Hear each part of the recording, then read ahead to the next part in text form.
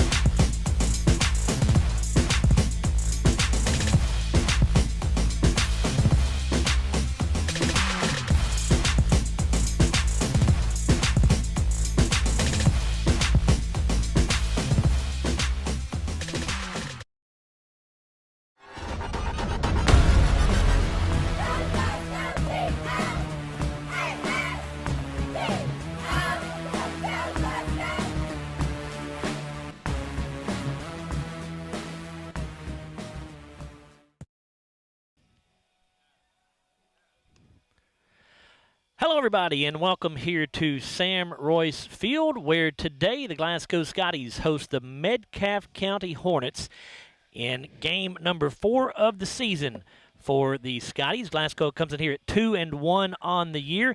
They defeated Franklin Simpson on Saturday in their last outing by a final score of 6-3. That came in 10 innings down there at Franklin.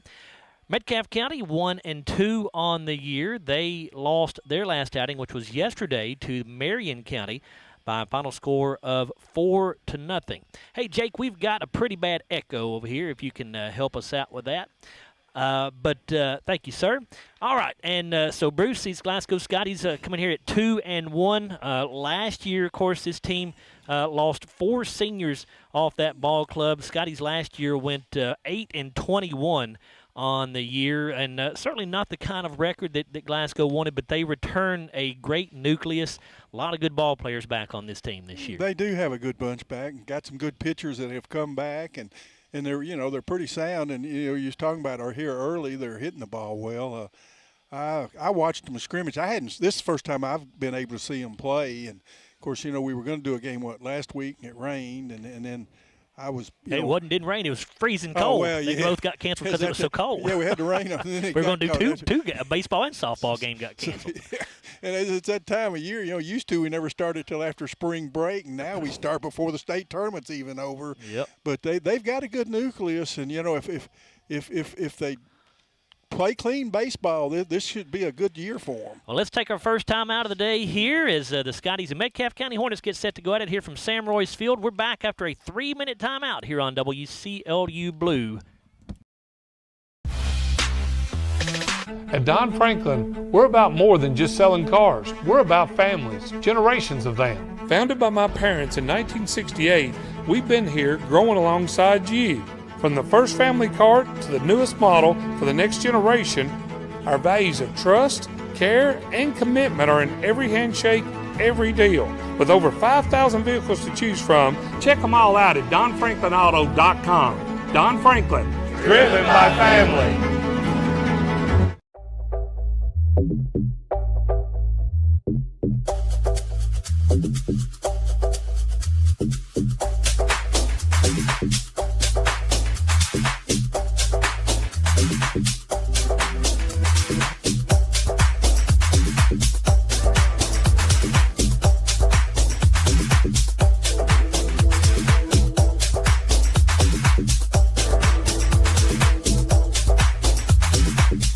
Hardee's Original Bag is back, now with even more full-size sandwiches to choose from. The new spicy chicken sandwich, hot ham and cheese, hand-breaded chicken tender wrap, or charbroiled double cheeseburger. Mix and match any two, with fries and a drink, just $6.99.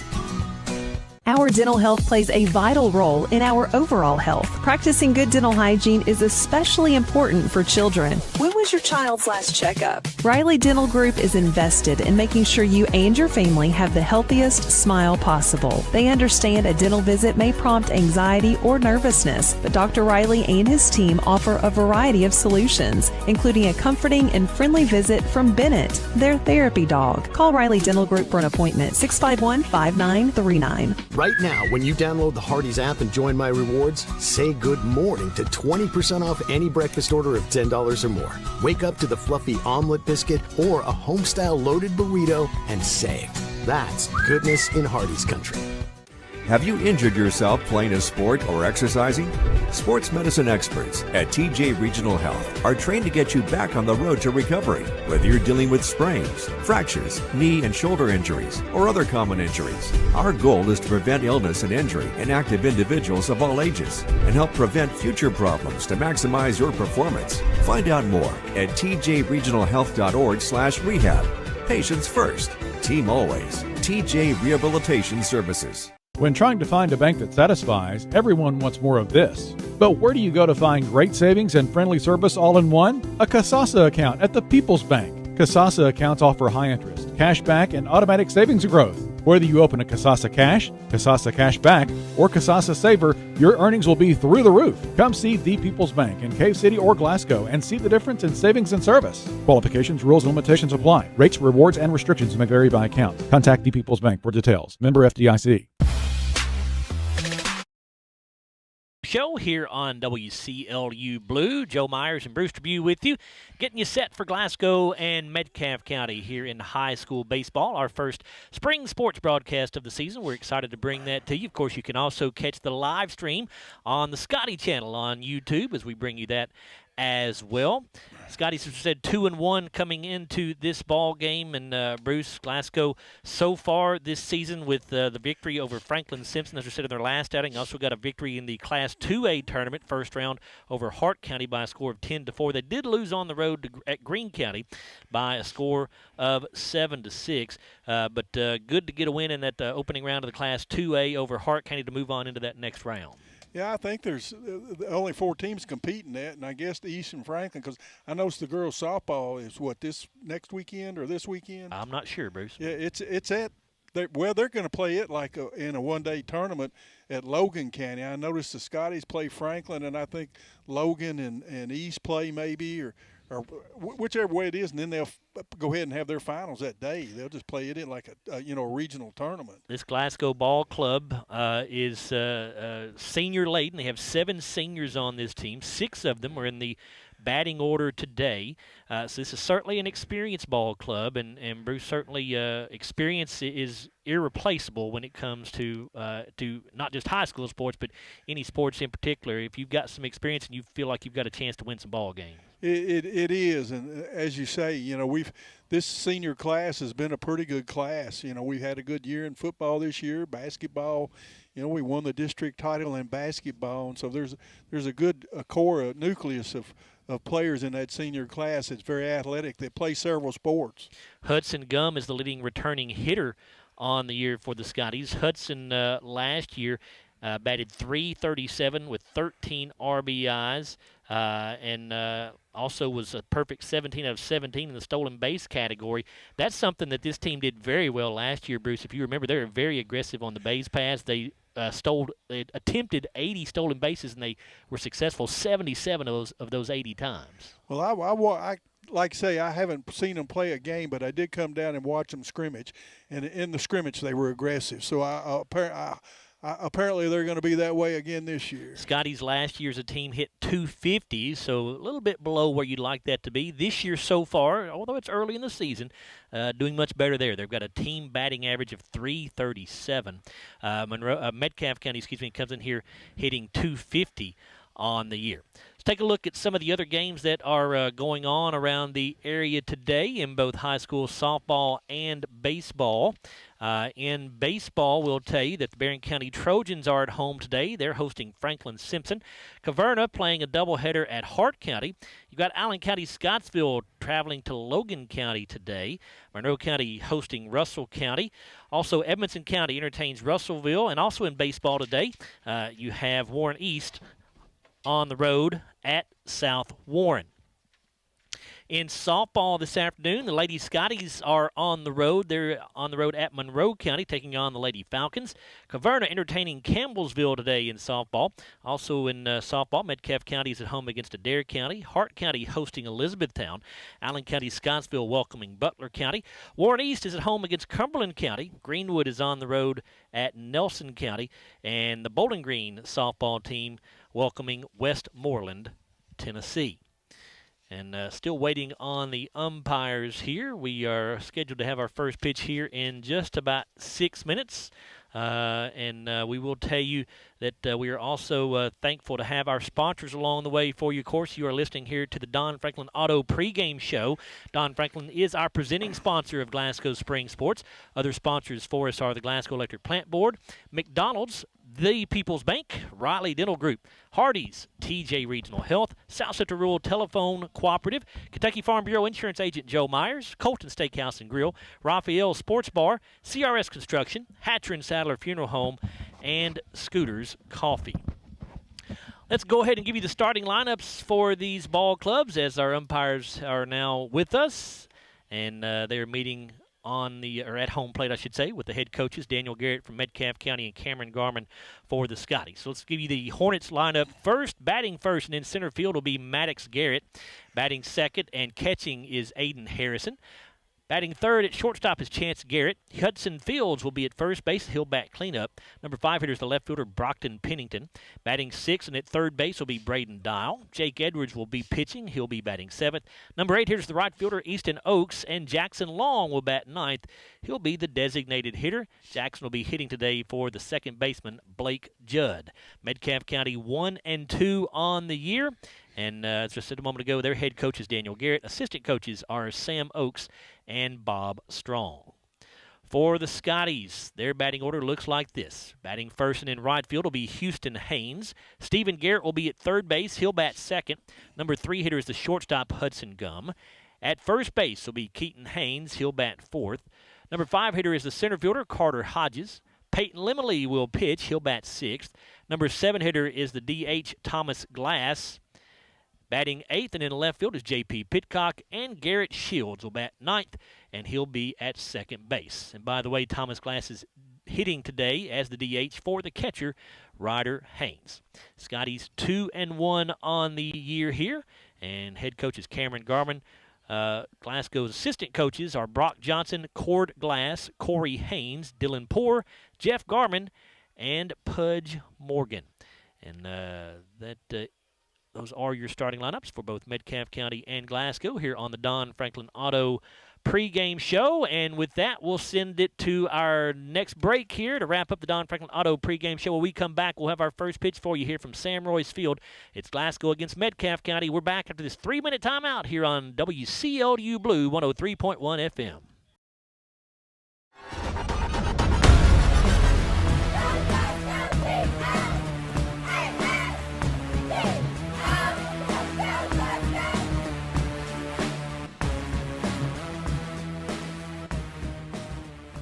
We know there's a big difference between being in a community and being part of the community. That's why here in Glasgow, we cheer on the Scotties. We work hard every day to make a positive impact on the community we call home. Behind our golden arches, we strive daily to serve delicious food and treats. If you could only smell this McDonald's ad, you'd smell how delicious this burger and fries really are. Join our McTeam. To learn how, text KY209 to 38000. Benefits include a sign-on bonus up to $500. I just did it, but I waited way too long. Trust me, it's about time you left cable TV behind and started saving with MyStream TV from SCRTC. Already have TV with SCRTC and you still have cable boxes and wires everywhere? Talk to SCRTC about MyStream TV and compare it to your current service. The best thing about MyStream TV, you'll save money and get up to 1 gig symmetrical internet. Visit scrtc.com and click on the MyStream TV logo at the top to start saving on cable today.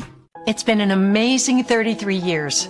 I've been blessed to have someone by my side that I can count on no matter what. Like 3 years ago when I had that car accident, you really came through for me. So I just want to say thank you, Alan, for being my Farm Bureau insurance agent. Kentucky Farm Bureau, big on commitment. Oh, he's been great too. From the very first day to the final walk across the stage.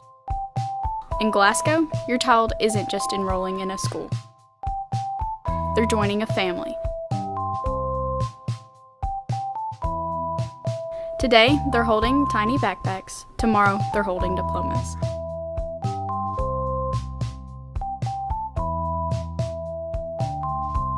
In Glasgow, every step matters and every road leads home.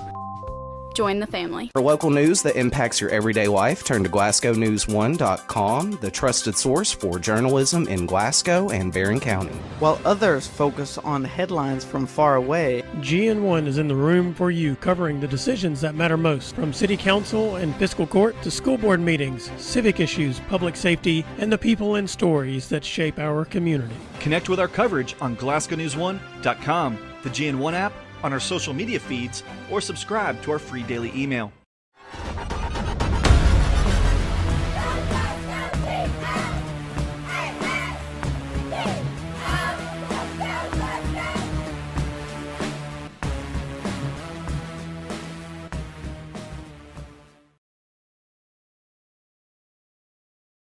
Tribune back here with you at Sam Royce Field, and we are just about set for the first pitch here between the Scotties and the Metcalfe County Hornets. And we need to tell you about our Colton's Steakhouse and Grill game day weather.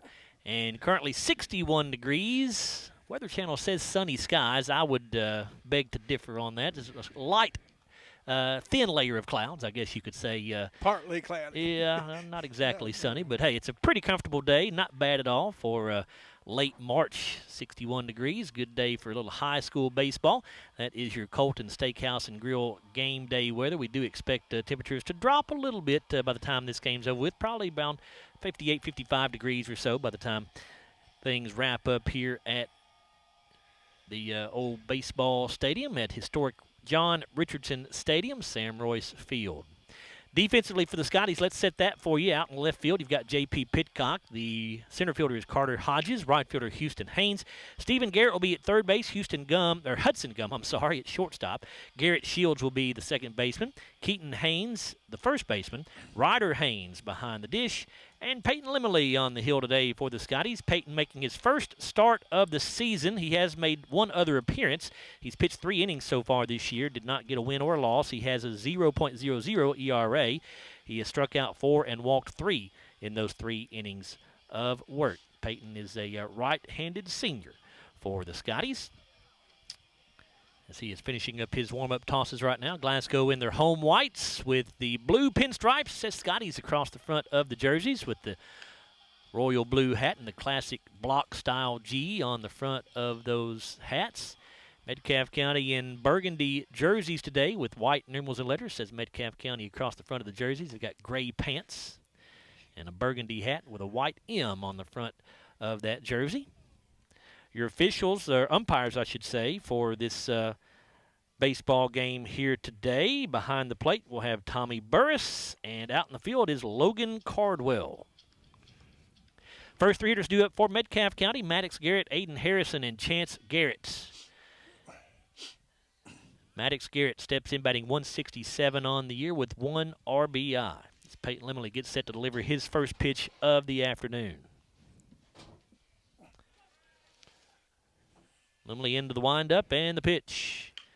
And here's a fly ball hit into right field. Coming in on it and making the catch out there will be Houston Haynes for out number 1. By the way, this first inning brought to you by Raphael's Sports Bar. So 1 away. That will bring up the catcher, Aiden Harrison, for the Hornets. Aiden 0 for 3 on the year. We will tell you that these stats we're giving you for Metcalfe County do not include their game from yesterday. They were not posted when I checked the stats, so this is missing 1 game. Here's a fly ball to center field. Carter Hodges drifting back on it. Now he'll camp out underneath it and make the catch. 2 pitches, 2 outs for Glasgow, and Peyton Lemley can't do much better than that, Bruce. I start to say, they can't have much better start, 2 pitches and 2 outs. So that will bring up the shortstop for the Hornets, Chance Garrett. Garrett 3 for 5 so far on the year with a couple of RBIs. Lemley into the windup, and the fastball here misses outside. Little breeze blowing in from center field. It looks to be blowing straight in from center, according to the flag out there. I guess that's a northwesterly wind. Lemley comes with an off-speed pitch here. It's a ground ball to third base, scooped up by Stephen Garrett. He'll go to first for out number 3. And Metcalfe County goes 1-2-3 here in the top of the first inning. Yeah, 4 pitches, no runs, no hits, no errors, nobody left. We played a half inning and have no score. We'll return after this 1-minute timeout on WCIU Sports. From the very first day to the final walk across the stage. In Glasgow, your child isn't just enrolling in a school. They're joining a family.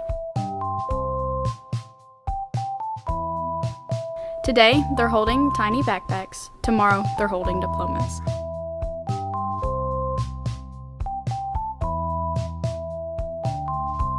In Glasgow, every step matters and every road leads home. Join the family. It's been an amazing 33 years. I've been blessed to have someone by my side that I can count on no matter what. Like 3 years ago when I had that car accident, you really came through for me. So I just want to say thank you, Alan, for being my Farm Bureau insurance agent. Kentucky Farm Bureau, big on commitment. Oh, he's been great too. And Bruce Dubuque back here with you at Sam Roy's Field as we go to the bottom half of the first inning here. In this first inning brought to you by Raphael's Sports Bar. Metcalfe County went 1-2-3 in the top half of the inning, so Glasgow coming to bat here in a scoreless ball game. Houston Haynes, Stephen Garrett, and Hudson Gum will be the first 3 hitters due up for the Scotties.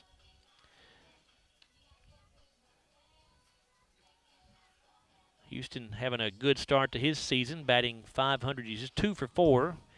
Houston, I believe, missed a game or 2 maybe last week because of an injury, but back in the lineup here today. As we told you, the Lady Scotties are in action today over at Monroe County. And softball and in baseball, the Berrien County Trojans are at home today against Franklin Simpson. As we'll go ahead and set the Metcalfe County defense for you. Brockton Pennington is out in left field. Maddox Garrett in center field. Easton Oaks in right. At third base for Metcalfe County is Braden Dial. Chance Garrett at shortstop. Blake Judd, the second baseman. Hudson Fields at first. Aiden Harrison behind the plate. And on the hill today for the Hornets is Jake Edwards. Edwards is a right-handed junior, and he is making his first appearance of the season this year on the hill for Metcalfe County. So no numbers to tell you about for Jake. As the sophomore Houston Haynes gets set to step in here for the Scotties to lead things off here in the bottom half of this first inning.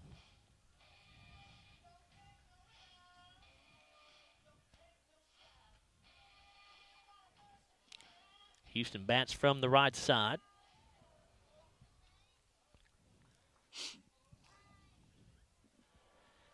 And the first pitch of the day coming from Jake Edwards. And it's a fastball that misses way upstairs.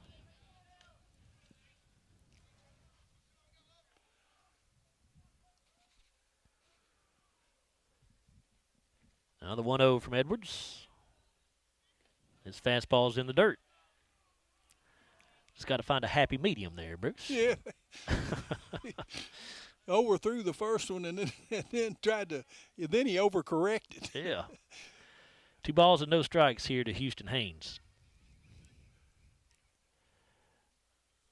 Edwards into the windup, and the pitch here right down the middle for a called strike.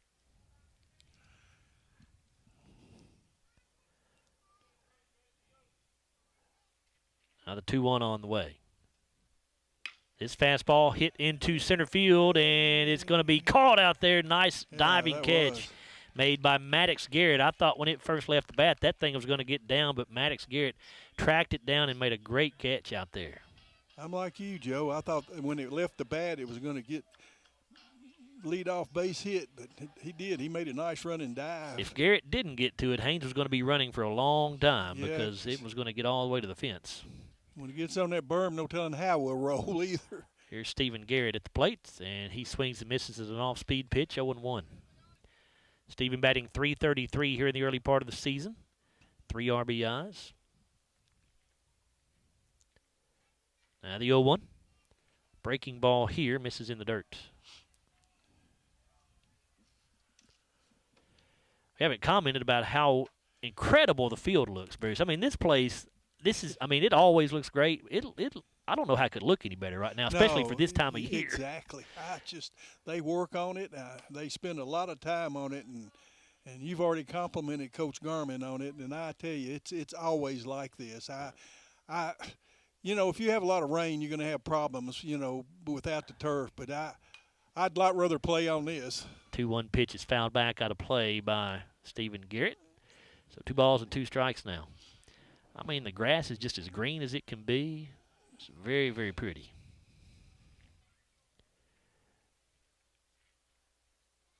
Here's the 2-2 pitch.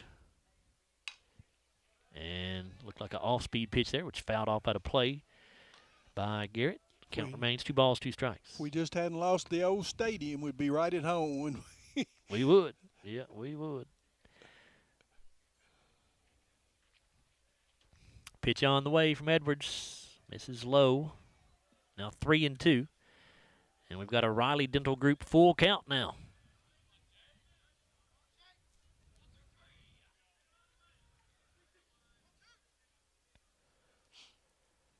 Now the payoff pitch on the way.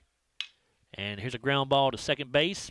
Bobbled at first by Blake Judd, but he stays in front of it and makes the play at first base for out number 2. That'll bring up Glasgow shortstop Hudson Gum.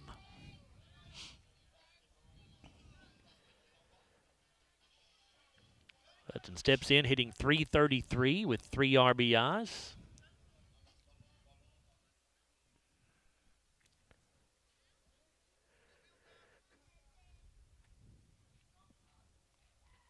Edwards into his windup. Breaking ball, grounded to the left side, scooped up on a backhanded stop by Chance Garrett at shortstop. His throw not in time. Bang, bang play down there, but Hudson Gum able to leg it out for an infield single with 2 away. And that'll bring up the Scotty first baseman, Keaton Haynes. Yeah, Garrett had to go to his left deep and backhand it, and Hudson's got surprising speed for his size. He gets down the line pretty good and was able to beat it out. So Keaton Haynes hitting .364 on the year.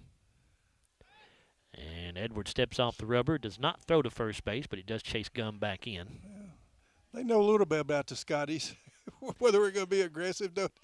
Gum takes off for second base on the pitch, and the catcher Harrison could not come up with it cleanly, and so he will not even attempt to throw. The pitch, I believe, was called a strike, though, to Keaton Haynes, so 0-1. With Gum now in scoring position at second base with 2 away. Here's the 0-1. And this off-speed pitch misses upstairs. Haynes started to offer but laid off.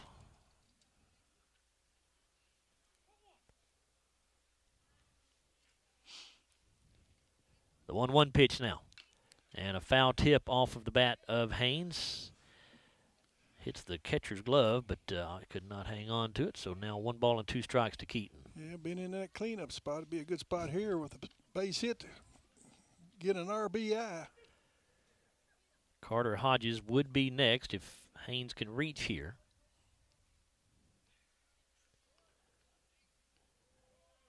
Edwards looking for the strikeout with a 1-2. As Gum takes off for third base, it's a hit and run, but it's a foul ball down the third base line. So Gum will head back to second base. Keaton has 3 RBIs. Well, 3 of them have, well, 4 of them have 3 RBIs. Peyton Lemon leads them with 4. Gum gets his lead at second. And Edwards again steps off the rubber but does not make the throw to second base.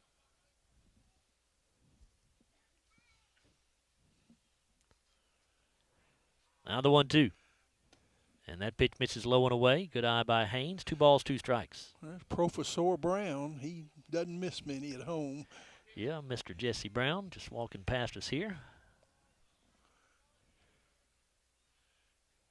And they do throw to second base here, and they've got Gum picked off. Got him in a rundown.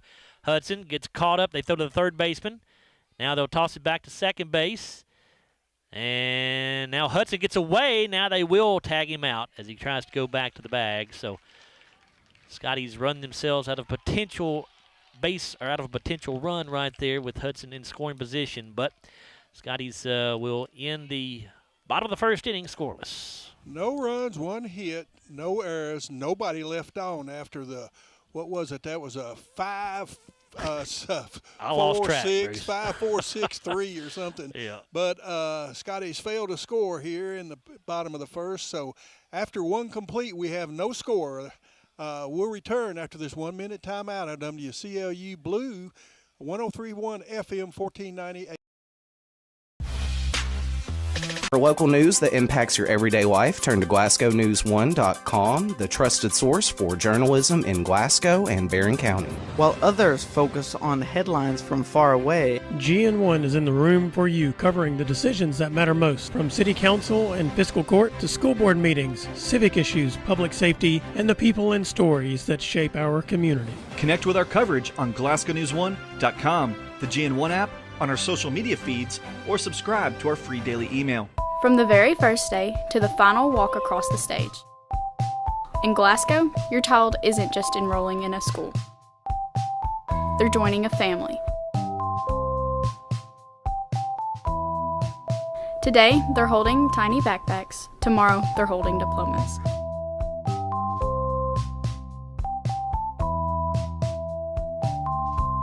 In Glasgow, every step matters and every road leads home. Join the family. Field, we go to the top half of the second inning, which is brought to you by CRS Construction. And it's a scoreless game between Metcalfe County and Glasgow here in high school baseball. First 3 hitters due up for Metcalfe here in the second will be Hudson Fields, Brockton Pennington, and Braden Dial. We'll have our first softball broadcast of the year for you on Thursday. I think it's supposed to be like 87 degrees on Thursday. And we'll be hosting Franklin Simpson over there at Glasgow High School in softball. It's a 5:45 pregame with the first pitch at 6 o'clock. Yeah, I was telling Dr. Kuzma, he yelled at me a while ago. Usually this First pitch from Limley misses low and inside. Early in the year when we used to play up at Legion, we'd wear long johns to softball games. Many times. Limley with the 1-0, and this one catches the outside corner with a fastball. 1 ball, 1 strike.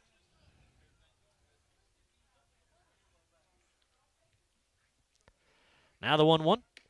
Breaking ball just off the plate outside. Pretty good-looking pitch from Peyton, but he could not get Fields to chase right there. Yeah, it came back. It was a good-looking pitch.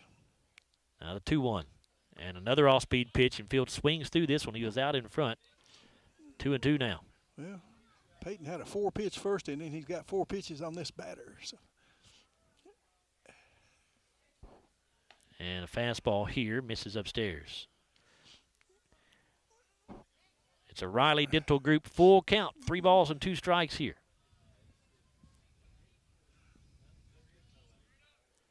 Limley into the windup. And it's popped up foul and out of play, straight back behind us.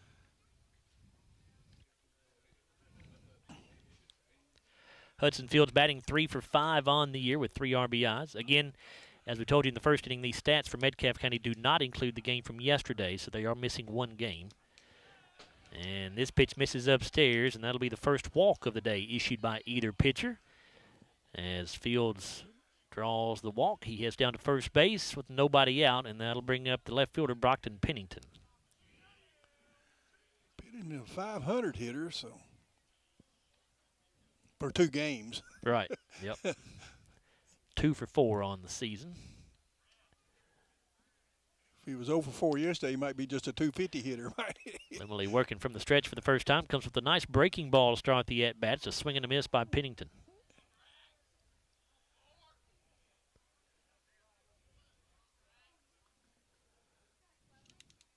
It's Brackton Pennington, not Brockton. My apologies. Can't read my own writing. Here's a ground ball to third base. Stephen Garrett has it. Goes to second for the out there. On to first. And they got the 5-4-3 double play. Nice job there by Garrett to get it started. Nice turn by Garrett Shields at second base. And with 2 down, that will bring up the number 6 hitter to the third baseman, Braden Dial.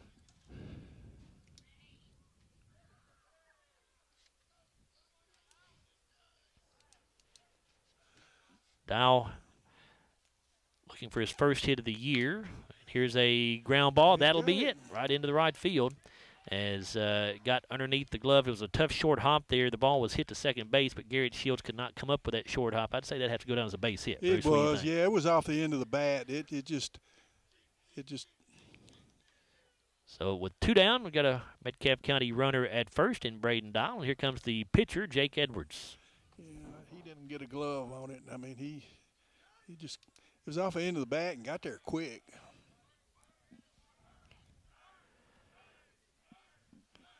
Edwards hitting 200 in the first couple of ball games for Metcalfe County. Limley from the stretch. And this pitch right at the belt line down the middle for strike 1. Oh, but the leadoff batter in this inning, Garrett's throwing pretty well. I mean, very few pitches. Breaking ball, and this will be fouled into the Metcalfe County dugout. So Limley way ahead in the count. No balls and 2 strikes now. Oh, Limley. I'm sorry. I said Garrett. He pitched the other day, didn't he? He did.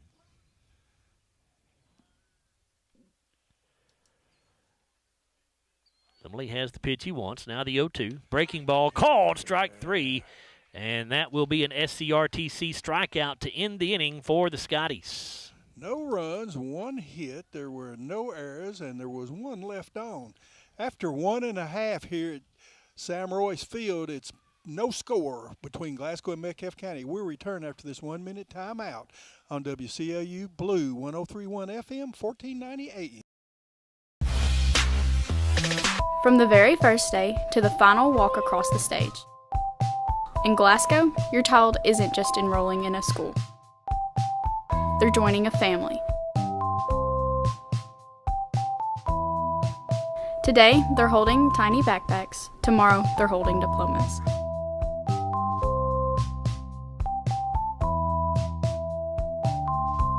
In Glasgow, every step matters and every road leads home. Join the family. It's been an amazing 33 years. I've been blessed to have someone by my side that I can count on no matter what.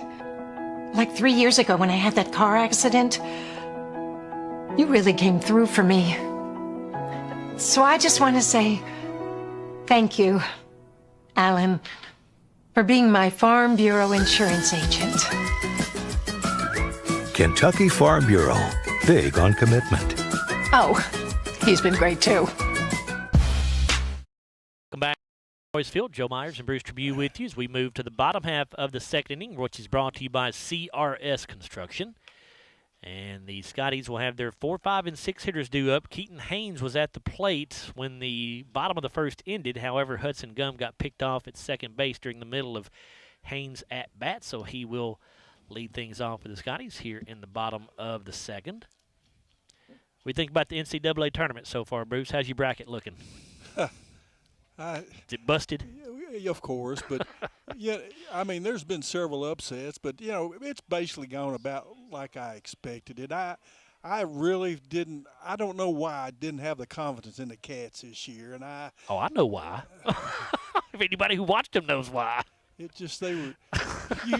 Well, somebody asked me about it, and I said, folks, I don't have a clue how they're going to play. You never know. I said they could beat anybody in the tournament, right. But they could lose to anybody. Yep, it was the most inconsistent UK team I can remember in a long time. All right, here's Keaton Haynes to start things off for the Scotties here in the bottom of the second. Jake Edwards into the windup, and this breaking ball to start the at-bat misses up and in. It broke my heart to see Florida lose, though. I'll tell you that. After what he said, man. I said that was me, and I pull for the SEC, but I normally do too. But I was pulling for Florida to get beat. But yeah, definitely. This pitch to Haynes misses upstairs, 2-0. The last year or two, though, Florida and Alabama. I'm not a Nate Oates fan either. Fastball here, also upstairs, so 3-0 now to Keaton. I'm not the biggest Nate Oates fan, but I'll take him any day over Mr. Todd Golden. I'll tell you that. That guy, Here's the 3-0. And Haynes swinging away on 3-0, fouls it back. Yeah, that might have been a little low, but he's a little arrogant, isn't he? A little? Yeah. Yes, he is. 3-1 to Keaton Haynes, batting .364 on the year. And a swing and a miss here, so now Edwards, after falling behind 3-0, has evened it up at 3 balls and 2 strikes for a Riley Dental Group full count.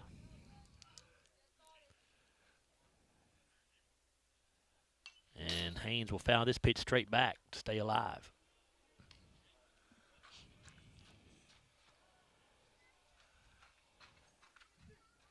Keaton, the junior first baseman for the Scotties. Another payoff pitch. And strike 3 called. Haynes down on strikes. That's an SCRTC strikeout for Jake Edwards. His first of the game. That will bring up Carter Hodges for the Scotties. Senior batting .364. He has 1 RBI.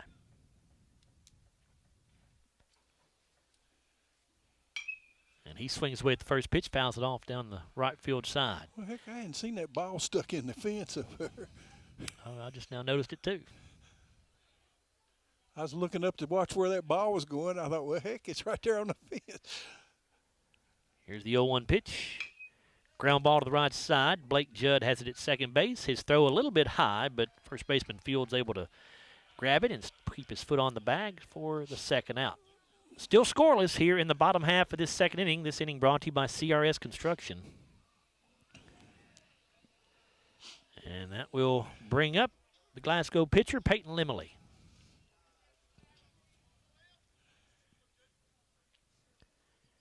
Peyton hitting .231 with 4 RBIs so far this season.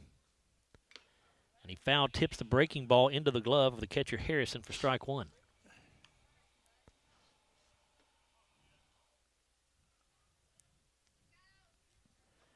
Edwards into the windup. And the pitch, another breaking ball. That one in there for a called strike, 0-2.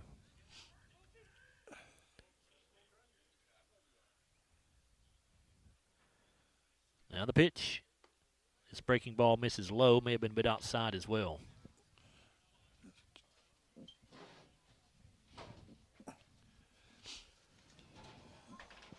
Here's the 1-2 from Edwards. And this fastball misses upstairs. 2 balls, 2 strikes.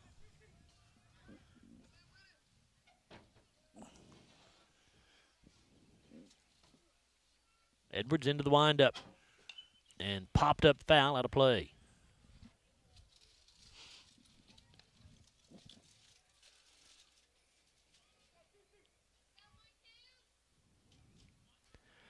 Emily back in the box, looking at a 2-ball, 2-strike count. Edwards delivers, and a swing and a miss. It's an SCRTC strikeout there for Jake Edwards. That will end the inning. Scotties go 1-2-3 here in the bottom of the second. Yeah, his second strikeout of the inning to record his second strikeout. Scotty's pick up no runs, no hits, no errors, nobody left on. We've completed 2, and we have no score here between Glasgow and Metcalfe County. We'll be back after 1 minute timeout on WCLU Blue 103.1 FM, 1490 AM. For local news that impacts your everyday life, turn to GlasgowNews1.com, the trusted source for journalism in Glasgow and Barron County. While others focus on headlines from far away, GN1 is in the room for you, covering the decisions that matter most, from city council and fiscal court to school board meetings, civic issues, public safety, and the people and stories that shape our community. Connect with our coverage on GlasgowNews1.com, the GN1 app, on our social media feeds, or subscribe to our free daily email. From the very first day to the final walk across the stage. In Glasgow, your child isn't just enrolling in a school. They're joining a family.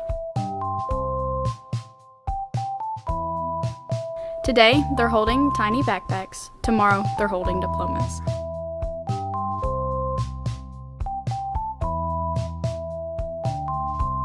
In Glasgow, every step matters and every road leads home. Join the family.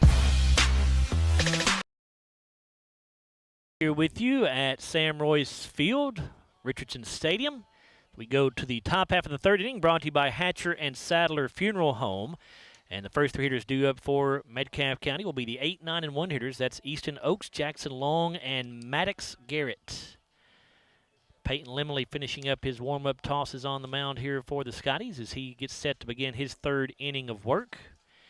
Been a pitcher's duel so far, Bruce. Both pitchers looking pretty good here in the early on. Yes, it has. I've noticed the Metcalfe scores have been close, and right now it is a pitcher's duel. So Oaks still looking for his first hit of the season, 0 for 3 on the year. Limley into the windup and the pitch, and it's fouled off, 0-1. Oaks just a freshman. Starting in right field today for the Hornets. Only freshman in the batting order for either ball club. Of course, you've got Ryder Haynes, who's an 8th grader, catching for the Scotties, but he's not in the batting order. He is being DH'd for by Thomas Glass. Here's the 0-1. Ground ball to the right side. Going to be scooped up by Shields. He'll go to first for out number 1. Now the number 9 hitter in the Metcalfe County order. Here's Jackson Long. Right now, you got to appreciate the way Limley's throwing. I mean, he's been limited number of pitches. He's been very efficient. He has looked good for sure. And a swing and a miss. It will look like an off-speed pitch. 0-1.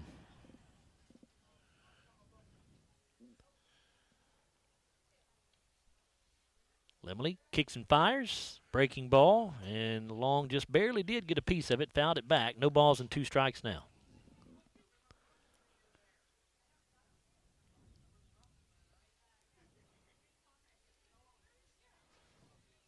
Now the 0-2. And misses just inside, but a good location there for Peyton on an 0-2 pitch.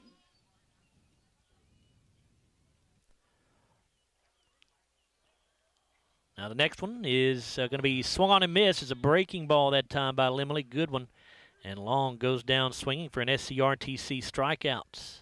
That's his Peyton's second strikeout of the ball game. Each pitcher with 2 now. 2 down. That'll bring up the top of the order for the Hornets with the center fielder, Maddox Garrett. Flew out to right field his first at bat. Limley's first pitch of the at-bat in there for a strike right at the knees.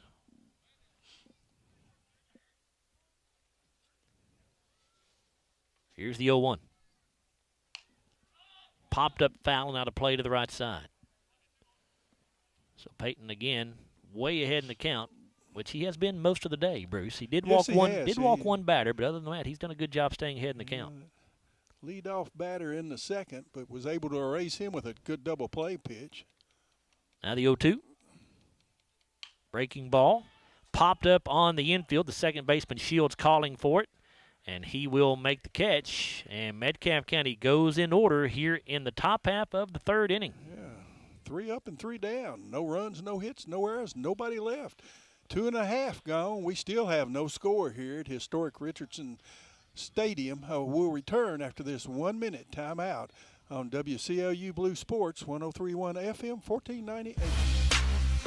For local news that impacts your everyday life, turn to GlasgowNews1.com, the trusted source for journalism in Glasgow and Barron County. While others focus on headlines from far away, GN1 is in the room for you, covering the decisions that matter most, from city council and fiscal court to school board meetings, civic issues, public safety, and the people and stories that shape our community. Connect with our coverage on GlasgowNews1.com, the GN1 app, on our social media feeds, or subscribe to our free daily email. From the very first day to the final walk across the stage. In Glasgow, your child isn't just enrolling in a school. They're joining a family.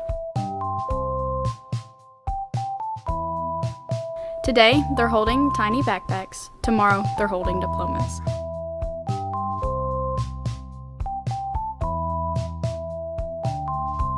In Glasgow, every step matters and every road leads home. Join the family. For the Scotties, it'll be the 7, 8, and 9 hitters due up for them here in the bottom half of the third inning, brought to you by Hatcher and Sadler Funeral Home. And those hitters for Glasgow will be Thomas Glass, J.P. Pitcock, and Garrett Shields.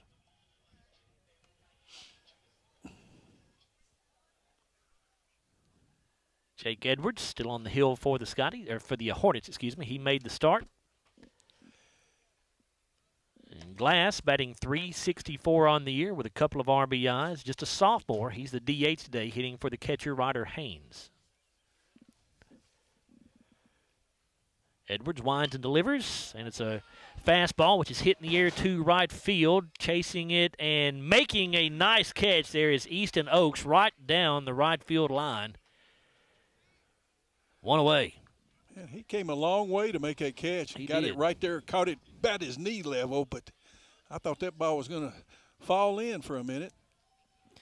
I'll bring up the left fielder, J.P. Pitcock. That's 2 really nice catches we've seen Metcalfe County outfielders make. They've played good defense.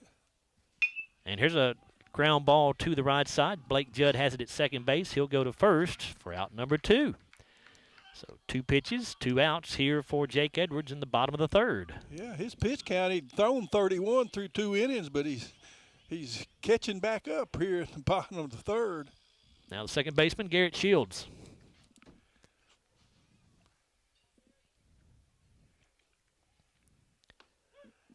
Breaking ball from Edwards drops in there for a called strike. Shields tied for the team lead, batting .375 on the year. Has 3 RBIs, which is also tied for the team lead. He fouls his pitch back, so he's in an 0-2 hole now.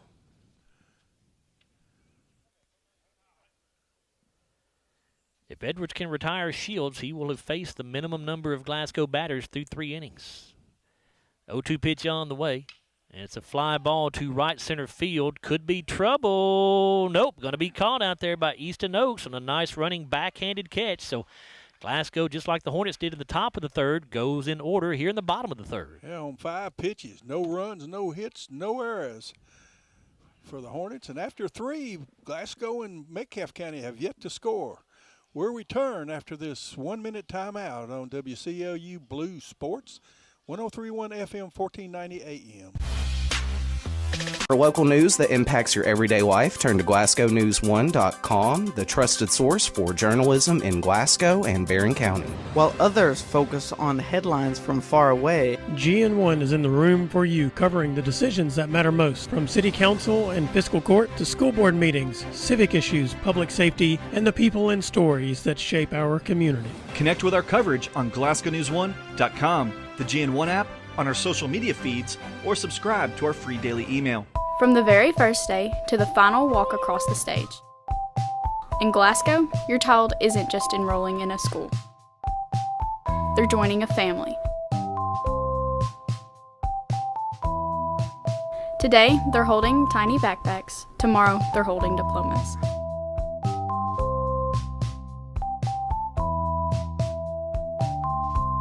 In Glasgow, every step matters and every road leads home. Join the family.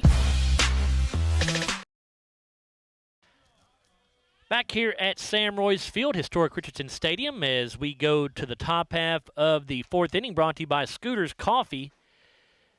And for Metcalfe County, it is the 2-3-4 hitters, Aiden Harrison, Chance Garrett, and Hudson Fields. Still scoreless as we have played 3 full innings. Glasgow has sent the minimum number of batters to the plate. Metcalfe County's only sent 1 more than the minimum through the first 3 innings. Yeah, each with 1 hit. We had a runner picked off. Breaking ball from Limley in there for a called strike. Harrison flew out to center field his first at bat. Here's the 0-1. Fastball here outside.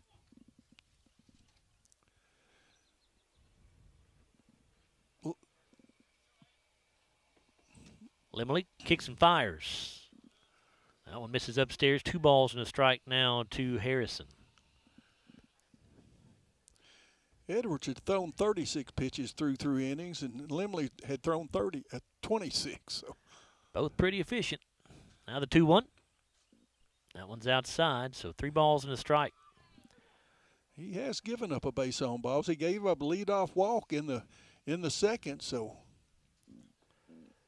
Now the pitch from Limley is grounded. Fair inside the bag at first base. It's going to be extra bases here. Harrison on his way to second. And he will pull up there with a stunned-up double. And is it a fair ball or a foul ball? Well, I never heard a call from an umpire. Well, that umpire he never looked at the ball. He ran into the baseline. Well, it's the home plate umpire's call. Right, but.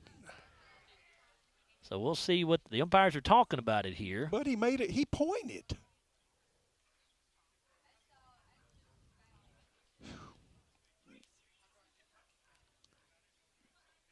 They are going to say it's a foul ball. So Harrison will have to come back to the batter's box here. And I'm like you, though. I never heard anybody make a call. Were they waiting for the other one to make it? Or and now, of course, Metcalfe County head coach Daniel Garrett wants to get an explanation, which I certainly can understand. Doesn't really put up any argument, just wanted an explanation on it. 3-2 count, yeah. We've got a Riley Dental Group full count now at 3 balls and 2 strikes. Limley with the payoff pitch. Breaking ball, hitting the air to right field. Drifting in on it is Houston Haynes, and he will make the catch. 1 down. That'll bring up the shortstop, the junior, Chance Garrett.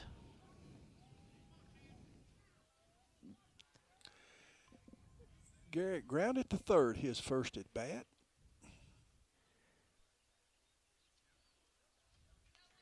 So now 3 for 6 on the year. Limley starts him off with a fastball that misses a bit low.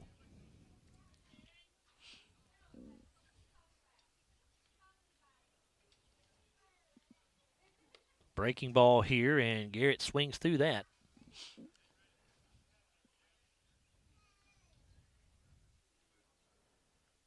Now the 1-1. And this pitch misses up and away. 2 balls, 1 strike. Pitch on the way. That one's inside.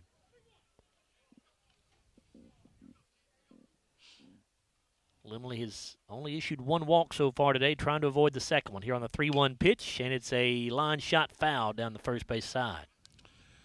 Gone full count on the first two batters. It's another Riley Dental Group full count here.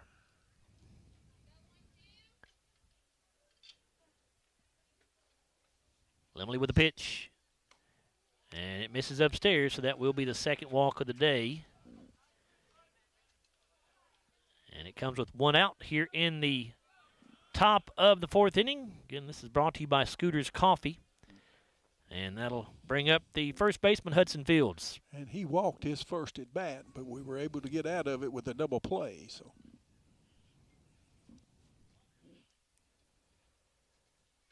And this pitch in the dirt, nice stop there by the 8th grader, Heat Rider Haynes, to keep the runner put at first base.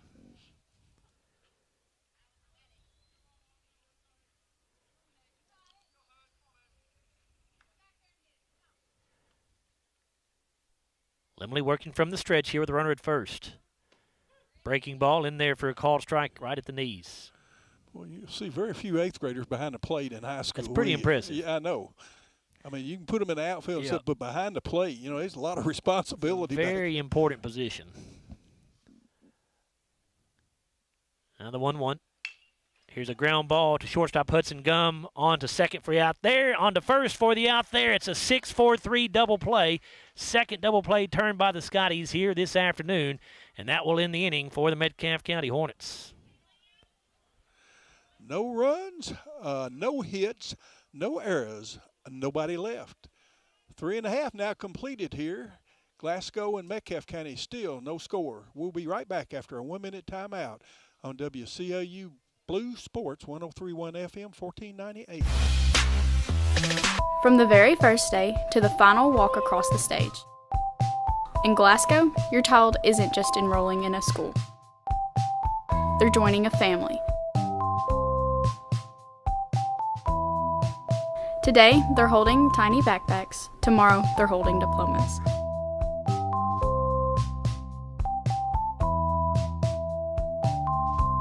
In Glasgow, every step matters and every road leads home. Join the family. It's been an amazing 33 years. I've been blessed to have someone by my side that I can count on no matter what. Like 3 years ago when I had that car accident, you really came through for me. So I just want to say thank you, Alan, for being my Farm Bureau insurance agent.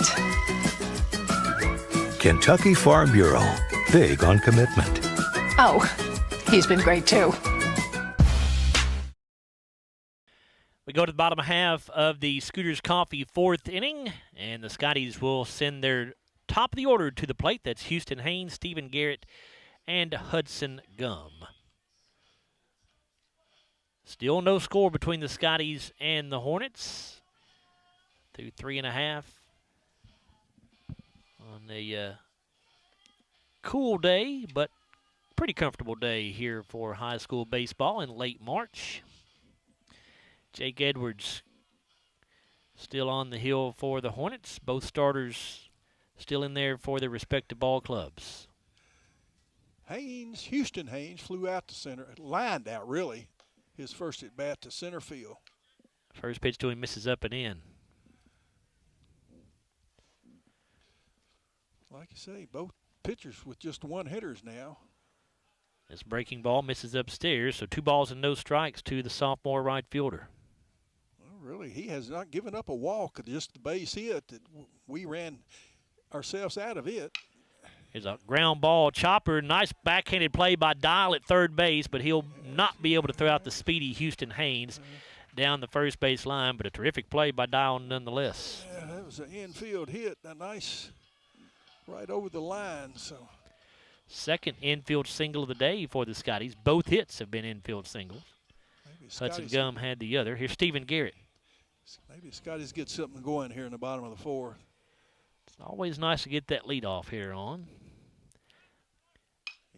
And here's a fly ball to short center field. Maddox Garrett drifting in on it, and he will make the catch. Boy, he almost had to come in on the edge of the dirt right there to make that catch. That's probably a catch a second baseman Judd needs to make, but the center fielder came in and made it. One away.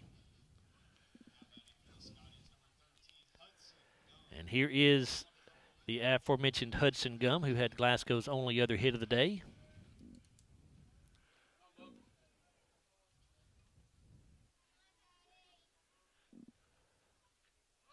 He squares to bunt, pulls back and takes the ball in the dirt, and Houston Haynes was already on his way to second, and obviously no chance to throw him out as the ball got back to the backstop here. I'll score that a wild pitch. So now Glasgow with a runner in scoring position for just the second time today with one away. Yeah, it'd be nice to have, well, he's showing bunt again. Pulls back and swings away at the breaking ball and swings through it for strike one. Like to get a line shot in a gap, wouldn't you? Hudson came into the day batting .333 with 3 RBIs. Fastball here from Edwards is upstairs. Gum, one of the 6 seniors in the batting order for the Scotties. You know, I was telling you about Houston, you was talking about. Gum hits a hard fly ball to right center field. This is going to be caught out there by Garrett, but it's plenty deep enough for Haynes to tag up from second. But there are now 2 away with the go-ahead run 90 feet away for the Scotties. And it'll be up to the first baseman, Keaton Haynes, to try to keep the inning alive here. Struck out looking his first at bat. Sacrifice there for Gum. So he's 1 for 1 on the day. Edwards working from the stretch here with a runner at third. And the pitch called a strike. Looked a little bit low from our vantage point.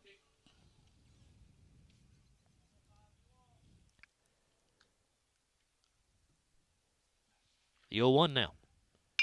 And here's a ground ball to the shortstop. Chance Garrett has it. His throw across the diamond is there in time. And Scotties will leave a base runner stranded at third base, and we remain scoreless. No runs, 1 hit, no errors, 1 left. 4 complete here, and Metcalfe 0, Glasgow 0. We'll be right back after this 1-minute timeout on WCLU Blue Sports 103.1 FM 1490 AM. For local news that impacts your everyday life, turn to GlasgowNews1.com, the trusted source for journalism in Glasgow and Barron County. While others focus on headlines from far away, GN1 is in the room for you, covering the decisions that matter most, from city council and fiscal court to school board meetings, civic issues, public safety, and the people and stories that shape our community. Connect with our coverage on GlasgowNews1.com, the GN1 app, on our social media feeds, or subscribe to our free daily email. From the very first day to the final walk across the stage. In Glasgow, your child isn't just enrolling in a school. They're joining a family. Today, they're holding tiny backpacks. Tomorrow, they're holding diplomas.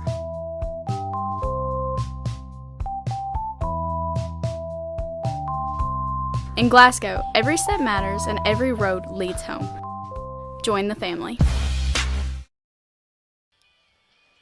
Joe Myers and Bruce Tribune back with you here at Scotty Field, historic Richardson Stadium, as we go to the top of the 5th inning, and we remain scoreless here between Glasgow and Metcalfe County in high school baseball.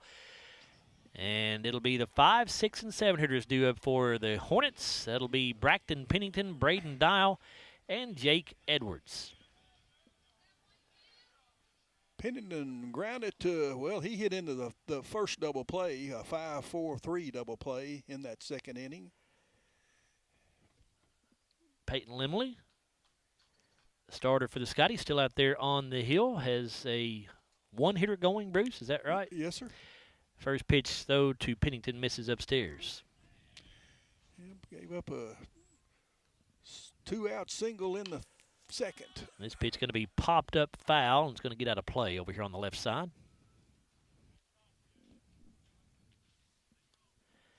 Pennington started the day hitting 2 for 4 on the year.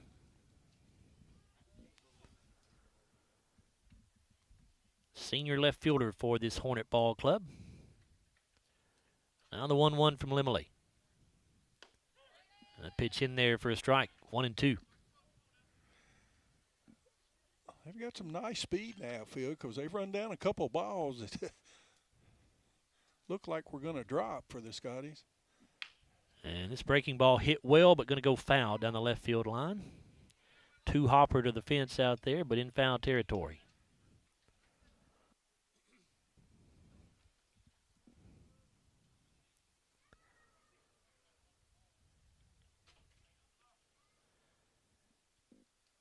Another 1-2 pitch here from Limley. The breaking ball, this one's fair just inside the bag at third base.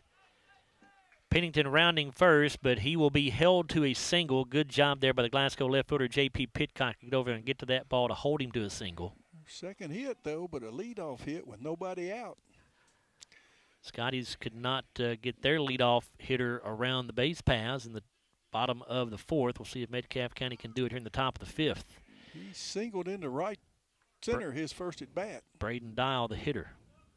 First pitch. That was his first hit of the year. Runner takes off for second base. Haynes' throw down to second is going to be a one-hopper, and it's late. So stolen base for Braxton Pennington. Nice speed. Base hit could score him.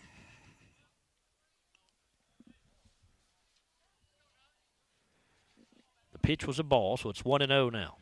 And that keeps him out of the double play, too. So. Good point. Limley delivers. Fastball catches the outside corner, 1-1. Dial wasn't so sure. Well, if it was right on the edge.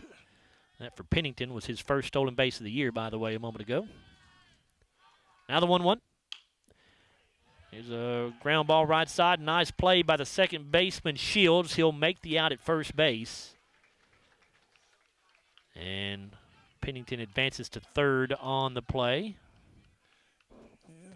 With one away, so here is Metcalfe County's chance to get on the board here and break this scoreless tie with the pitcher, Jake Edwards, coming to the plate. Struck out looking his first at bat for the third out. Scotty infielders will come in on the edge of the grass here to try to prevent the run from scoring on a ground ball. And the breaking ball from Limley in there for a strike. Well, he's got him looking the first time on 3 pitches. It'd be big if you get another strikeout here. Here's the 0-1. This one in the dirt, and a good block again by Haynes behind the dish.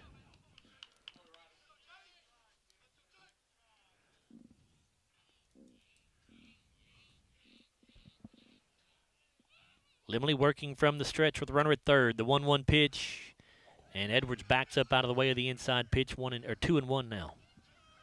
That was a break. I might have let that and plunk me.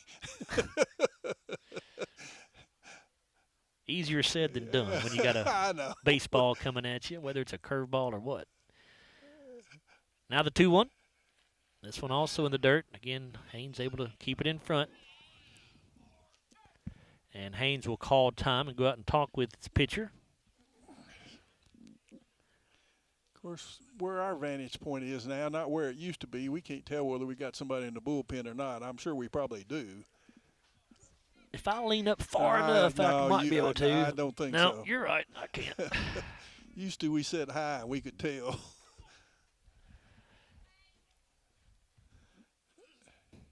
Three balls and a strike now to Jake Edwards. Limley with the pitch. That fastball is low, so Edwards will draw the third walk of the day issued by Limley. So now runners on the corners. That does put the double play in order for the Scotties. That's what I was going to say. That's not the worst thing that could have happened. That'll bring up the right fielder, Easton Oaks. And he grounded to second his first at bat, so they got to have a courtesy runner for the pitcher, Joe.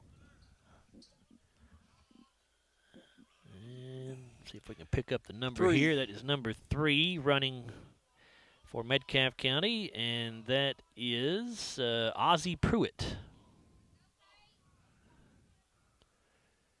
He'll run at first base for Edwards. So Easton Oaks, the freshman, hitting from the left side. Steps in with runners on the corners. Still scoreless here in the top of the 5th inning, but Metcalfe County threatening with one away. As I say, he grounded out to second base his first at bat. He led off the third. Limley sets and delivers. Here's a fly ball to right field. Should be deep enough to score the runner. Houston Haynes will make the catch. Runner will try to tag from third base. The throw is up the line, and it will be a 1-0 lead here for Metcalfe County in the top of the 5th. It's Braxton Pennington coming in to score the first run of the day. Sacrifice fly there for Easton Oaks gives him his 2nd RBI on the season. Now the number 9 hitter for the Hornets, Jackson Long. He comes to the plate with 2 down and a runner at first.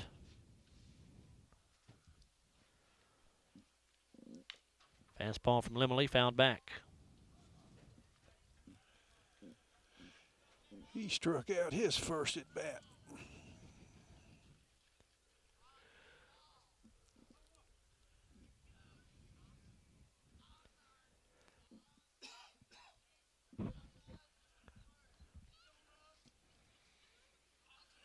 Limley from the stretch. The 0-1 pitch. Good breaking ball. Had the hitter way out in front. Long now looking at a no-ball, 2-strike count.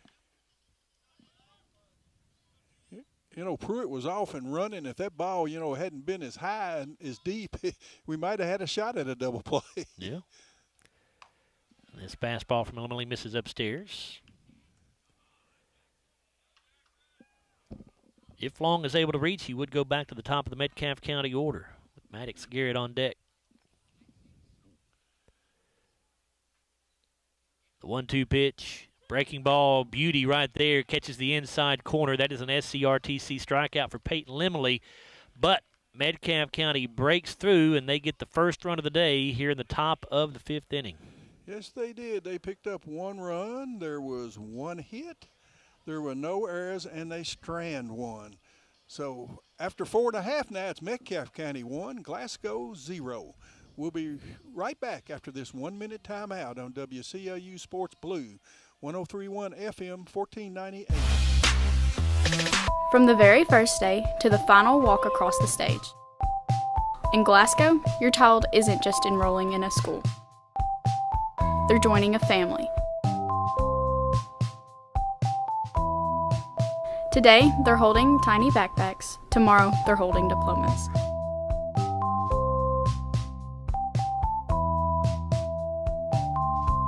In Glasgow, every step matters and every road leads home. Join the family. It's been an amazing 33 years.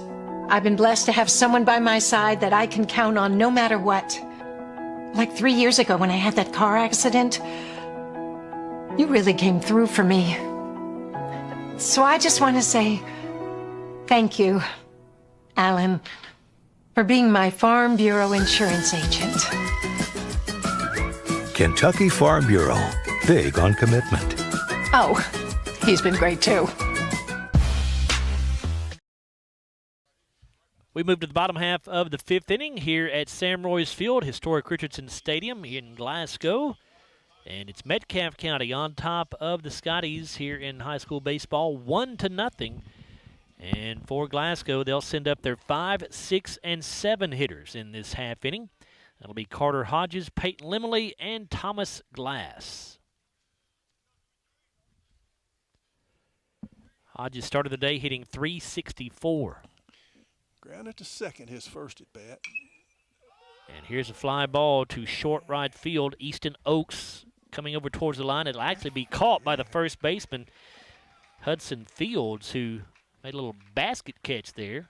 I tell you, they over made the top some of his shoulder. nice defensive plays. That was a very nice play. 1 away, and that will bring up pitcher Peyton Limley.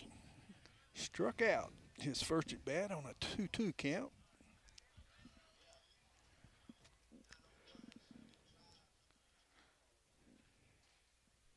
Jake Edwards with his pitch, and here is going to be a base hit into right field. Drops just in front of the right fielder Oaks, so a 1-out single for the Glasgow pitcher Limley. Scotty's try to get him around the base paths. We may actually have a courtesy runner here for Limley. Let's check to see if we do, and we will. 5. Is it 5 or 6? I thought it was 6. Oh, it may be. Let me see here. It may be 5, Bruce. If he'll turn back around, well, we'll go with 5. It's Cooper Hatton, we think. Yeah, I don't see a 6 on the roster. I believe it may be. Yeah, there is a 6. Oh, there is? Okay. Yeah, but 6 would be Braylon Caldwell, but we think it's Cooper Hatton. Yeah, Cooper usually plays outfield. He's got speed, so it's probably so.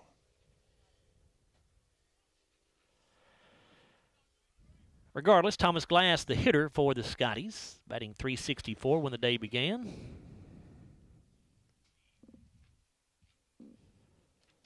He squares to bunt, pulls back and takes a called strike. Glasgow would love to get Hatton in scoring position to try to tie this game up. Here's the 0-1. That one misses high.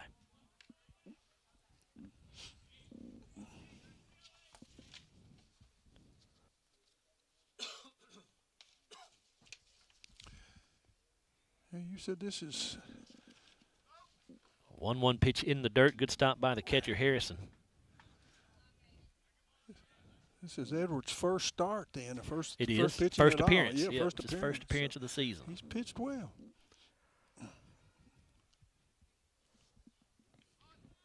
Glass again shows bunt, now pulls back, swings away, swings through it for strike 2. Actually, according to the home plate umpire, foul tipped it into the catcher's glove. Either way, it's a strike.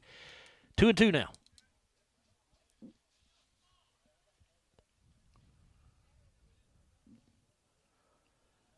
Good lead for Hatton at first base. Staying put, though. Here's a ground ball to the right side. It's going to be grabbed by the second baseman, Judd. He'll go to first for the out there. That does move Hatton on to second base.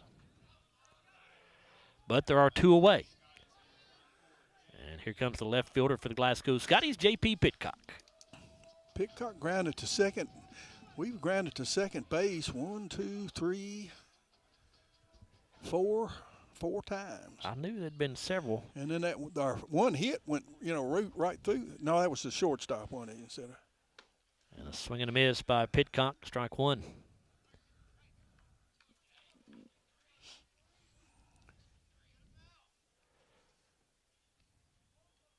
Edwards checks the runner, now the pitch. And another swing and a miss by Pitcock at a breaking ball here. Had him fooled on that one.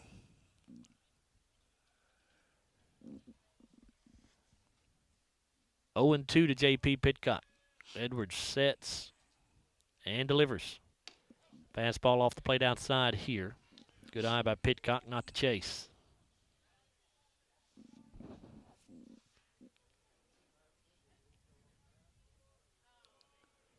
Now the 1-2. And it's going to be popped up foul out of play. That hit a car, I believe. Your ears are better than mine if you heard that. I heard a plunk, it sounded like.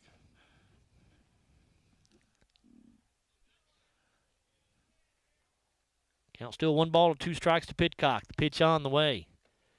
Curveball in the dirt.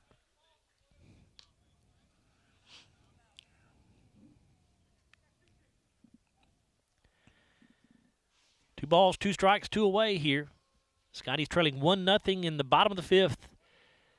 Now this pitch low, so a Raleigh Dental Group full count.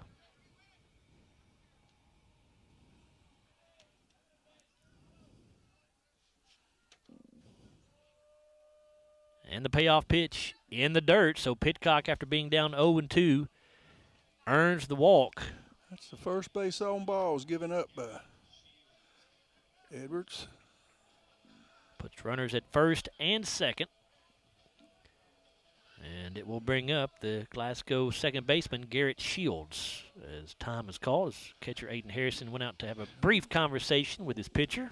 Shields flew out to right field his first at bat for the 3rd out of the 3rd inning.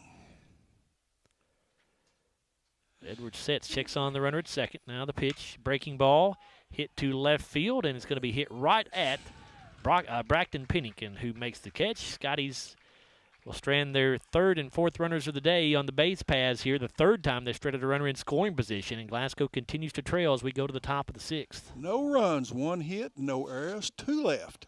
We've completed 5 innings here at historic Richardson stadium, and it's Sam Royce Field, and it's Metcalfe County 1, Glasgow 0. We'll be right back after this 1-minute timeout on WCAU. For local news that impacts your everyday life, turn to GlasgowNews1.com, the trusted source for journalism in Glasgow and Barron County. While others focus on headlines from far away, GN1 is in the room for you, covering the decisions that matter most, from city council and fiscal court to school board meetings, civic issues, public safety, and the people and stories that shape our community. Connect with our coverage on GlasgowNews1.com, the GN1 app, on our social media feeds, or subscribe to our free daily email. From the very first day to the final walk across the stage. In Glasgow, your child isn't just enrolling in a school. They're joining a family. Today, they're holding tiny backpacks. Tomorrow, they're holding diplomas.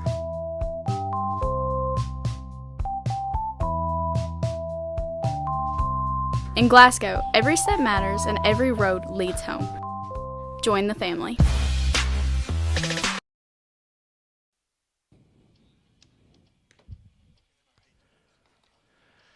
We go to the top of the order for Metcalfe County here as we start the top of the 6th inning. It'll be Maddox Garrett, Aiden Harrison, and Chance Garrett.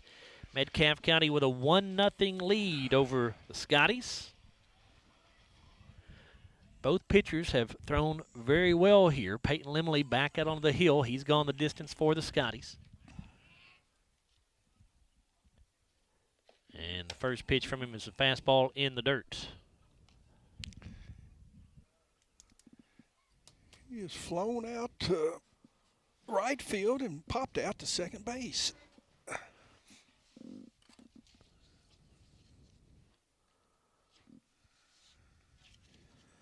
Here's the 1-0, and it's going to be fouled back out of play.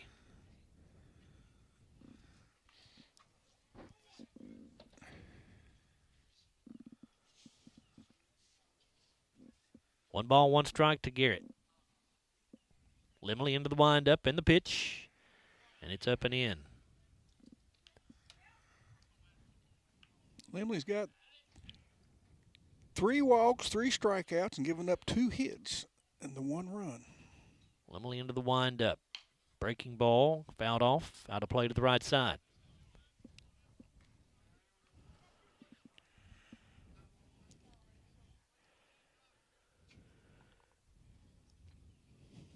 Two balls, 2 strikes.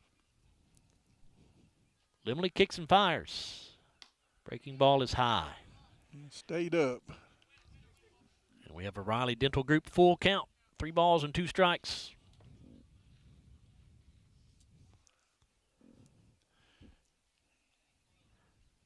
And Peyton wants a new baseball, which he will get from our home plate umpire, Tommy Burris.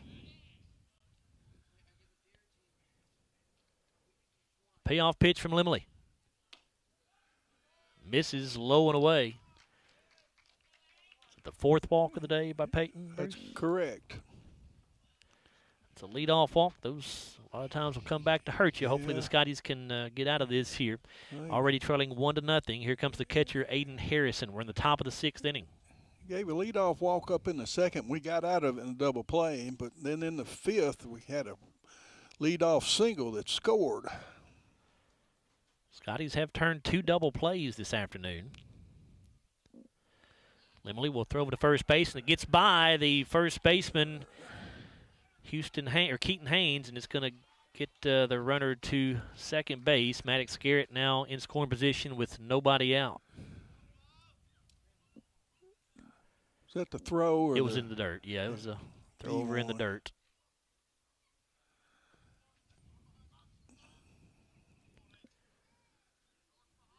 So Limley, working from the stretch, checks on Garrett at second base. And Harrison calls time and backs out of the box as Limley was taking a moment to deliver the pitch. Well, he's hit balls into the outfield both times. His first at bat, he hit to center field to Hodges and then flew out to right field his second at bat. Limley will throw to second base, and that gets away into center field. However, Carter Hodges backing it up, so he will keep the runner there at second base.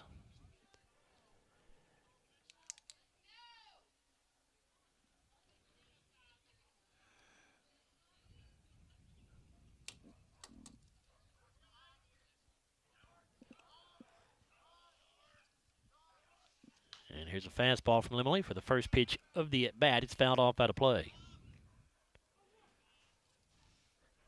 Go ahead, Bruce. Both pitchers threw 5 innings. Edwards has thrown 61 pitches through 5, and Limley threw 59. So the 0-1 from Limley is hit back up the middle. That's going to be a base hit. Maddox Garrett will round third, and he will look to score here. The throw home is a good one, but not quite in time. Boy, Carter Hodges threw a dart to home plate, but Garrett was just able to beat it out. And it's a single for Harrison. He winds up advancing to second base on the throw home. And an RBI for him as well. So it's 2-0 now, Metcalfe County. Nobody out. Here comes Chance Garrett. Garrett is grounded to third and walked.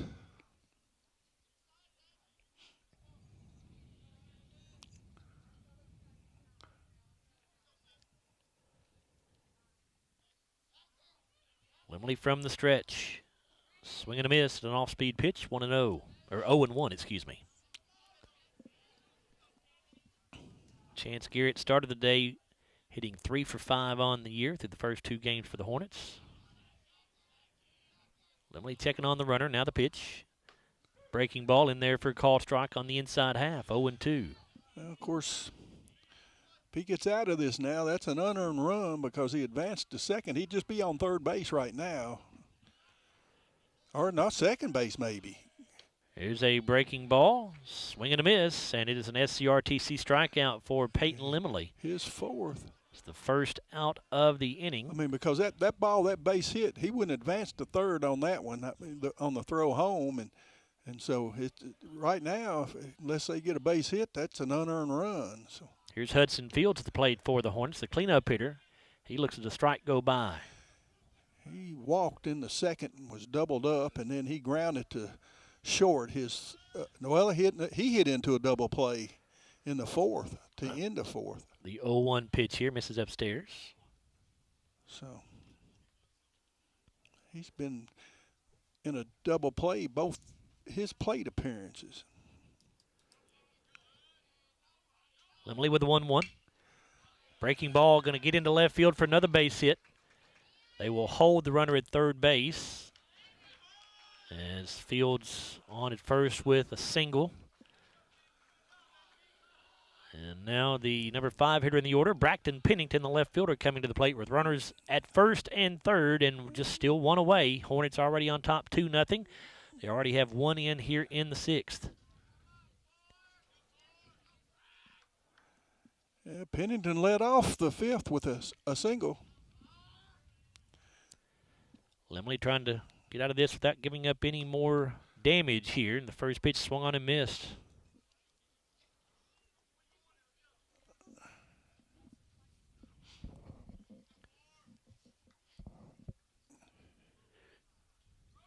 Runner takes off for second base, and Haynes will not throw down. Now the runner at third falls down, but now Haynes throws it into left field. However, the runner at third going to stay put. Boy, the catcher Ryder Haynes just lost the base. I don't know if he lost the grip on the baseball or what happened there as he tried to throw it, but the ball sailed over the third baseman's head, Stephen Garrett. Fortunately, J.P. Pitcock, the left fielder, was there to back it up to keep Harrison at third base.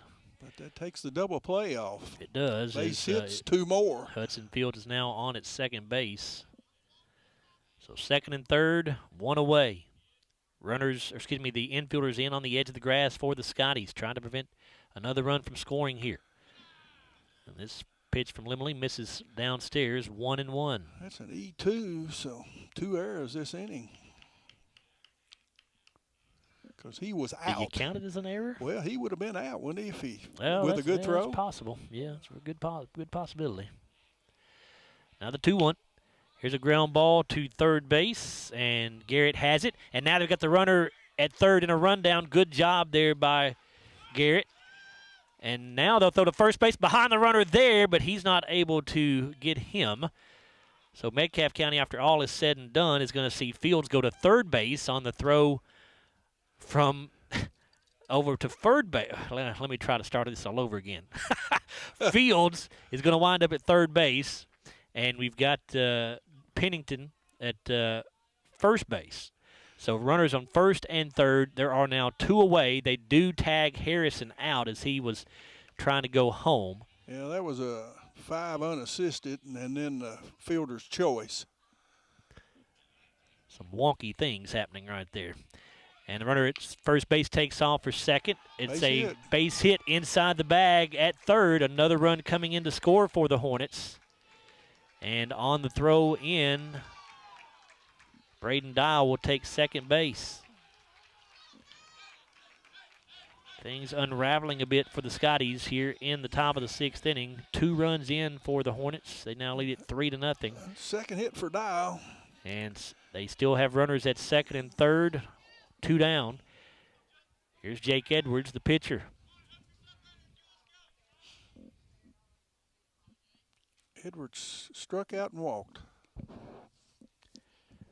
Breaking ball from Limley, foul tipped back into the catcher's glove for strike 1.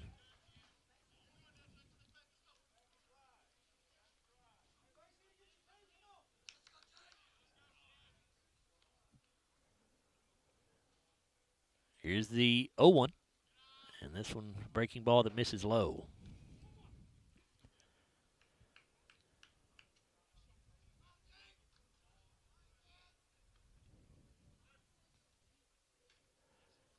One delivery is fouled back.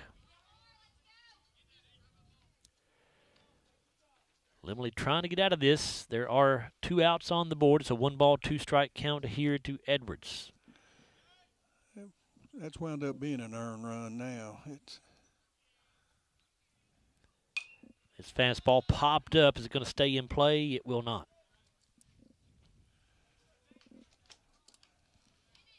Because bases would have been loaded. We'd had to force on the 1, but they would have still scored on that last hit. So.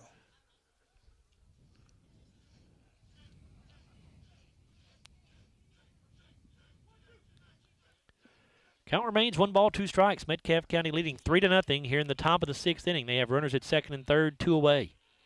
The pitch from Limley is a ground ball and a nice hop there for Stephen Garrett at third base. He'll go to first for the out, and that will finally end the inning for Metcalfe County. However, the Hornets able to push 2 runs across. Scotty's now trailed by 3 with just 2 at-bats left. 2 runs, 3 hits, 2 errors, 2 left. No, there's just 1 left, wasn't it, on third, right? No, there were 2 left. That's correct. Yep, there were 2 left. So we've completed 5.5 now, and it's Metcalfe County 3, Glasgow 0. We'll be right back after this 1-minute timeout on WCOU Sports Blue, 103.1 FM, 1490. For local news that impacts your everyday life, turn to GlasgowNews1.com, the trusted source for journalism in Glasgow and Barron County. While others focus on headlines from far away, GN1 is in the room for you, covering the decisions that matter most, from city council and fiscal court to school board meetings, civic issues, public safety, and the people and stories that shape our community. Connect with our coverage on GlasgowNews1.com, the GN1 app, on our social media feeds, or subscribe to our free daily email. From the very first day to the final walk across the stage. In Glasgow, your child isn't just enrolling in a school. They're joining a family. Today, they're holding tiny backpacks. Tomorrow, they're holding diplomas.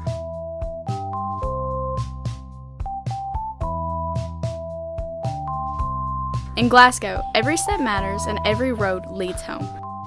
Join the family. Top of the order for the Scotties, due up here in the bottom half of the 6th inning, with Metcalfe County leading this ball game by a score of 3-0. Those 3 hitters for Glasgow will be Houston Haynes, Stephen Garrett, and Hudson Gum. We told you earlier that the Lady Scotties softball team is playing on the road at Monroe County today. Also, a couple of other things going on spring sports-wise. The Glasgow track team in action in a meet at Russell County. And the Glasgow tennis team with a match today at Allen County, Scottsville.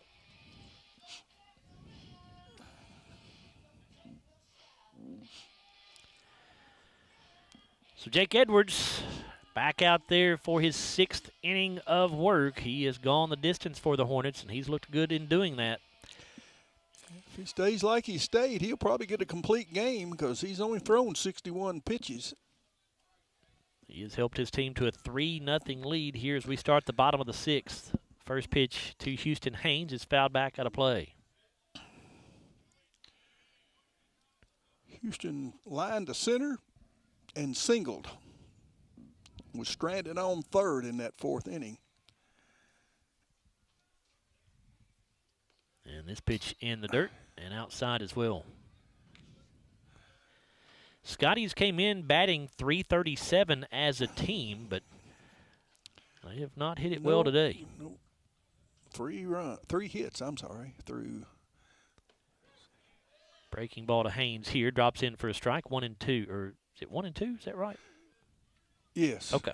1 ball, 2 strikes here to Haynes. Edwards into the windup, and this pitch in the dirt.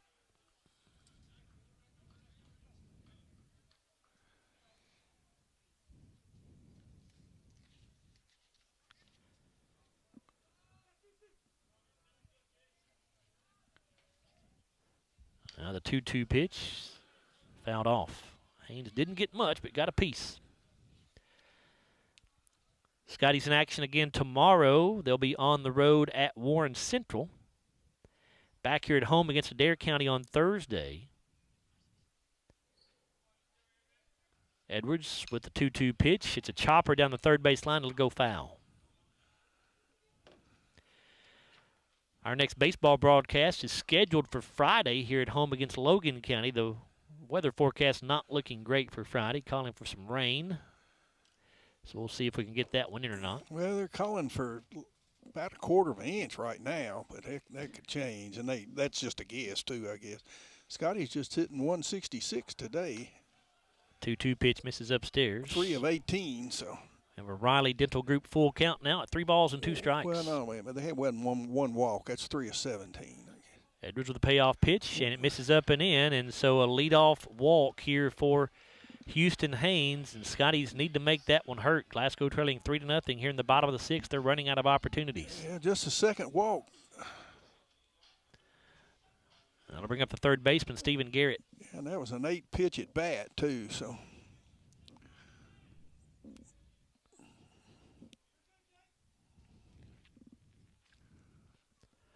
Edwards will work from the stretch with Haynes at first base, and the fastball to Garrett misses high. Well, you're where you want to be with your leadoff batter on base with a walk with nobody out. That's right. Got to take advantage. And was time called, or do we have a balk called? We have a balk called. So that'll move Haynes on to second base and takes the double play out of order. So balk.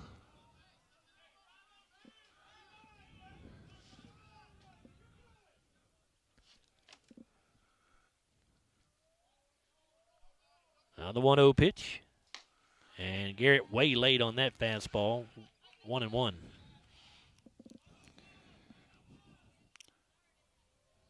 Yeah, this is just the third batter we've had in scoring position. The pitch on the way. That one's in there for a called strike. 1-2 now to the senior third baseman. I was marking that a ball. I thought that was a little low.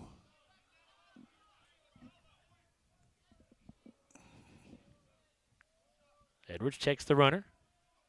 Now the pitch. And Garrett will foul it back out of play.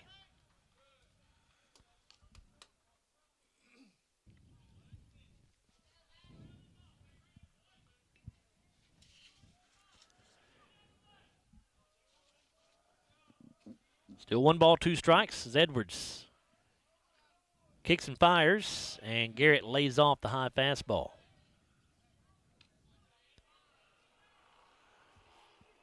Hudson Gum waiting on deck. Scotty's with a runner at second base. Nobody out here in the top or the bottom of the 6th. Glasgow trailing 3-0, and now Edwards steps off the rubber, fakes the throw to second base, but does not make it.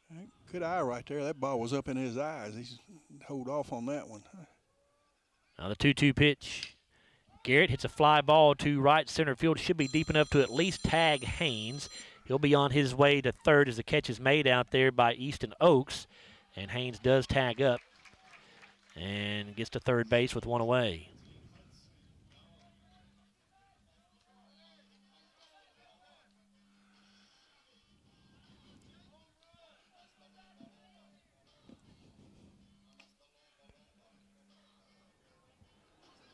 That will bring up the shortstop, Hudson Gum. He does have one of our 3 hits. First inning, he singled. And the pitch here misses low. First time that Glasgow's gotten a runner to third base with less than 2 outs, I believe. That's correct. That's the first time we've had a runner to third base. No, we had a runner at third earlier in the game. Yeah, one other time. Oh, yeah. Well, Haynes in the top of on a wild pitch, he moved it. And here's a pitch, foul back. Yeah. Well, no, Hudson Gum had a sacrifice to move him to third. That's right. He led off the 4th inning with a single, and then advanced to second on a wild pitch, and then moved to third on a sacrifice. 1 ball, 1 strike to Hudson. We're just hitting a lot of fly balls today. Breaking ball stays up. And, of course, the wind's finally laid, so maybe you get a ball to carry, It's flags laid down, so. 2 balls and a strike. Edwards with the pitch. This is low and away, so 3-1 now to Gum. Got the cleanup hitter, Keaton Haynes, on deck. Yeah, Scotties are down to 5 outs, too, aren't they? They are. Now the 3-1. That's upstairs, and that's the second walk of the inning issued by Edwards. Puts runners at the corners with 1 away, and now the tying run will come to the plate in the form of Keaton Haynes. And that walk is going to bring out Metcalfe County head coach Daniel Garrett to have a word with Edwards. We'll see if we get a pitching change.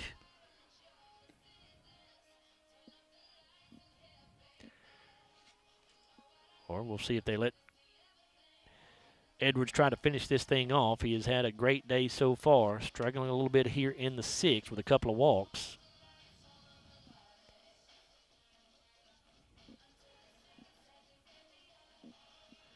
Again, join us on Thursday. We'll be over at Glasgow High School. The Lady Scotty softball team hosts Franklin Simpson. That'll be our first softball broadcast of the year. And it'll be a 5:45 pregame coverage with the Don Franklin Auto pregame show. 6 o'clock first pitch. It'll be our first opportunity to do a broadcast with the new softball coaching staff. Of course, Stephen Murphy, the new head softball coach, and Sam Royce, the new assistant softball coach. Yes, Coach Royce coached baseball for many years, and now he's helping 39, Coach Murphy. 39 helping years. Coach Murphy. Yep.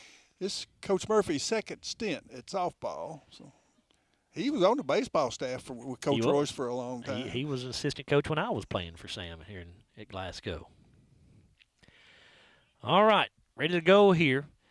As Haynes shows bunt, pulls back and takes a ball high, 1-0, and Hudson Gum on that pitch takes second base, so the double play is out of order. And now 2 runners in scoring position with just 1 out for the Scotties. This is their best opportunity of the day here with their cleanup hitter at the plate and a 1-ball, no-strike count. Struck out and grounded to short. Edwards with a 1-0 pitch, misses up and in. He's throwing a lot of pitches this inning, too. That's his 22nd pitch. Just 1 out. Keaton Haynes started the day hitting .364 with 3 RBIs. Love to have a couple more right here. Here's the 2-0. And a curveball is grounded foul. Keaton out in front of that breaking ball, found it down the third base line.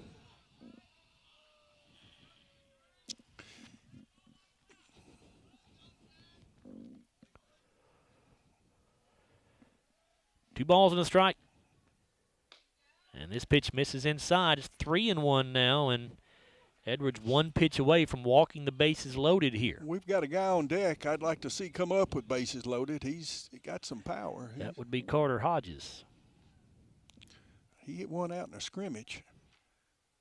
And this pitch is high, so it will be the third walk of the inning here for Edwards. Bases are loaded, and that may be it for Jake Edwards as we see Daniel Garrett coming out of the Metcalfe County dugout here. He just given up, let's see, 4 walks on the day, but all 4 of them have been in the last 6 batters. I think we are going to get a pitching change here as Edwards hands the ball off to Coach Garrett. Let's see who it's going to be. Looks like it may be the first baseman Hudson Fields who is going to come in maybe. I don't know. Oh, maybe not. Let's make sure here. Either way, it is the People's Bank pitching change. Let's see who it's going to be. I believe it will be Hudson Fields. So, Jake, let's take a timeout here during this pitching change. Again, this pitching change brought to you by the People's Bank. It's Metcalfe County on top 3-0 over the Scotties, with the Glasgow Scotties with bases loaded and 1 away here in the bottom of the 6th. We're back after a 1-minute timeout here on WCLU Blue, 103.1 FM, 1490 AM. From the very first day to the final walk across the stage. In Glasgow, your child isn't just enrolling in a school. They're joining a family. Today, they're holding tiny backpacks. Tomorrow, they're holding diplomas. In Glasgow, every step matters and every road leads home. Kindergarten and new student enrollment begins March 24th. From 3 to 6 p.m., take a tour of our schools and learn about the tradition of excellence at Glasgow Independent Schools. Join the family. It's been an amazing 33 years.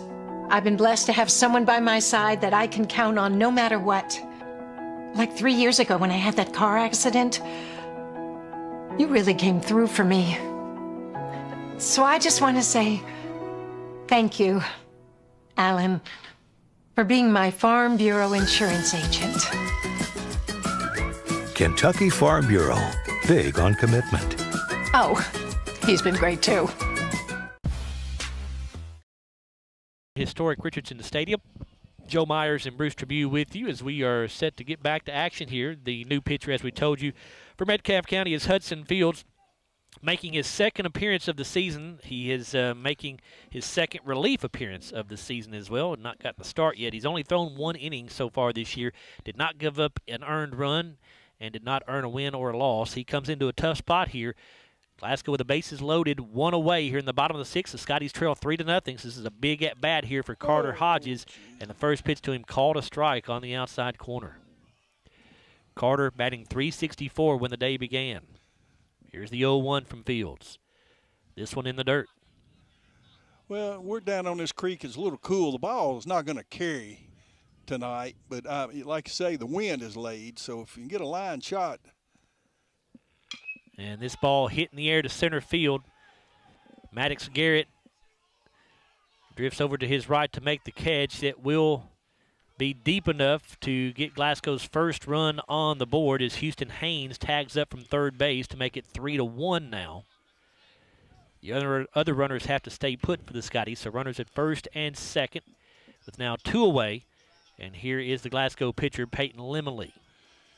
Scotties need a base hit.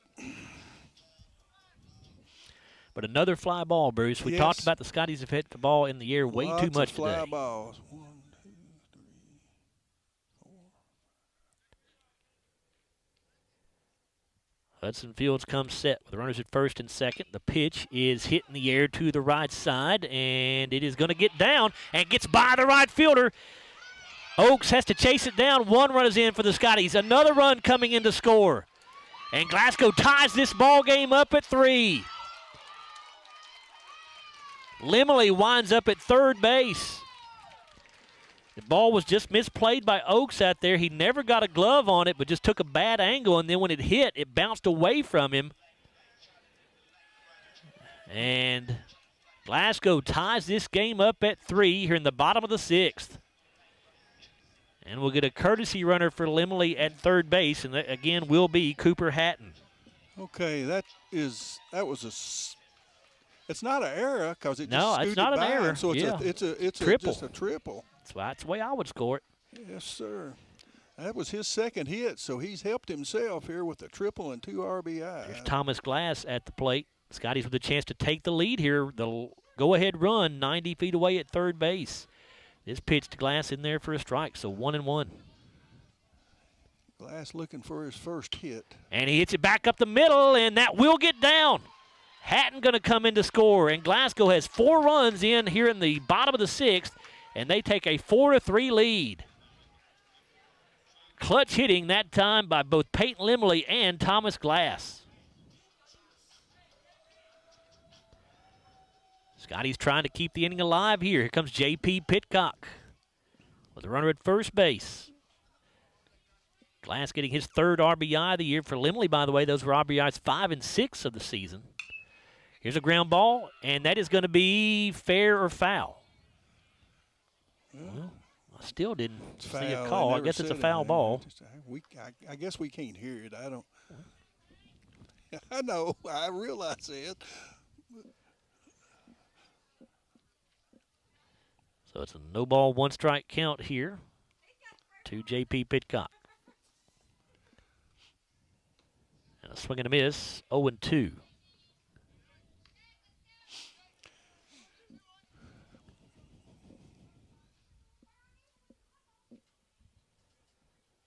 Fields comes set.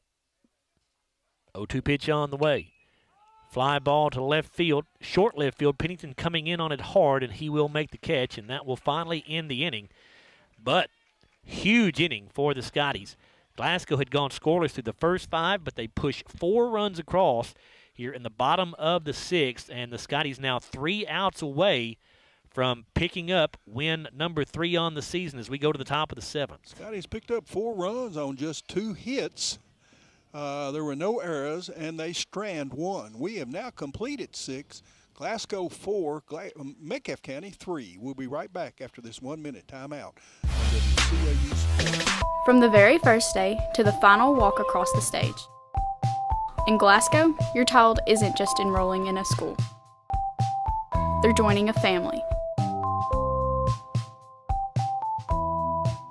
Today, they're holding tiny backpacks. Tomorrow, they're holding diplomas.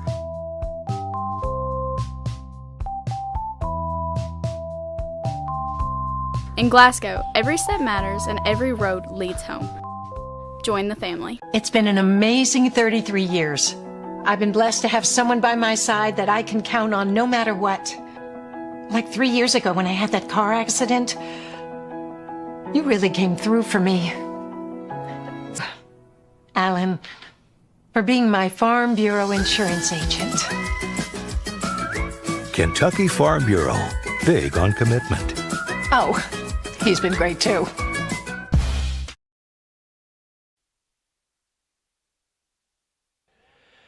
Joe Myers and Bruce Tribune back here with you at Sam Roy's Field, historic Richardson Stadium, where the Scotties now lead 4-3 as we go to the top half of the 7th inning, and we have a pitching change brought to you by the People's Bank. The new pitcher for the Scotties is Carter Hodges, as the senior right-hander comes in to try to finish this thing off and get the save for the Scotties. Right now, Peyton Limley in line for the win for Glasgow. So he went the first 6 innings. 8-9-1 hitter is due up for Metcalfe County. It's Easton Oaks at the plate, and the left-handed hitter gets back out of the way of the high fastball.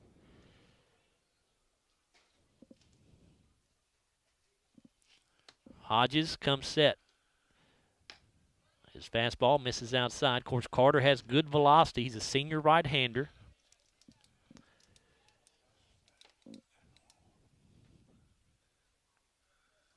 Hodges delivers, and a swing and a miss here by Oaks. Oaks is 0 for 2. He grounded to second and flew out to right. I can finish a book on Jake Edwards here after this pitch. So now the 2-1 from Carter. Now it's up and away. We're going to throw strikes. We don't want to put that tying run on the base pass with nobody out. Yeah, the top of the order is what hurt us a while ago. Leadoff batter scored the last 2 innings for him. And this 3-1 pitch is high, so it'll be a leadoff walk here, and the tying run does go to first base with nobody out. Jake Edwards pitched 86 pitches in 5 1/3 innings, faced 22 batters. He struck out 2, walked 4, gave up 3 hits, 3 runs. 3 of them were earned. He had a wild pitch and a balk. Glasgow pitching coach Cord Glass going to go out and have a word with Carter Hodges here. Carter on the year is 2-0. He has 8 strikeouts, 4 walks. He's pitched 4 2/3 innings so far this year for the Scotties. He's making his second relief appearance. He does have 1 start on the year. Carter, I would think, in most people's minds, the number 1 pitcher on this Glasgow staff. Joe, Peyton Limley pitched 82 pitches in 6 innings. He faced 25 batters, struck out 4, walked 4, gave up 5 hits, 3 runs. All 3 were earned. See if the Scotties can turn their second double play of the day here, or their third double play it would be. Jackson Long at the plate. Easton Oaks on at first base, nobody out. Top of the 7th inning, Scotties on top 4-3. Fastball swung on and missed by Long. Hodges blew that one right by him.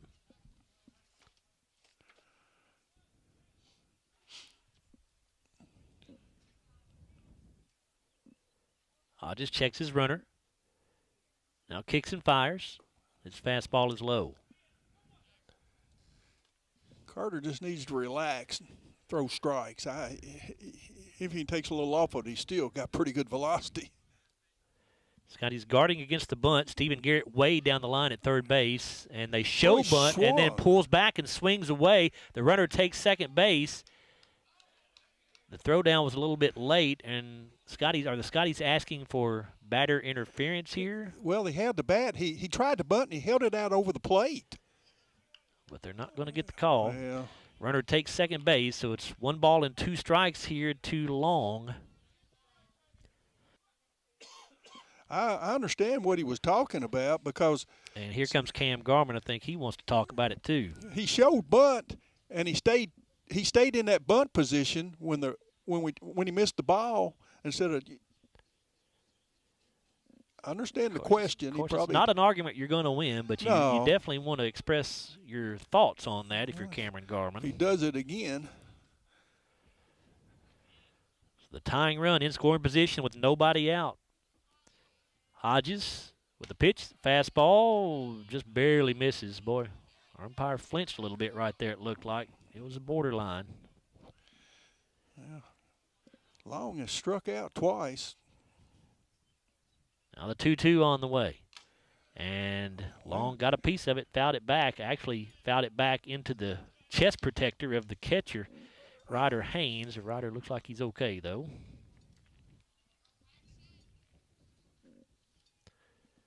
Or may have got him in the face mask, actually.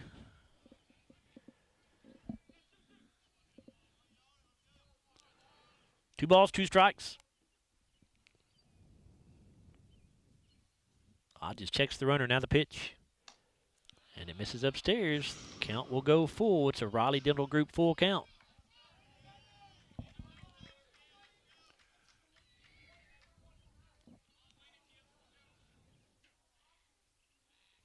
Payoff pitch and a swing and a miss. It probably would have been ball 4. As Long, I think, helped Hodges out right there. It looked like it was up a little bit. Yeah, the high heat, it was up in his eyes. 1 away. Top of the order now for the Hornets. Here's Maddox Garrett.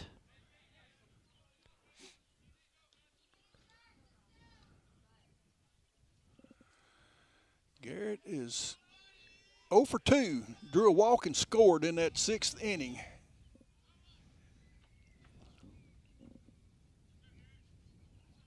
The pitch misses upstairs. Carter's been high with a lot of his pitches here. Just about everything he has.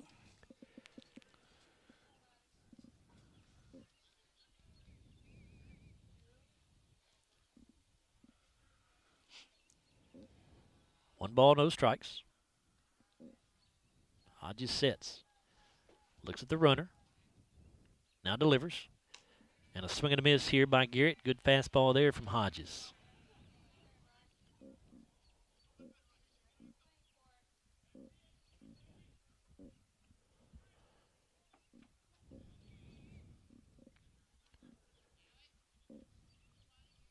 Now the 1-1. Another swing and a miss. Hodges gets the fastball by Garrett again. 1 ball, 2 strikes.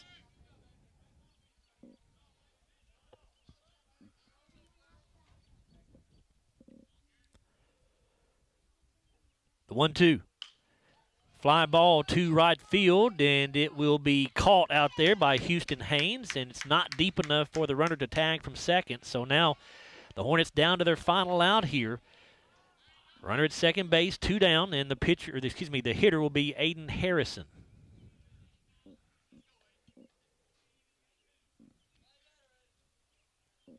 Glasgow leading 4-3 here in the top of the 7th. Scotty's trailed 3-0 going into the bottom of the 6th.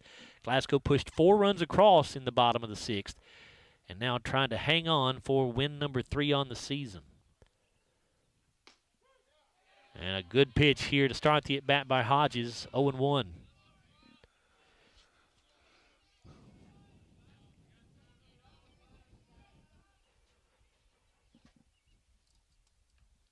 The 0-1 pitch, outside this time.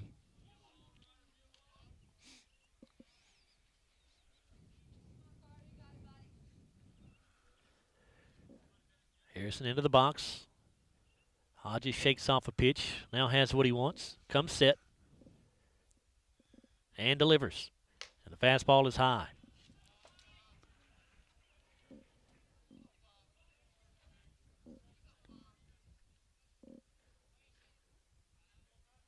Two and one now. Hodges kicks and fires. That one's high as well.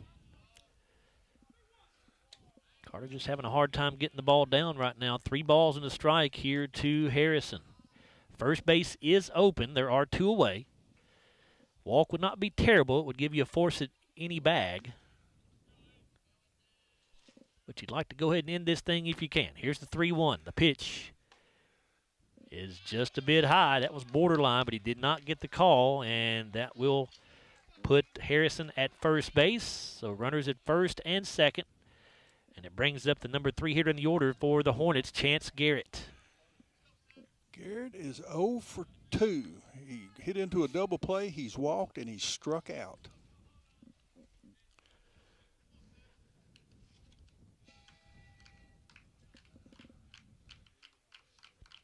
Carter Hodges from the stretch. The delivery is high once again.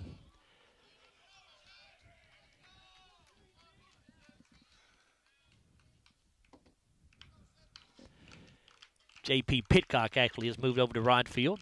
Apologies for that. We don't get notified of defensive changes, so we apologize for that. This pitch in there for a swinging strike, so 1-1 here to Chance Garrett. And this pitch misses upstairs as well. 2 balls and a strike here.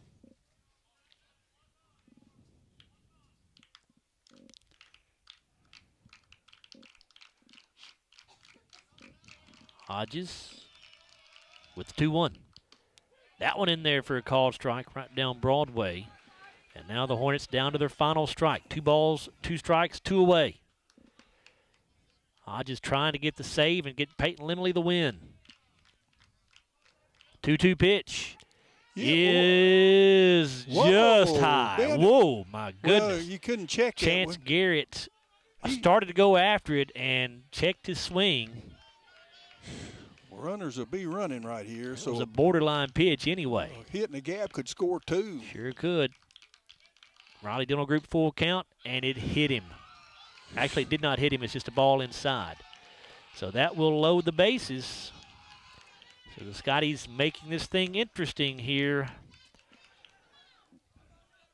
And that will bring up the cleanup hitter for the Hornets, Hudson Fields. So they've got at the plate who they want there, I can tell you that. Well, the base is loaded. Yeah, he singled his last at bat. That's 3 walks given up and 1 strikeout.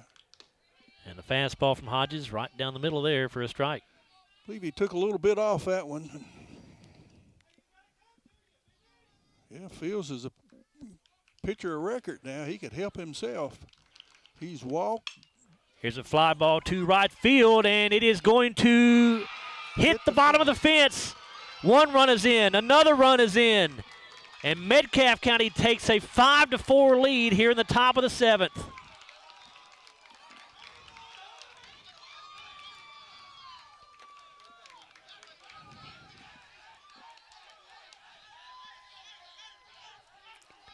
Fields was held to a single, so runners at first and third, but the damage done with Metcalfe County now holding the one-run lead.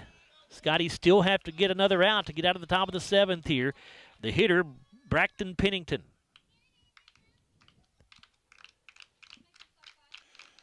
Pennington hit into a fielder's choice his last at bat. This one fouled off. Walks get you. Carter Hodge is normally a very reliable pitcher, but he has struggled with his control here, trying to get the save in the 7th. Yeah, his pitches has just been high. Even his strikes are high in the zone. Curveball. Swing and a miss at an 0-1 pitch. Now 0-2, right, Pennington, Bruce? yes, Pennington pretty upset on that. And like you say, you're one check swing away from being out of the inning. And from the game being over, you mean? Yeah. Here's the 0-2 now. And that breaking ball in the dirt, and a great job by the catcher, Ryder Haynes, to keep that ball from going to the backstop. Fields took second, so a base hit could pick up 2 more. But by keeping it from going to the backstop, that did keep the runner at third base.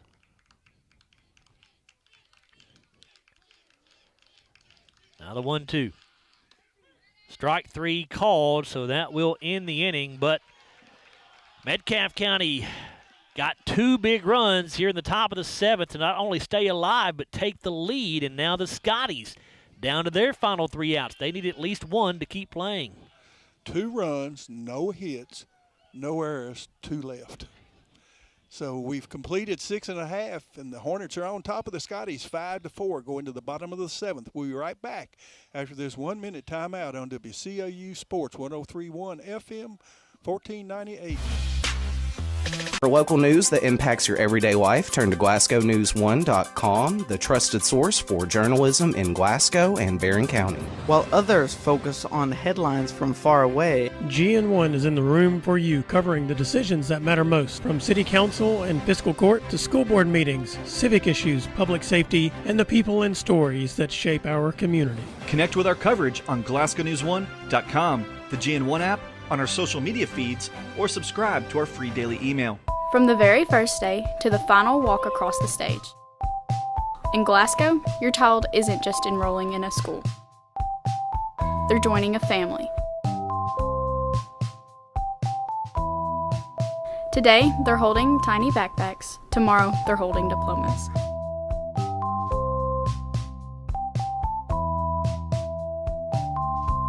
In Glasgow, every step matters and every road leads home.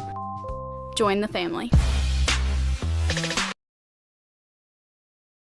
He's now trailing Metcalfe County 5-4, and Glasgow will have the 9, 1, and 2 hitters coming up. That's going to be Garrett Shields, Houston Haynes, and Stephen Garrett. And Hudson Fields will continue on the mound for the Hornets here in the bottom of the 7th. He came on in relief in the 6th for Metcalfe County. If you're just joining us, if you turned this game off, listening to us early, and it was a very pitcher's duel. It was a no score all the way through the first 4 innings. Then Metcalfe County got 1 in the 5th, 2 in the 6th, and 2 in the top of the 7th. Glasgow went scoreless for the first 5 innings and got 4 runs in the 6th, took a 4-3 lead, but could not close it out in the top of the 7th. And now they need at least 1 run to keep playing. Garrett Shields is 0 for 2. He is flown out to left, flown out to right. Shields started the day with a 375 average. And the first pitch he sees called a strike.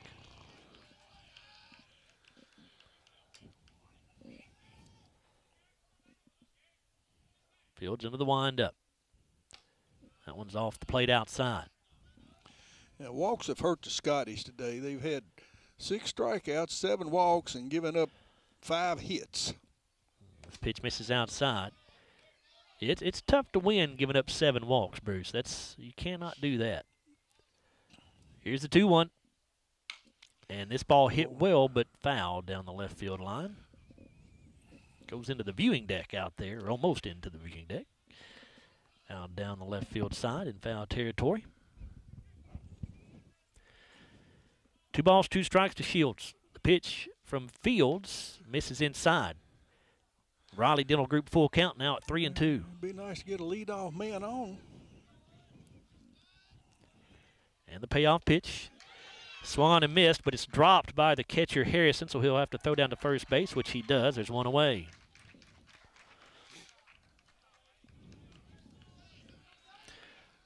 Now the number 1 hitter in the order for the Scotties, Houston Haynes, the right fielder. Haynes is 1 for 3. No, 1 for 2. He's had a single and a walk and scored a run. Flew out his first at bat. And he'll foul the first pitch off out of play.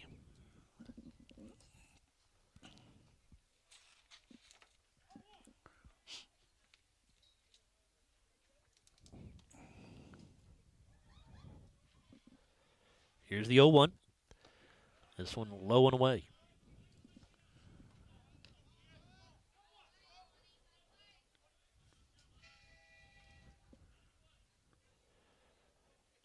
Now the 1-1 pitch. Low, 2 balls and a strike.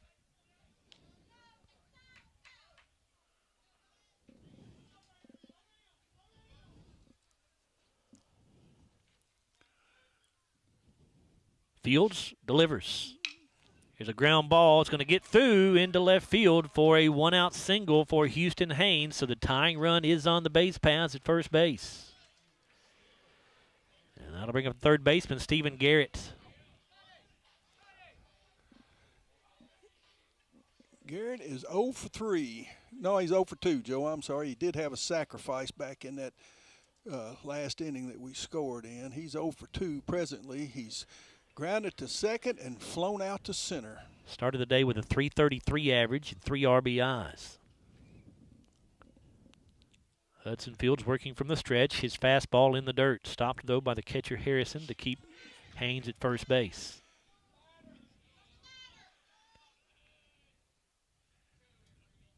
Haynes is probably our best base stealer. Here's a fly ball to center field, but hit right at the center fielder, Maddox Garrett, who just had to take a couple of steps to his left to make the catch, and now Glasgow down to their final out here. It's the Glasgow senior shortstop Hudson Gum coming to the plate. 1 for 1. Singled, sacrificed, and walked.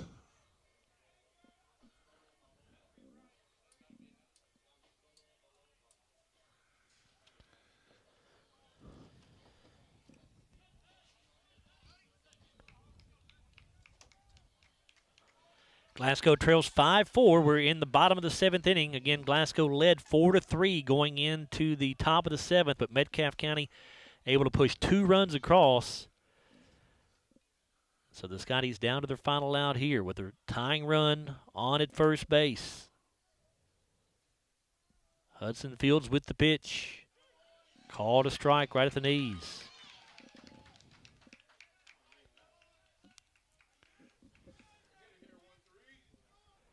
Hudson, a .333 hitter when the day began. Yo 1. Hit well to right field. Hit really well, and it is off the bottom of the fence out there. Haynes rounding second.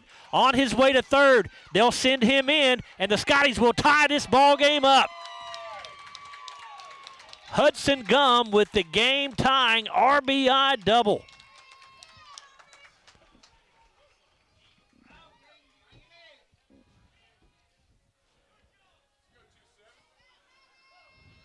Clutch hit that time by the senior shortstop.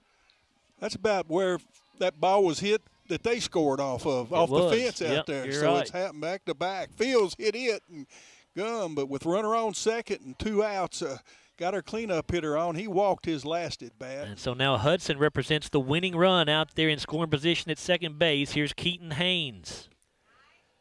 Pitch from Fields misses low. Hudson right now is 2 for 2 on the day with an RBI. He scored 1 run. He could score the winning run. And a foul ball here off the bat of Haynes to even the count up, but a ball and a strike. Well, we're looking at extra engines right now, aren't we? Unless we can get a hit right here.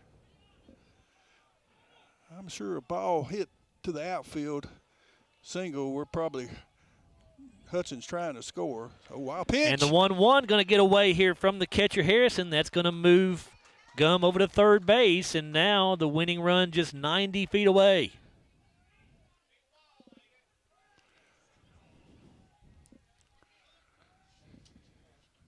Two balls and a strike to the Glasgow cleanup hitter. I'd take another pitch just like the last one. Fields comes with a fastball that's off the plate outside, so 3-1 now.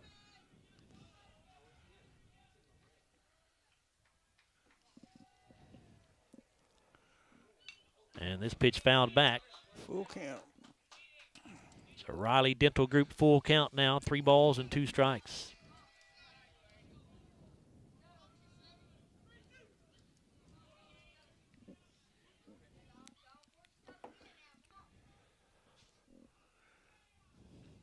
Pitch swung on and missed, and we will go to extra innings here at Sam Royce Field. And a 5-5 ball game will go to the top of the 8th. Scotties do get the big run they needed, though, to continue playing here. Picked up 1 run off of 1 hit. There were no errors and 1 left. We've completed 7, and this game's all tied up at 5 apiece between Glasgow and Metcalfe County. We'll return after this 1-minute timeout on WCAU Sports Blue, 103.1 FM, 1498. From the very first day to the final walk across the stage. In Glasgow, your child isn't just enrolling in a school. They're joining a family. Today, they're holding tiny backpacks. Tomorrow, they're holding diplomas.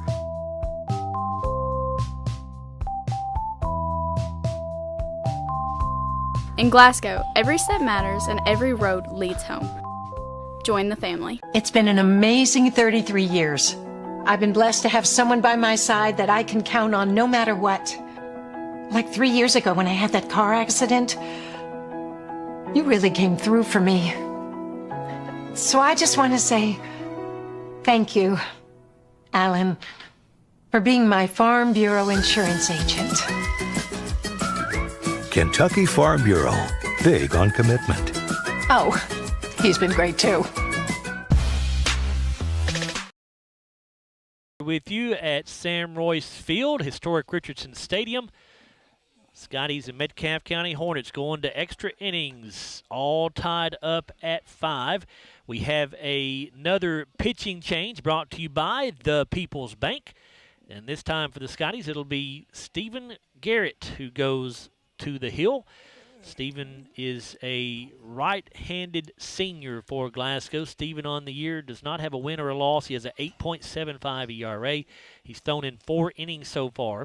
He's making his 3rd appearance. 2 of those have been relief appearances. He's got 8 strikeouts and 3 walks on the season. He's going to face 6, 7, and 8.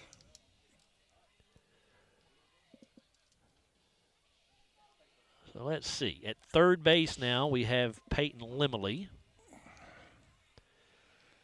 We'll try to see what other defensive changes we might have here.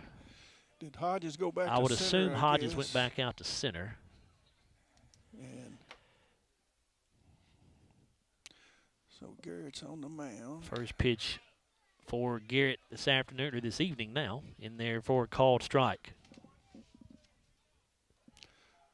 Dial. Braden Dial, the hitter for Metcalfe County. Got an RBI single. He's 2 for 3. Fastball here from Garrett, swung on and missed by Dial. 1 RBI on the afternoon.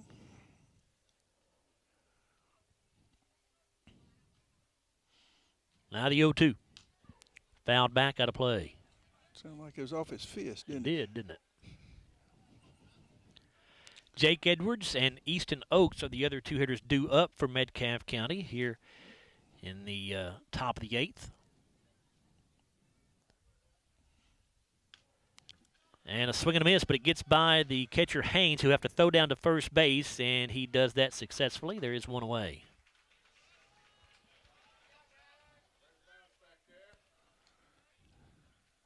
And now it will be Jake Edwards coming to the plate.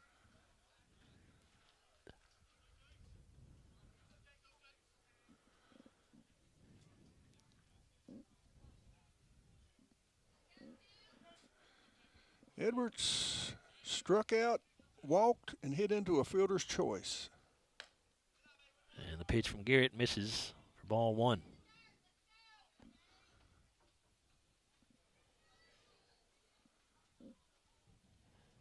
Steven works from the stretch, even with no one on. Sidearm thrower. This pitch in there for a called strike, 1-1.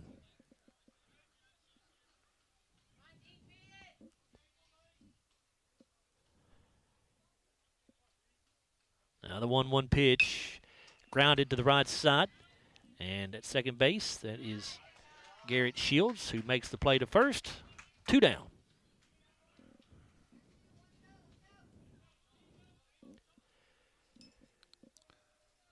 Here's the right fielder, Easton Oaks.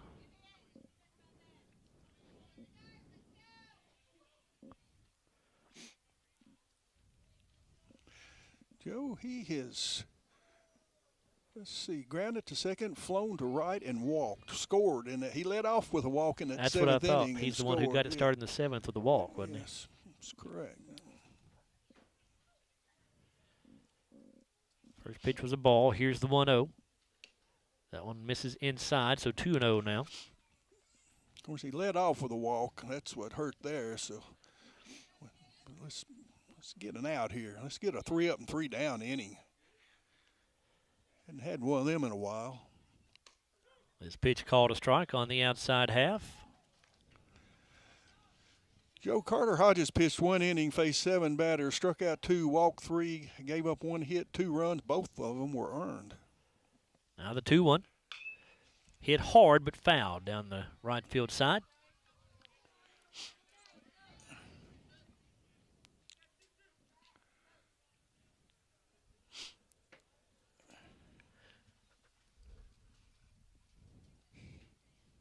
Garrett with a pitch. Misses low and in. Riley Dental Group full count here. 3 balls and 2 strikes.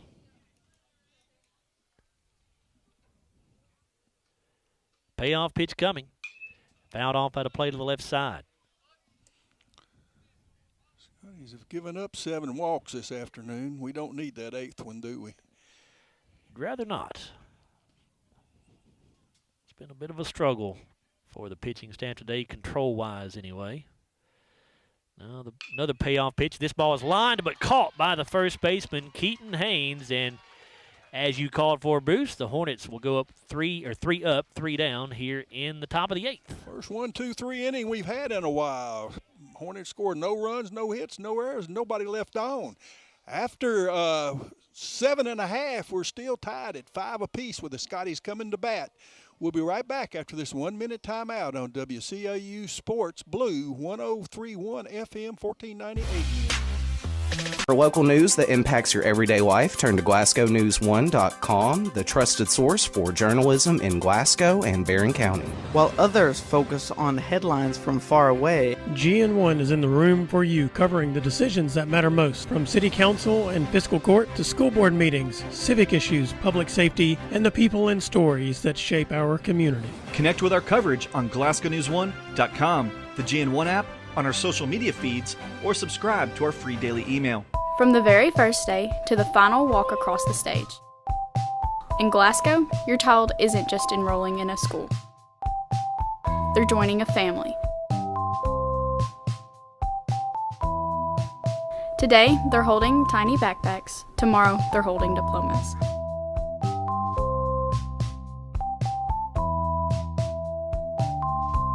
In Glasgow, every step matters and every road leads home. Join the family. Joe Myers, Bruce Tribune back here with you at Sam Royce Field here at historic Richardson Stadium. And we have a 5-5 ball game as we go to the bottom of the 8th inning. Scotty's coming to the plate. But we have another pitching change brought to you by the People's Bank. And this one on the Metcalfe County side, it'll be Maddox Garrett coming in to pitch. Garrett, a right-handed senior who is 0-1 on the year. He has not given up an earned run on the year. He struck out 5 and walked 1. He's thrown 5 2/3 innings, making his second appearance of the season for Metcalfe County, but his first in relief.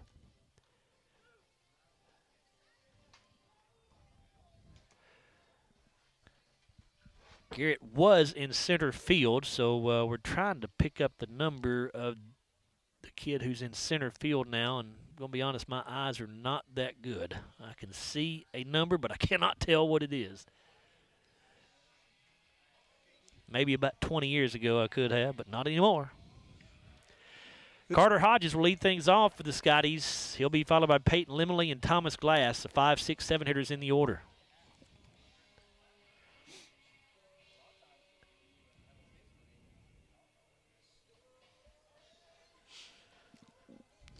Fields pitched 1 2/3 innings, faced 9 batters, struck out 2, 3 hits he gave up. He gave up 2 runs, both earned, and he did have a wild pitch.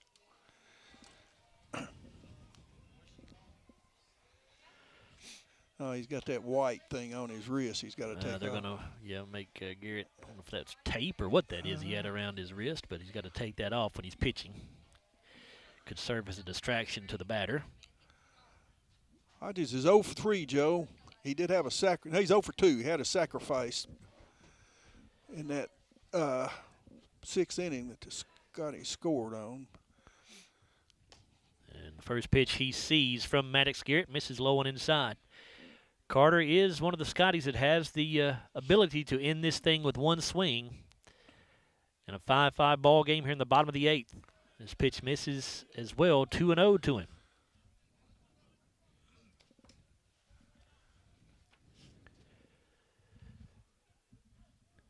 Garrett into the windup. Breaking ball here is high, so 3 straight balls from Garrett.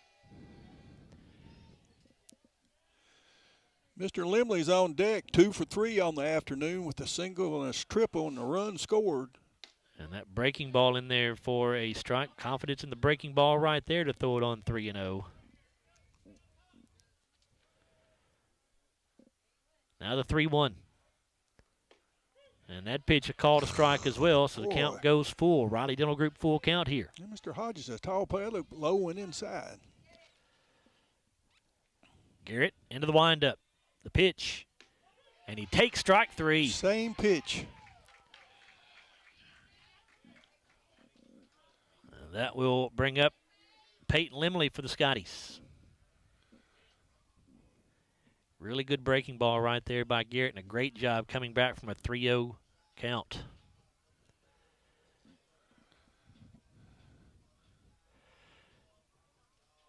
Limley started the day with a 231 average, but as Bruce told you, he's had a good day. 2 for 3 at the plate with a couple of RBIs, right, Bruce? Is that right? 2 RBIs? Yes. First pitch he sees misses inside.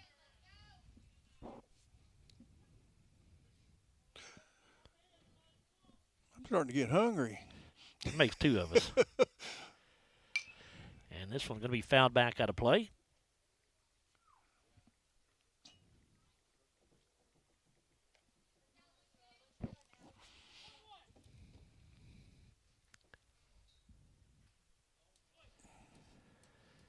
One and one now to Limley.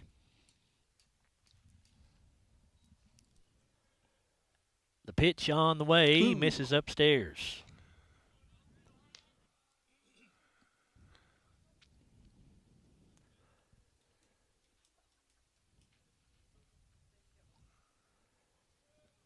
Here's the 2-1. This ball hit foul down the right field side.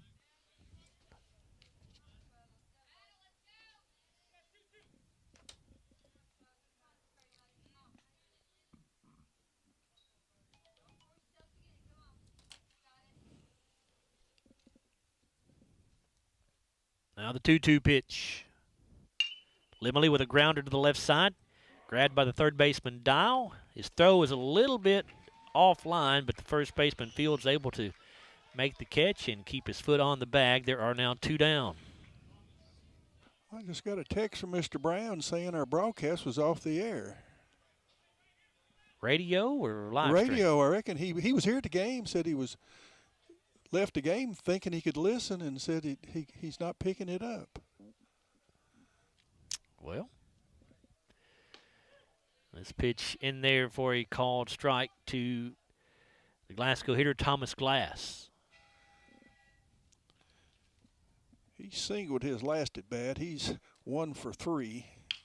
And here's a ground ball that is fouled on the third base line. Well, I just got another text from someone else that says they can still hear us on the radio. Well, so I'm not sure what's going on there. But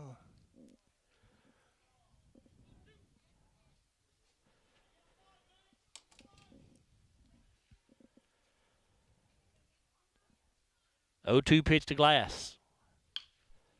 And this one going to be hit in the air to the right side, and it is going to drop for a foul ball.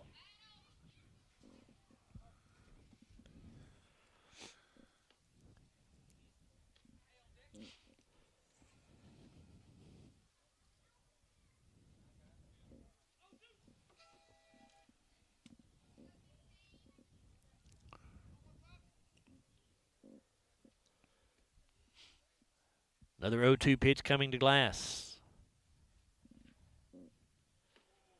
Breaking ball, misses low.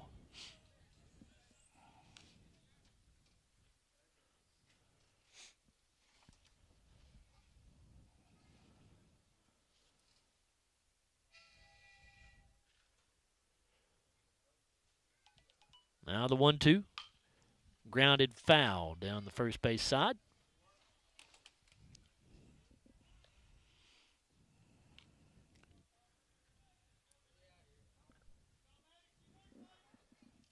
must have found it. He said thanks. So,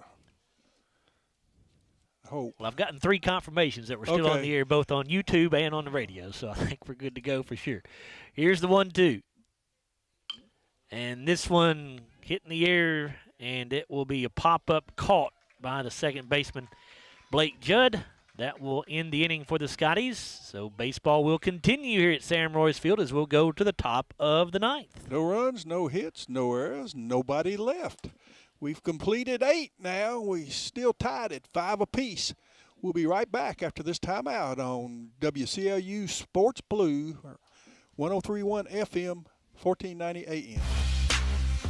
For local news that impacts your everyday life, turn to GlasgowNews1.com, the trusted source for journalism in Glasgow and Barron County. While others focus on headlines from far away, GN1 is in the room for you, covering the decisions that matter most, from city council and fiscal court to school board meetings, civic issues, public safety, and the people and stories that shape our community. Connect with our coverage on GlasgowNews1.com, the GN1 app, on our social media feeds, or subscribe to our free daily email. From the very first day to the final walk across the stage. In Glasgow, your child isn't just enrolling in a school. They're joining a family. Today, they're holding tiny backpacks. Tomorrow, they're holding diplomas.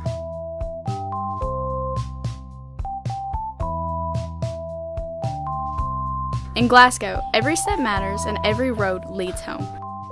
Join the family.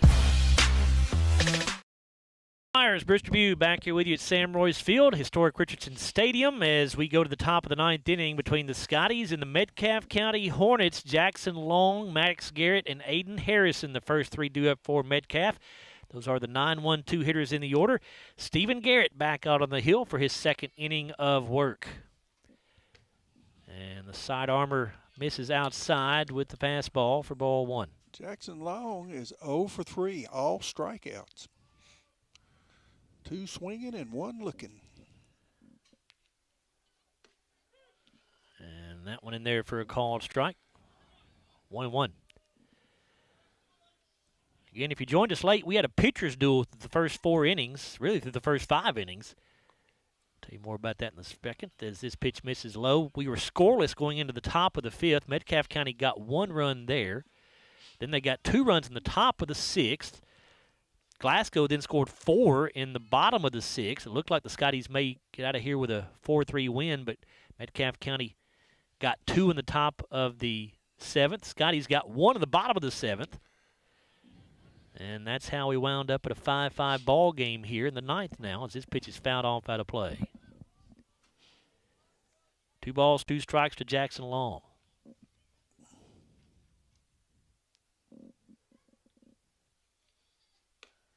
Fastball just off the plate outside. Did not miss by much. And it's a Riley Dental Group full count here at 3 balls and 2 strikes.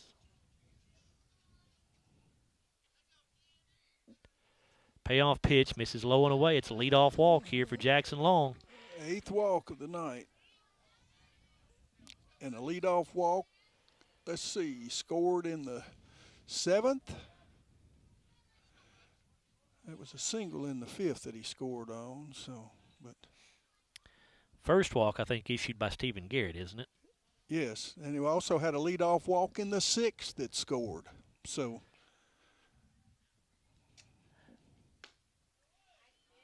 And this pitch misses inside to the Metcalfe County hitter, who is Maddox Garrett, the leadoff man. He's 0 for 3.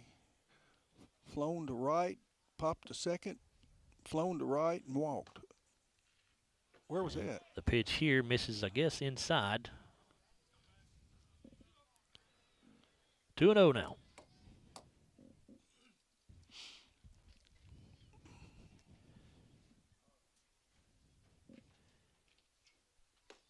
Fastball from Garrett here catches the inside corner.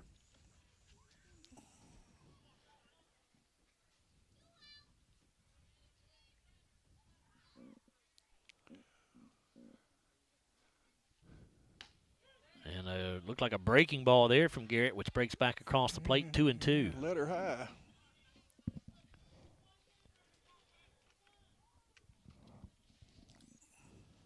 Garrett sets and delivers.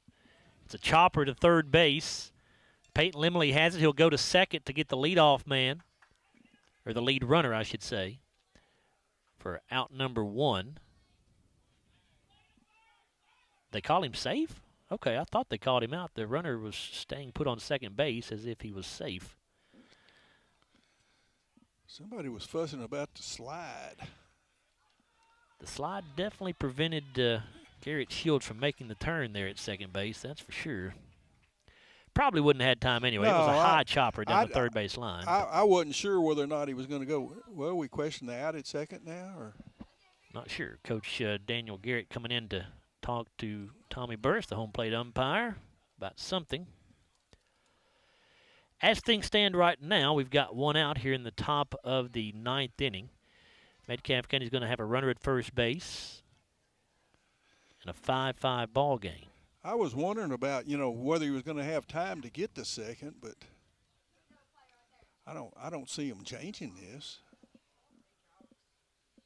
Yeah, I'm not real sure what the discussion might be about. It's about the only thing it could be, but I mean it's the only place where there was a play, wasn't there? Unless I didn't think it was all that close. No, though, well, of course I've got a post right here, and it's a pretty lengthy discussion here. Coach Garrett going to walk away very unsatisfied as he's shaking his head.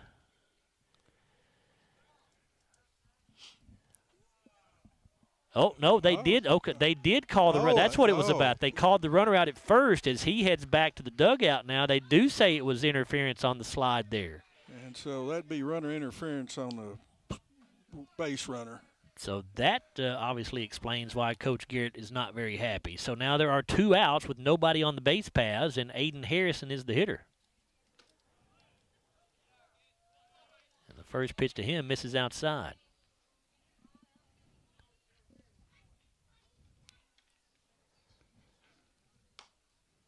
And this pitch also off the plate, 2 balls and no strikes. Well, I heard somebody questioning, the slide or.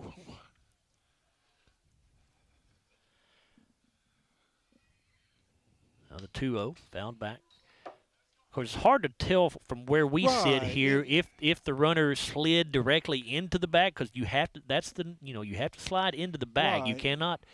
cannot like used to do in the old days where you could slide anywhere And you you wanted have to slide. You take can't- out the second baseman. You can't pop up, and you have to stay on the ground. So And this 2-1 pitch misses low. It's 3-1 now. But it was hard for us to tell the angle of his slide, but obviously Coach Garrett did not agree with the call by the umpires.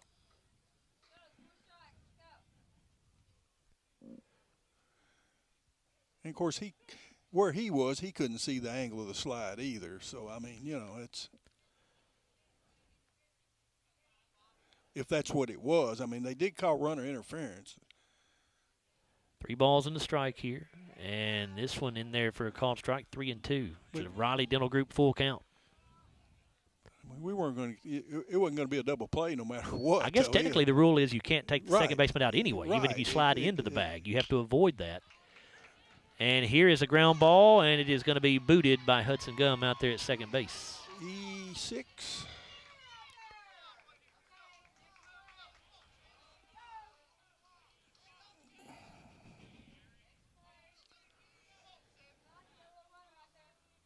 So the Hornets stay alive here in the top of the ninth. And that'll bring up the shortstop, Chance Garrett. Scotties in their last outing on Saturday went 10 innings at Franklin Simpson. Glasgow was eventually victorious in that one by a score of 6-3. And Garrett will throw over to first base, but the runner back in safely.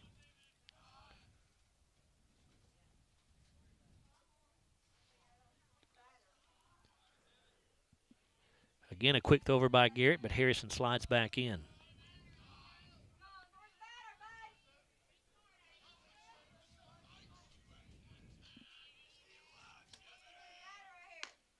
And the pitch from Garrett misses just off the plate outside.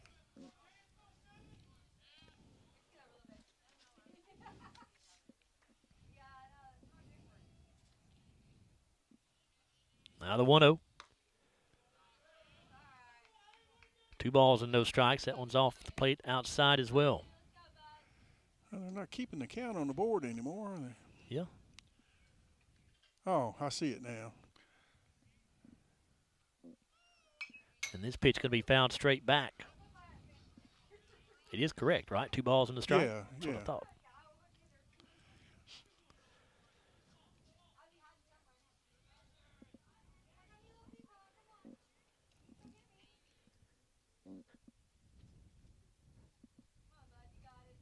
Garrett sets and delivers, and Chance Garrett has to slip out of the way of that inside fastball.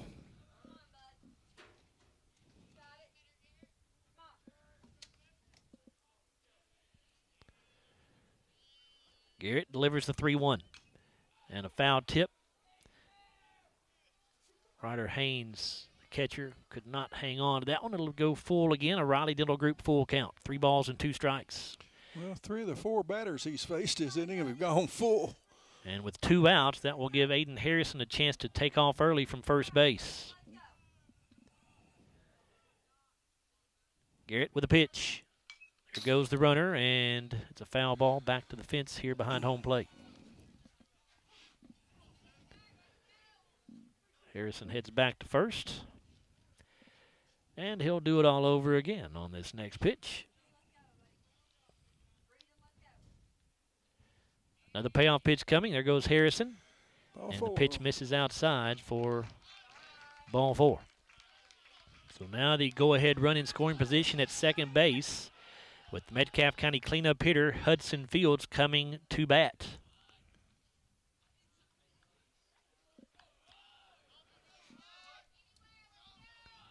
Fields 2 for 3 with 2 RBI on the day.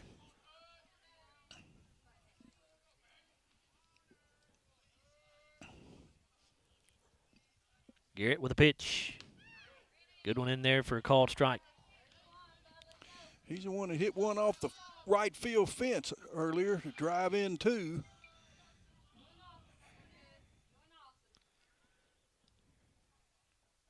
Here's the 0-1. It's outside.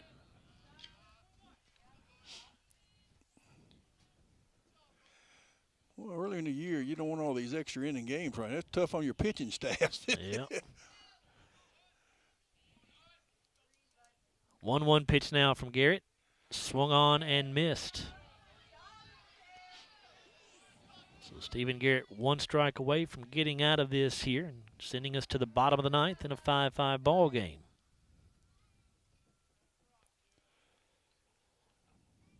Garrett checks his runner at second. And the pitch. And it's a little Texas leaguer going to be caught out there at second base by Garrett Shields. That will end the top of the ninth. And we will go to the bottom half of this inning with a 5-5 ball game, as I said. No runs, no hits, no errors, 2 left. No, 1 error, I'm sorry. 2 left on. We finished 8.5. We're still all tied up at 5 apiece here between Metcalfe County and Glasgow. We return after this 1-minute timeout on WCLU Blue Sports, 103.1 FM, 1498. From the very first day to the final walk across the stage. In Glasgow, your child isn't just enrolling in a school.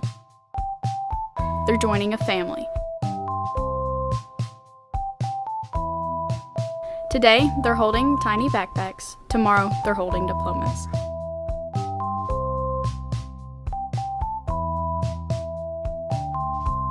In Glasgow, every step matters and every road leads home. Join the family. It's been an amazing 33 years. I've been blessed to have someone by my side that I can count on no matter what. Like 3 years ago when I had that car accident, you really came through for me. So I just want to say thank you, Alan, for being my Farm Bureau insurance agent.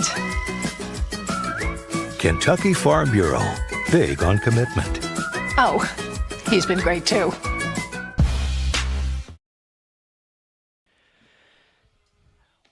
We head to the bottom of the ninth inning here at Sam Royce Field in a 5-5 ball game between Glasgow and Metcalfe County here in high school baseball. And it is Maddox Garrett still on the hill for Metcalfe. He started his work in the bottom of the eighth. It'll be J.P. Pitcock, Garrett Shields, and Houston Haynes, the 8, 9, and 1 hitters due up for the Scotties as they try to wrap this thing up and go to 3-1 on the year with a victory. Metcalfe County with a win would be looking to even their record up at 2 wins and 2 losses.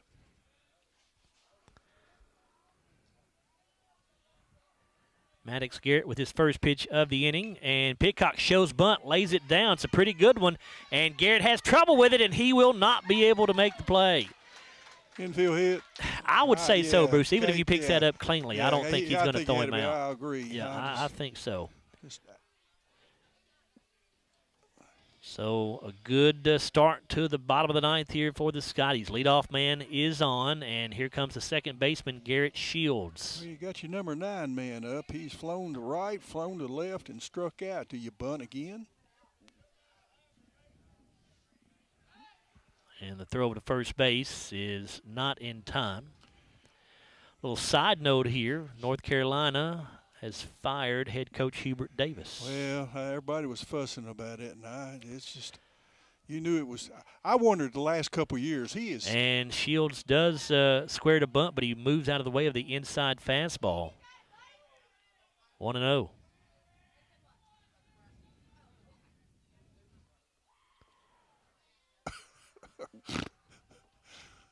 Oh, me. Shields with the pitch, or Garrett with the pitch, excuse me. Shields lays the bunt down, and it's a good one. That does move J.P. Pitcock over to second base with 1 away now. And now the top of the order for the Scotties. Here's the right fielder, Houston Haynes.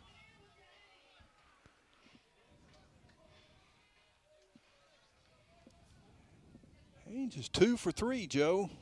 Has scored 2 runs, so.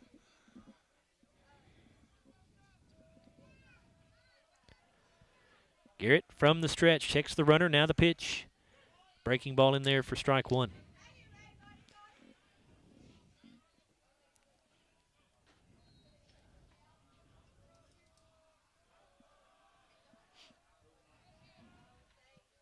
The 0-1 pitch is in the dirt. Harrison able to keep it in front of him to keep Pidcock there at second base.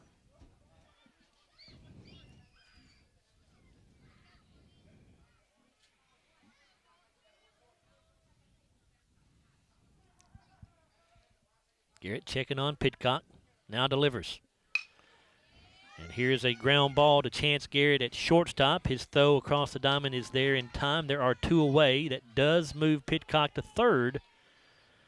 But now it'll take a wild pitch or an error or a base hit to get Glasgow the win right here. Well, Mr. Garrett can help himself. He's the pitcher, and he's 0 for 3 on the day. So what you're saying is he's due. He's due. Started the day with a .333 average. That number 2 spot. This pitch misses upstairs. 1-0.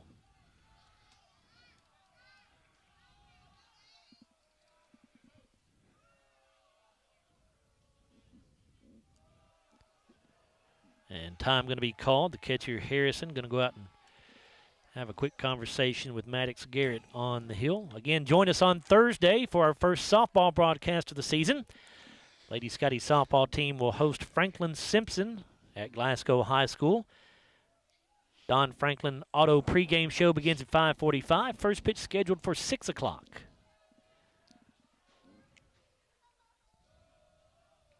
I think I'll eat before that one. Just in case? Yeah, just in case. 1-0 pitch now coming from Maddox Garrett. Popped up on the infield. Going to go in foul territory. The catcher drops it. Oh, my. Aiden Harrison. Boy, as a catcher, you're taught to turn your back to the infield when you're trying to catch those balls in foul territory. He did not. He tried to catch that facing the infield. That ball a lot of times is going to be going away from you when it's in foul territory like that. So the Scotties catch a huge break right there. I'm probably the third baseman. I'm trying to call him off maybe. You know, he had a better view. And he had the lights too. Here's the 1-1. And hit back up the middle. Fielded by the second baseman, Judd. His throw is just in time. Ooh. And we will go to inning number 10. Still tied at 5. Bruce. No runs, 1 hit, no errors because that one didn't cost, and 1 left. We've completed 9 here at historic Richardson Stadium, Sam Royce Field, and it's 5-5 between the Glasgow Scotties and the Metcalfe Hornets. We'll return after this 1-minute timeout on WCLU Blue Sports, 103.1 FM, 1498. For local news that impacts your everyday life, turn to GlasgowNews1.com, the trusted source for journalism in Glasgow and Barron County. While others focus on headlines from far away, GN1 is in the room for you, covering the decisions that matter most, from city council and fiscal court to school board meetings, civic issues, public safety, and the people and stories that shape our community. Connect with our coverage on GlasgowNews1.com, the GN1 app, on our social media feeds, or subscribe to our free daily email. From the very first day to the final walk across the stage. In Glasgow, your child isn't just enrolling in a school. They're joining a family. Today, they're holding tiny backpacks. Tomorrow, they're holding diplomas.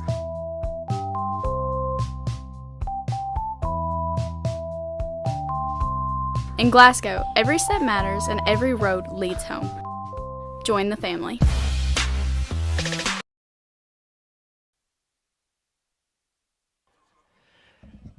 Back here at Sam Royce Field, Joe Myers and Bruce Tribune with you in a marathon here as the Scotties and the Metcalfe County Hornets go to the top of the 10th inning now, tied at 5.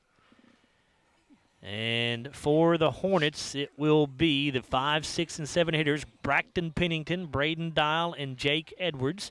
Stephen Garrett will begin his 3rd inning of work on the hill now for the Scotties.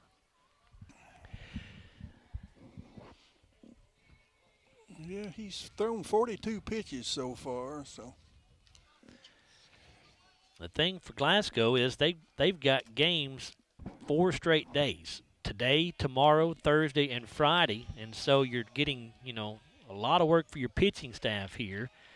So you're hoping you're not burning up innings that you were hoping to get out of other guys as the week continues. But you got to do what you got to do. Game tied at 5 as Pennington steps into the box. 1 for 4. And a good start to this one. A good fastball here by Garrett for strike 1. He singled and scored in that 5th inning. The 0-1 pitch is low and away.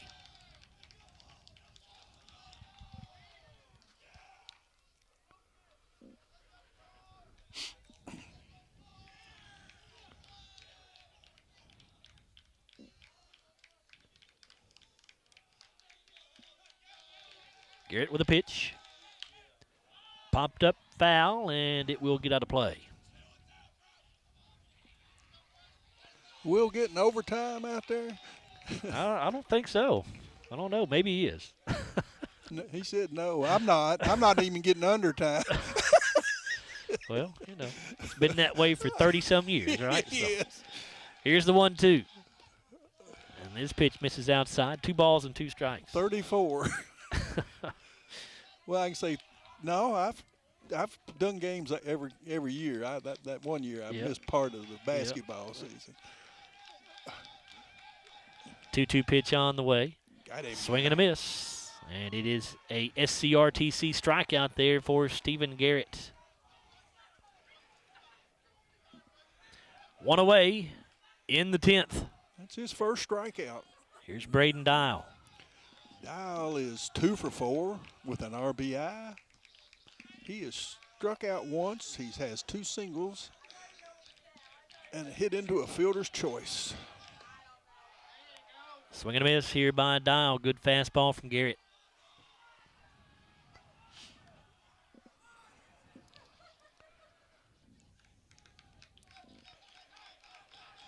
The 0-1. 2. Off the plate outside. Wow, Garrett man. wanted the call but did not get it. That's a nice pitch. It just off. Good looking pitch. 1 ball, 1 strike. Garrett sets. Kicks and fires. Good curveball there. Had Dial way out in front on the swing. 1-2. Now, what was that pitch before, Joe?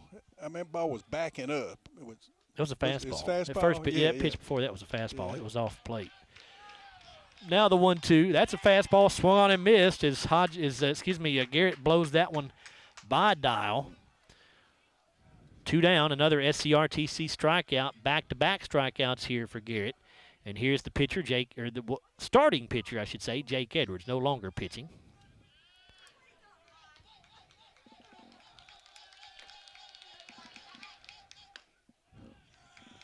Garrett's fastball misses outside here. Tied at 5. We're in the top of the 10th inning. He struck out, walked, hit into a fielder's choice, and grounded to second. Breaking ball starts inside, comes back across the plate for a called strike. 1-1.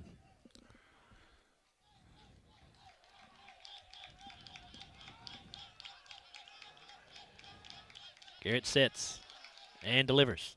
Fastball here is low.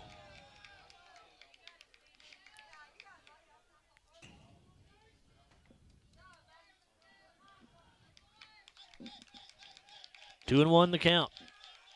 Pitch on the way. Breaking ball hit on a line, but right at the right fielder, but that will drop in front of Houston Haynes for a 2-out single.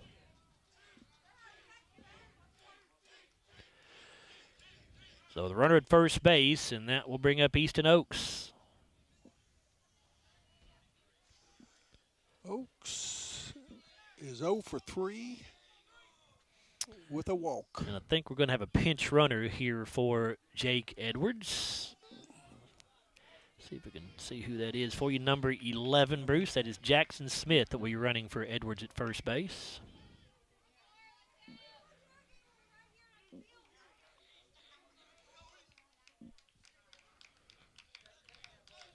going to take you about 10 minutes to add up the stats for this one, isn't it? Are you keeping up with it as we go along? I've been keeping All up right, well, with that's it, good. Yeah. Trying to. Over to first base here is not in time. Runner back in safely. You said Jackson Smith. Yes, sir. Yes. Number 11. The pitch to Oaks. Misses outside, 1-0.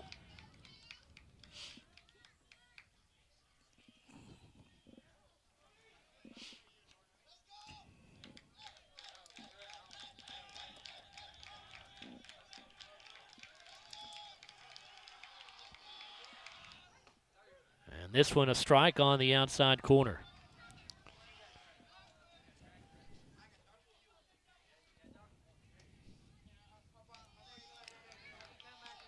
Garrett has the pitch he wants. Delivers. Ground ball, and that is going to be scooped up at second base by Shields. He goes to first for the out. Terrific play by Garrett. Shields made a sliding stop and then pops up and throws a bullet to first base for out number 3. Metcalfe County done here in the top of the 10th. Scotties will go to the bottom of the 10th, tied at 5. No runs, 1 hit, no errors, 1 left. As Joe just told you, it's 5 apiece here between Glasgow and Metcalfe County. Heading to the bottom of the 10th. We'll be right back after a 1-minute timeout on WCLU Sports Blue, 103.1 FM, 1490 AM. From the very first day to the final walk across the stage. In Glasgow, your child isn't just enrolling in a school. They're joining a family. Today, they're holding tiny backpacks. Tomorrow, they're holding diplomas.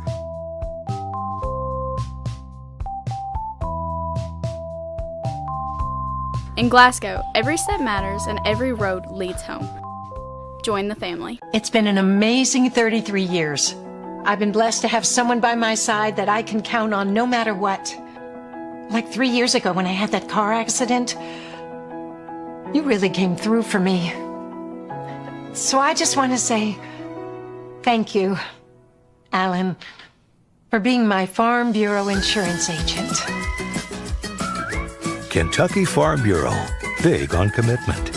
Oh, he's been great too. Now here at Sam Royce Field, and the Scotties will send up the heart of the order. 3, 4, 5 hitters, Hudson Gum, Keaton Haynes, and Carter Hodges. This game tied at 5. Hudson Gum's 2 for 2, Joe.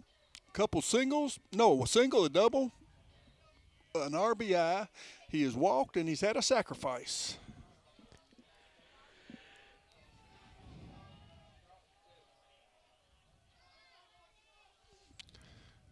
Pitcher for Metcalfe County is still Maddox Garrett.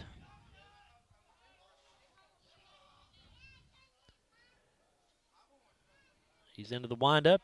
First pitch misses upstairs. Is this his 3rd inning of work, Bruce? When did Garrett come in? I've lost track. Oh, let me see.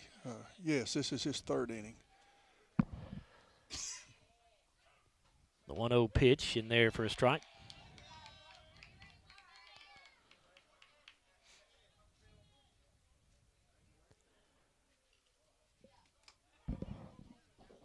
Now the 1-1. Misses upstairs. As we said earlier, the Scotties played a 10-inning ball game at Franklin Simpson on Saturday in their most recent game. They won that one 6-3. And this one's going to be fouled back. Evens the count up at 2 balls and 2 strikes. I believe I marked that ball, that the 2 RBIs, that was a double, wasn't it? No, it was a single when he went on the throw. I got that. I thought we've only had 1 extra base hit in this ball game. 2-2 pitch from Garrett. And Gum lays off the inside pitch. 3-2 to Riley Dental Group, full count. I don't believe we're going to see any long balls, though, as cool as it is on this creek. It just doesn't carry. Here's a ball hit back up the middle. Chance Garrett at shortstop fields it, goes to first base for out number 1.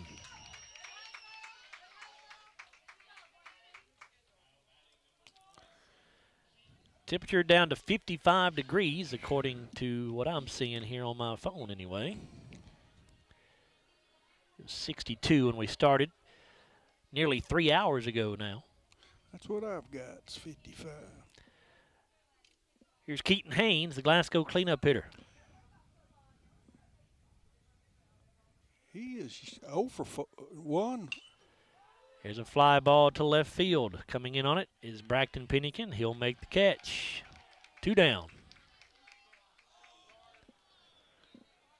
Can the Scotties rally with 2 outs here? Carter Hodges coming to the plate.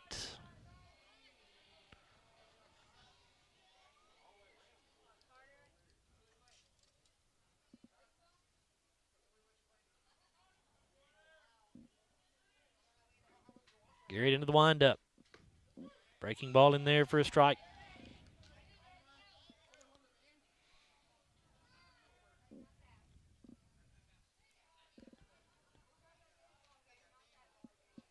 Now the 0-1. Hodges rips it into left field. And that is going to be a 2-out single as the left footer Braxton Pennington did a nice job to cut that ball off to hold Carter to a single. And now Peyton Limley, the hitter. 2 for 4.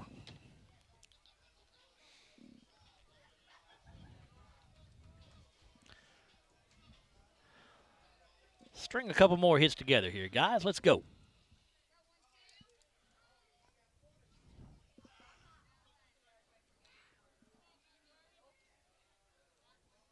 Five ball game. We're in the bottom of the 10th inning.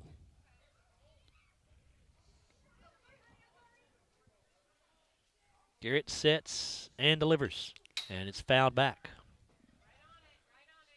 Oh no, I forgot about the triple. He had a triple that knocked in 2. We've had 2 extra base hits. All of theirs have been singles.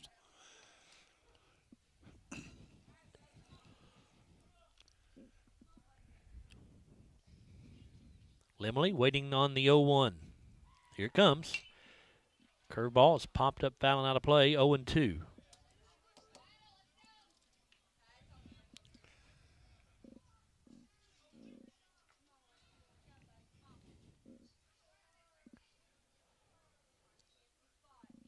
It's one of the longest games we've done in a while in baseball or softball. It sure is. Now the 0-2 delivery. Fouled straight back.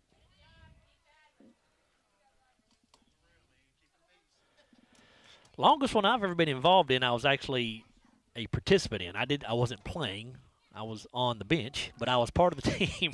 I think it was my sophomore season, maybe. Remember junior year. I don't remember a sophomore year, I think.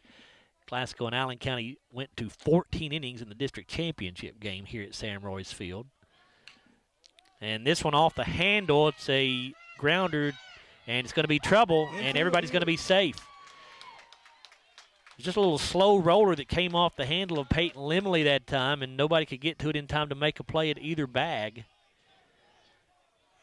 And runners at first and second, so the winning run is in scoring position here for Thomas Glass, who comes to the plate. Part of what held it up, too, Carter was stealing, and so, you know, they were sort of moving toward the bag rather than toward the ball, too. I guess the shortstop. Gotcha. Yeah. I didn't realize Hodges had taken off. Yeah, no, he'd taken off. I caught him out of the corner of my eye, so, you know, they were – it really sort of slowed them up as far as, you know, maybe getting to that ball. Right, gotcha. Glass, well, we've got a Glass looking for his second We're going to have a day. runner at first base. I was not able to pick up the number. Or I guess it's, let's see. Well, no. That's the same one's been running for him. Is that Cooper Hatton? Yeah, Hatton. Well, but it's not a pinch. It's not a courtesy runner anymore. It'd be a pinch runner here. Yeah, I guess that's right. No, that ain't 6. It is 6? No, I don't think it is. I can't see Well, it. Cooper Hatton is number 5. So if I mean 5, but I don't think it's either one of those. And this pitch misses upstairs here, Thomas Glass.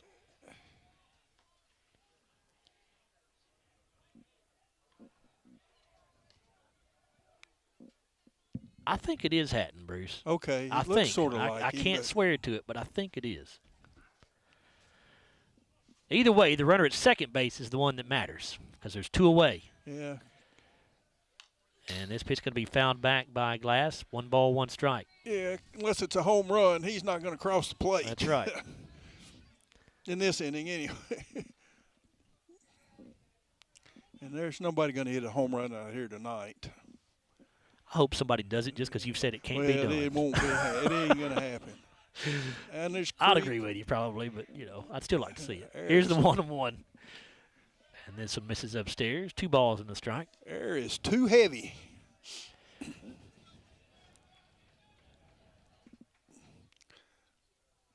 I played enough softball down here. Yeah, I remember when softball was played at this park. It's been many, many years ago. Here's a ground ball, and that's going to be scooped up by the shortstop. He'll flip to second base for the out. Well, how about we go to inning number 11 here at Sam Royce Field, and we are all still tied up at 5, Bruce. No runs, 2 hits, no errors, 2 left. We've completed 10, and it's Metcalfe County 5, Glasgow 5. We'll be right back after this 1-minute timeout on WCLU Blue Sports, 103.1 FM, 1498.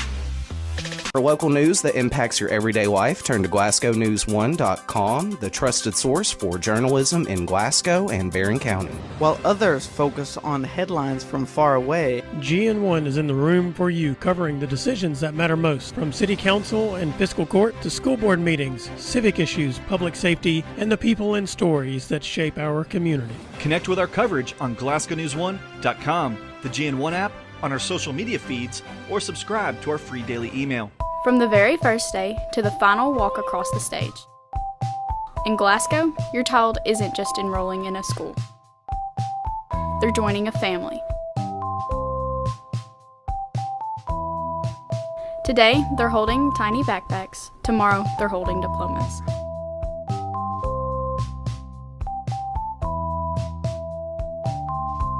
In Glasgow, every step matters and every road leads home. Join the family. Joe Myers, Bruce Tribune, back with you at Sam Royce Field. We go to the top of the 11th inning. That's right. I said the top of the 11th inning is it is Metcalfe County and Glasgow all tied up at 5. Jackson Long, Maddox Garrett, and Aiden Harrison are the 3 hitters due up for the Hornets. Those are the 9-1-2 men in the order. Bruce Stephen Garrett still on the hill for Glasgow. Jackson Long is 0 for 3. 3 strikeouts and a walk. Just about got hit. Long backs up out of the way of the inside pitch. He struck out his first 3 times and then led off with a walk, and we were able to get out of the inning. Fastball here, called a strike at the letters. Mr. Burris, I'm sure, is tired back there behind that plate. I'm sure. At least it's a cool night. It's not. See, if it was it 80 hot, degrees, it'd be a little different. 90 degrees, whatever. And this pitch swung on and missed, 1-2.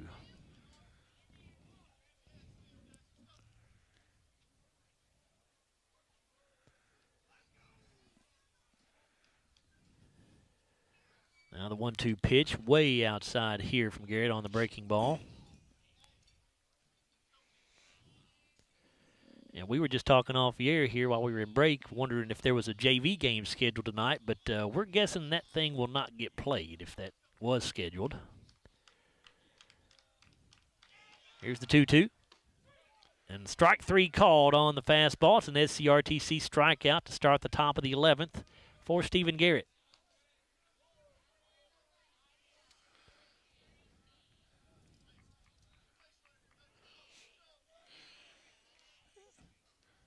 Maddox Garrett, the batter now, he's 0 for 4, scored a run off a walk.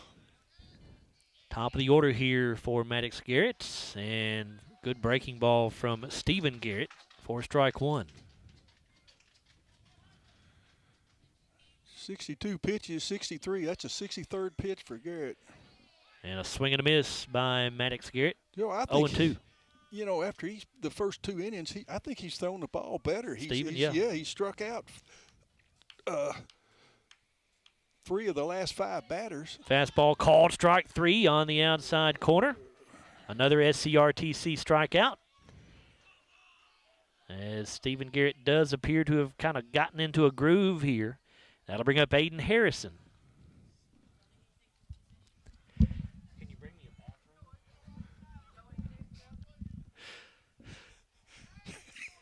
0-2, or excuse me, two outs, I should say, here in the top of the 11th. And the first pitch to Aiden Harrison found off out of play.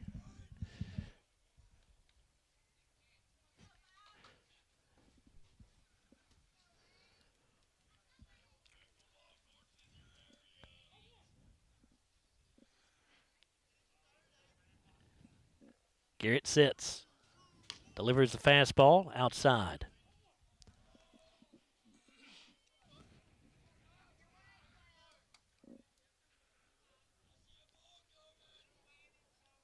Now the 1-1 pitch.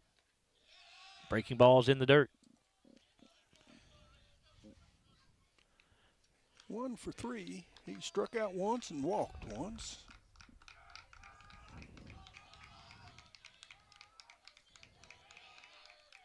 Two 2-1 delivery. Catches the inside corner. 2 balls, 2 strikes. Unless it's a runaway game, not many times do you get to bat 5 or 6 times That's in a true. game. That is very true.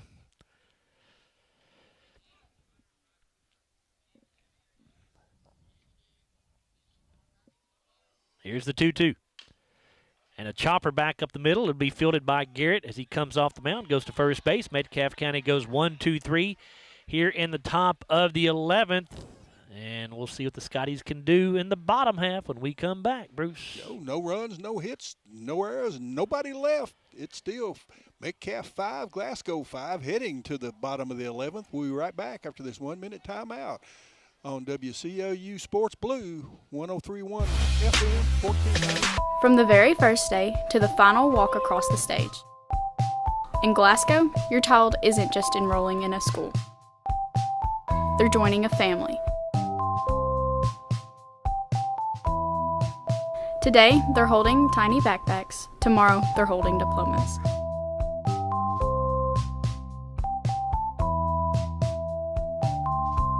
In Glasgow, every step matters and every road leads home. Join the family. It's been an amazing 33 years. I've been blessed to have someone by my side that I can count on no matter what. Like 3 years ago when I had that car accident, you really came through for me. So I just want to say thank you, Alan, for being my Farm Bureau insurance agent. Kentucky Farm Bureau, big on commitment. Oh, he's been great too.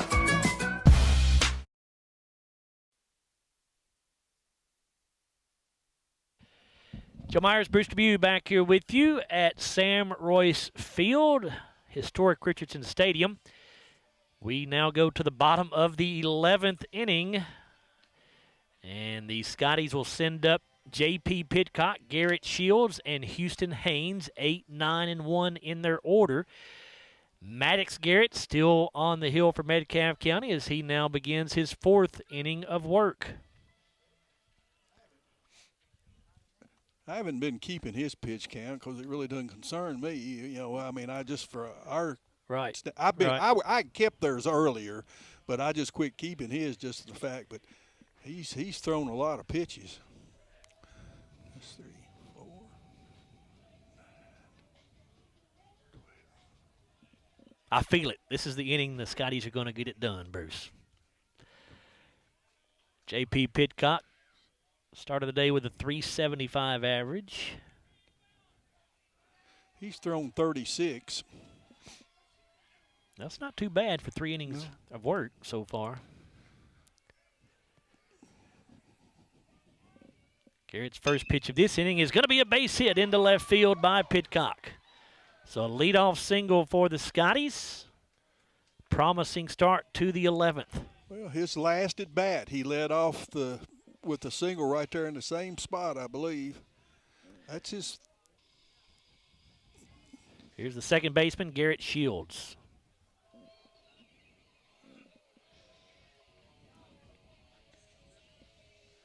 Shields is 0 for 3.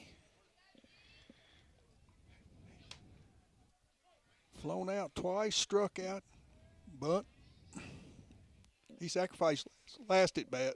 Trying to sacrifice here again, lays it down. It's a beauty. And they Safe. will go to first base, and they is not in time, so both runners safe. Infield hit. So now the winning run in scoring position with nobody out. Houston Haynes will come to the plate, and now Coach Daniel Garrett coming to talk to home plate umpire Tommy Burris about something. Time going to be called, and now he's going to go out and talk to the umpire out in the field. I thought he beat it out. I thought he did too. It was close, no doubt about that. I agree, but I thought did think it was the right call. It's Logan Cardwell who is out in the field as the umpire. Mr. Cardwell, I don't know. This is the first time I remember seeing him. They've got Chase Landrum, who we work with, umpires, and he says they have several new umps this year. Well, I'm just glad they're still able to get guys to come out and do it. Well, it is. It's a difficult. They've had so many quit over what the he's going to years, ask about. Now the umpires are going to talk about something here. Well, all they can do is ask him, did he see it differently? But trying to sacrifice here. I don't really understand. Safe. And they're not going to change the call. And again, Coach Garrett not very happy. Well, I didn't think he was. Will can look at it on replay there. Was he safe? Will said he was safe. We had a replay. Thank you, sir. By the way, our replay is brought to you by the Glasgow Electric Plant Board on our live stream. And they'll throw to second base here, but well, I'm Pitcock not sure back I'd have in there made safely. that throw. I mean, he threw it softly, but, a ball squirted in. We'll see if Houston Haynes may be bunting right here to move Pitcock over to third base with just one out. Yeah, probably so. He does square to bunt, but he pulls back and takes ball one.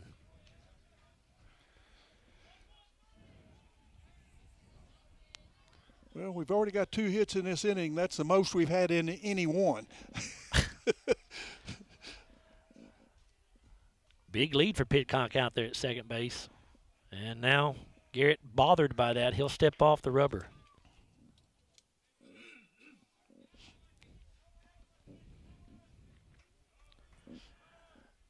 One 1-0 pitch coming. Haynes squares to bunt, lays it down. It's hit back, going to go to third base, and they get the out there. Got a perfect bounce. Yeah. So Metcalfe County gets the lead runner at third. There are still runners at first and second with just one away. That ball was just bunted a little bit too hard by Houston that time, went it right back at the pitcher, Garrett. Here's Stephen Garrett at the plate for the Scotties. He's looking for his first hit of the evening. A breaking ball from Maddox Garrett in there for a called strike. Well, Bunt, of course, will be off here. No point in moving him over to third base if we with get 2 anything outs. but a double play, we got Houston Gum on deck. And he's had a couple hits. Hudson, I'm sorry. It's all right. Houston Haynes. And this pitch in the dirt, that's going to get the run over to third base, so that'll do the job. So now the winning run 90 feet away with only 1 out. So now you're just looking for a fly ball deep enough to score Pitcock or score, Shields from third base. Yeah, I believe I put him on to try to get a force or a double play. Right? That's what I would do. That's what they're talking about. Coach Daniel Garrett out there with his infielders gathered around.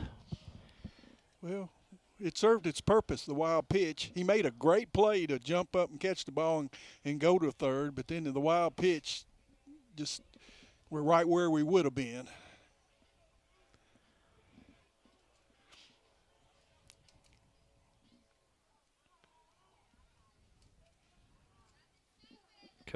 Glasgow coach Cameron Garman used that opportunity to talk to his base runners. Now he's going to have another quick word with Stephen Garrett at the plate. Well, let me put this in thought. They are apparently not going to put him on here, Bruce. Do you try to squeeze up first baseline? Oh, now they do say they're going to put him on. So they are going to put him on. They're going to pull their infielders in on the edge of the grass here. And the hitter will be Hudson Gum. Well, we've got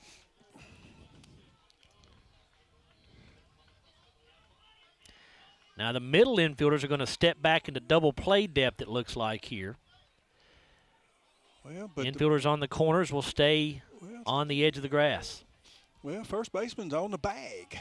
I'm sure he'll come off, yeah, though. But why would you even think about it? He's just talking to there him. we go. There's no reason to hold him at first. No reason at all. So here's Hudson Gum. Well, bases loaded, one away for the Scotties in a 5-5 ball game, bottom of the 11th. Gum watches the pitch go by upstairs for ball one, and that's the other thing. Maddox Garrett has to throw strikes here. There's nowhere to put Gum. A walk wins the game for the Scotties. He has not given up a walk since he's been in, I don't know. He has not given up a walk. Here's the 1-0, and that one's inside. 2 balls and no strikes. So the pressure builds on Garrett here. With the infielders in, Hudson's been tagging the ball. He's had a ball hit in the infield. He could probably slap one through the hole because, it's going to be hard to hit anything, knock anything down in the gap. The 2-0 pitch. That's high. 3 balls and no strikes, and now Garrett has to come with a strike or this ball game is over. And you're taking one right here. Absolutely. You might take 2. Yes, sir. And he's thrown several pitches. This is his 4th inning of work.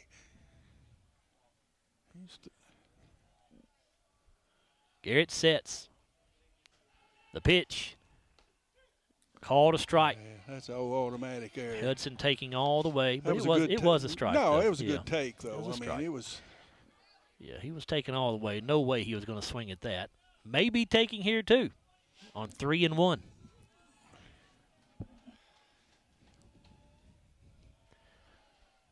The pitch. Gum fouls it back, so the count will go full. It's a Riley Dental Group full count. Big pitch right here. And by the way, Metcalfe County, well, they were not playing for the double play until this pitch. Now the middle infielders are going to step back into double play depth here. Yeah, because there's no way he's going to bunt with 2. Suicide. Squeeze. Payoff pitch coming. And Gum fouls it back. Scotties have just 1 out, so as long as Gum does not hit into a double play here, Keaton Haynes would get a chance if Hudson cannot get the game-winning hit.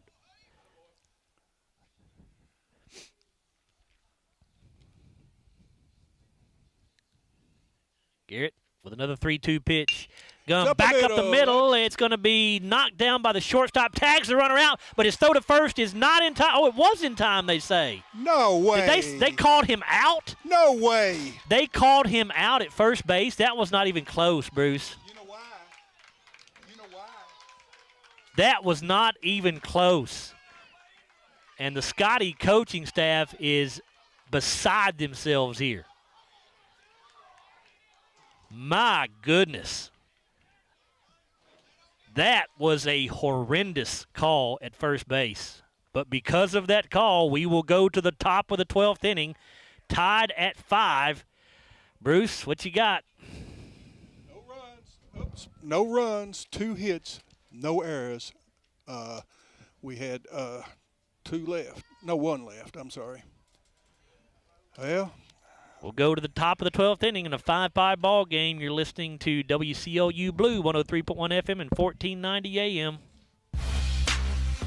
For local news that impacts your everyday life, turn to GlasgowNews1.com, the trusted source for journalism in Glasgow and Barron County. While others focus on headlines from far away, GN1 is in the room for you, covering the decisions that matter most, from city council and fiscal court to school board meetings, civic issues, public safety, and the people and stories that shape our community. Connect with our coverage on GlasgowNews1.com, the GN1 app, on our social media feeds, or subscribe to our free daily email. From the very first day to the final walk across the stage. In Glasgow, your child isn't just enrolling in a school. They're joining a family. Today, they're holding tiny backpacks. Tomorrow, they're holding diplomas.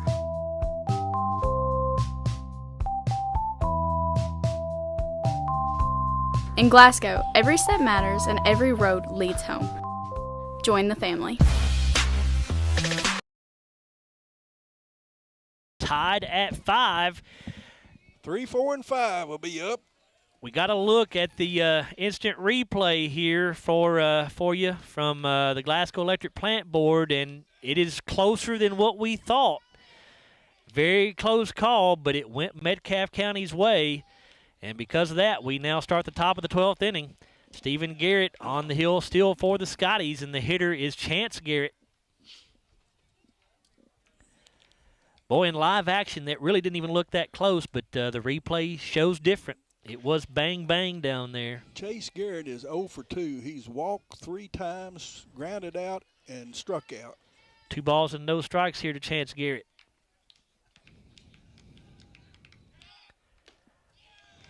And this pitch misses low. It's 3 balls and no strikes. He's looking to walk his 4th time.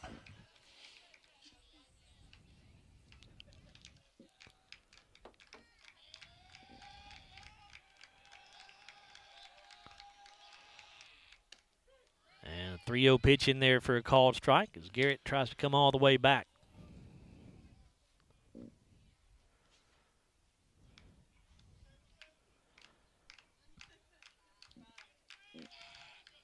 Pitch popped up into the infield. Second baseman Garrett Shields will make the catch.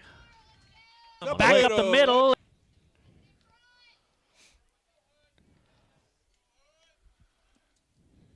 I don't think I've ever broadcasted a 12-inning baseball or softball game that I can recall. I don't remember. Like I said, I played in a 14-inning game back when I was in high school at Glasgow, but I don't ever remember broadcasting one this long. Now been playing for 3 hours and 18 minutes. Seems like a week. Seems like it's been a while. And the pitch from Garrett in there for a called strike to Hudson Fields to start this at bat.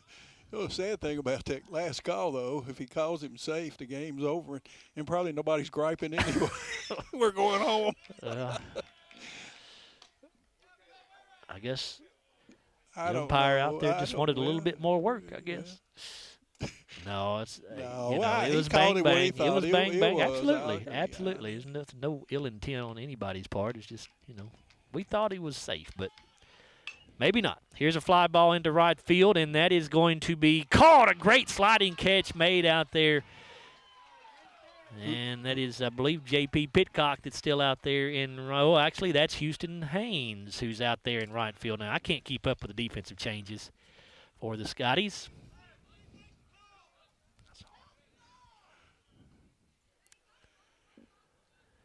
So 2 down.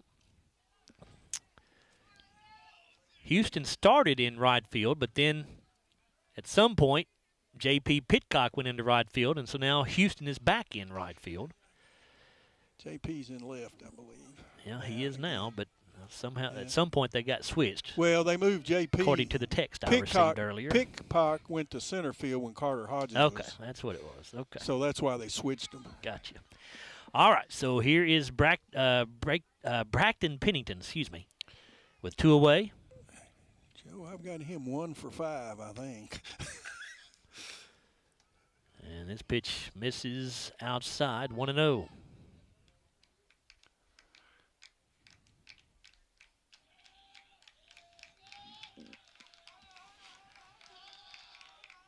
Garrett with a pitch. Called a strike on the outside part of the plate. Somebody's got to manufacture a run. Hopefully the Scotties. Here's the 1-1. Popped up on the infield. Is it going to stay in play? It will, and the catch going to be made in foul territory by Keaton Haynes, the first baseman, and that will end the inning as Metcalfe County goes 1-2-3 here in the top of the 12th. No runs, no hits, no errors, nobody left. We've played 11 and a half, and the score is still Metcalfe 5, Glasgow 5. We'll be right back after this 1-minute timeout on WCLU Sports Blue, 103.1 FM, 1490 AM. For local news that impacts your everyday life, turn to GlasgowNews1.com, the trusted source for journalism in Glasgow and Barron County. While others focus on headlines from far away, GN1 is in the room for you, covering the decisions that matter most, from city council and fiscal court to school board meetings, civic issues, public safety, and the people and stories that shape our community. Connect with our coverage on GlasgowNews1.com, the GN1 app, on our social media feeds, or subscribe to our free daily email. From the very first day to the final walk across the stage. In Glasgow, your child isn't just enrolling in a school. They're joining a family. Today, they're holding tiny backpacks. Tomorrow, they're holding diplomas.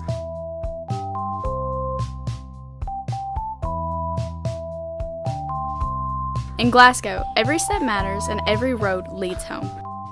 Join the family.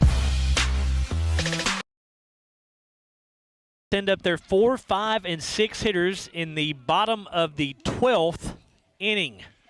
Well, Joe, if we don't score here, I'm going to have to fill out another book. That may take 30, 40 minutes for me to fill out. Well, we'll have to tell them to stop the game while you do that, won't we? Yeah, the scorebook only has room for 12 innings. So hopefully Glasgow will end this thing right here. You got, as I said, the 4, 5, 6 hitters. That's Keaton Haynes, Carter Hodges, and Peyton Limley. We are tied at 5. I'm ready for you to prove me wrong, Joe, that you can hit a home run here. Well, I'm certainly not going to prove you wrong, but let's hope Keaton Haynes does. Or say I'm wrong. All right, here's Maddox Garrett on the hill. His breaking ball in there for a strike on the inside part. Yeah, Keaton looking for his first hit. He's drawn a walk, struck out twice, hitting the fielder's choice and flown out. And this ground ball is a chopper down the third base line, fielded by the third baseman Dial. His throw to first is way over the head of the first baseman. Haynes winds up at second base. It'll be an infield single, and an error on the throw moves Haynes to second. So now the leadoff man in scoring position with nobody out at second base.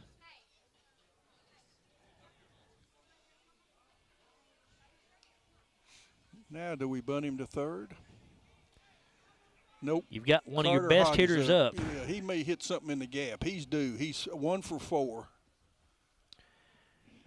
Senior center fielder Carter Hodges, they're going to put him on, not going to give him an opportunity. You can't blame them there. But still a great opportunity here for Glasgow. Peyton Limley coming to the plate. Nobody out. Runners at first and second. In the bottom of the 12th inning in a 5-5 ball game. And Peyton's been our best hitter of the night. He's 3 for 5. A single, a triple, a single, grounded to third, and struck out his first at bat.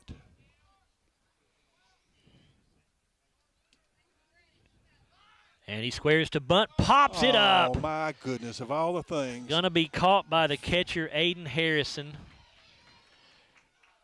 Still just one away. That'll bring up Thomas Glass. Scotties have laid down a couple of good bunts tonight, but the last two they've tried have not been great. No. That's right. The way he swung the bat, of course, I know you don't want to double play. Now the double play can get him out of the inning. Here's Thomas Glass. He's 1 for 5.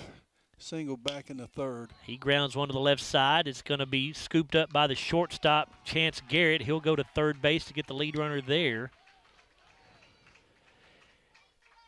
Glasgow had the leadoff man on at second base with nobody out, and Metcalfe County is 1 out away from getting out of this. J.P. Pitcock will come to the plate. Well, that's just being able to bunt. Pitcock hits it to the right side. This is going to be scooped up by the second baseman, Blake Judd. He'll go to first base.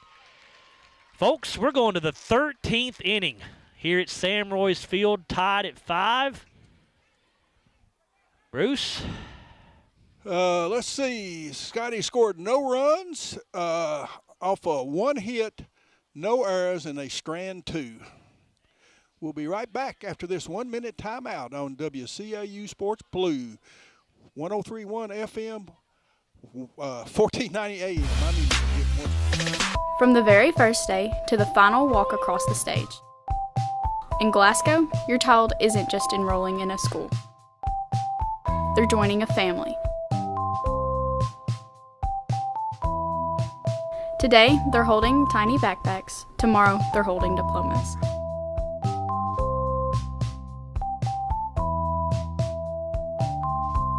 In Glasgow, every step matters and every road leads home. Join the family. It's been an amazing 33 years. I've been blessed to have someone by my side that I can count on no matter what. Like 3 years ago when I had that car accident, you really came through for me. So I just want to say thank you, Alan, for being my Farm Bureau insurance agent. Kentucky Farm Bureau, big on commitment. Oh, he's been great too.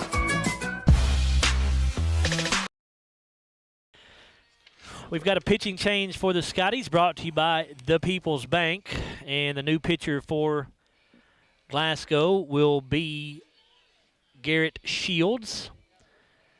And Shields has been playing second base. Garrett on the year 0-1 with a 3.94 ERA. He has 5 strikeouts, 4 walks. He's thrown 5 1/3 innings. And he's making his second appearance of the season. Both have come in relief. Joe, and they're at 6, 7, 8 right now. So we are now going to the top of the 13th inning in a 5-5 ball game. And those 6, 7, and 8 hitters for Metcalfe County are Braden Dial, Jake Edwards, and Easton Oaks.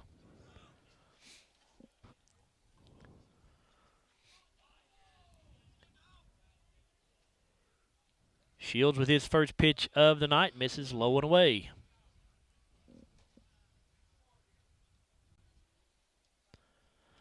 I believe Stephen Garrett has gone to second base, so I think he and Shields have just changed positions here. And this pitch can be fouled off out of play.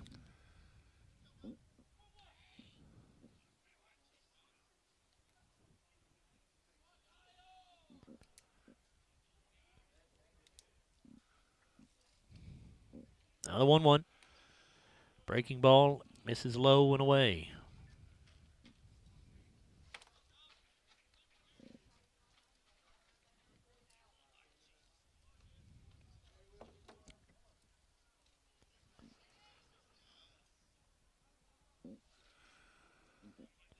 Two balls and a strike. Shields sets and delivers. Ground ball. Hudson Gum charging at shortstop. He has it. The throw is there. 1 down.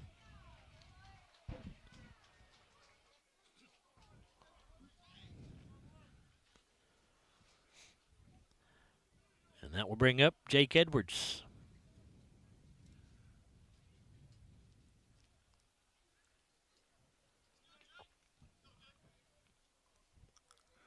Edwards is 1 of 4 right now.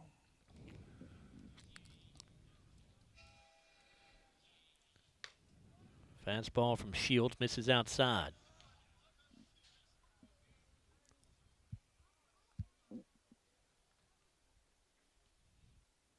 Here's the 1-0. Good fastball there, swung on and missed by Edwards. Could not lay off the high heat. 5-5 ball game. We're in the top of the 13th inning. Now the 1-1. Strike 2 called on the inside corner off the curveball.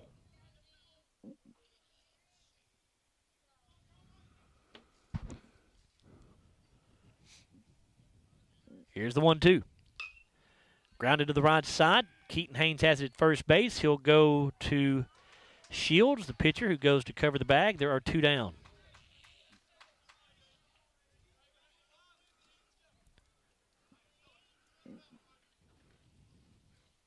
And now Easton Oaks, the pitcher, or the hitter, excuse me.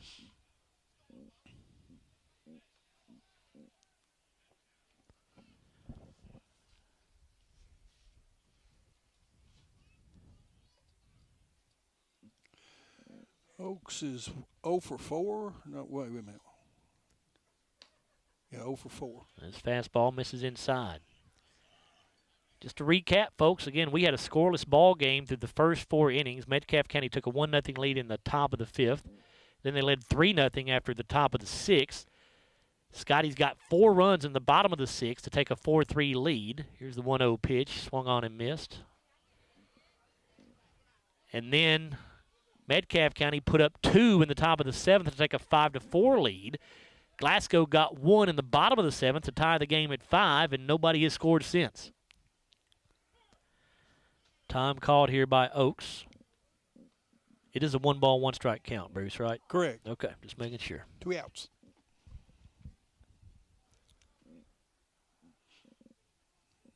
And now Shields will step off the mound.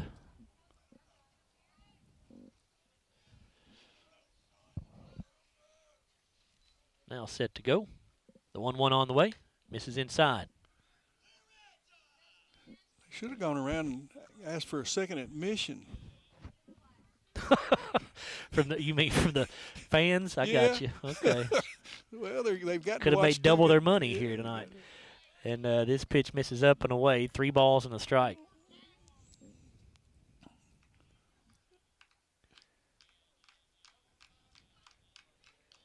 Shields with the pitch. And a swing and a miss. Actually, a foul tip, they say, back into the catcher's glove, so it's still a strike. Full count. It is a Riley Dental Group full count. 3 balls and 2 strikes here. Shields with the payoff pitch. Fouled off out of play by Oaks.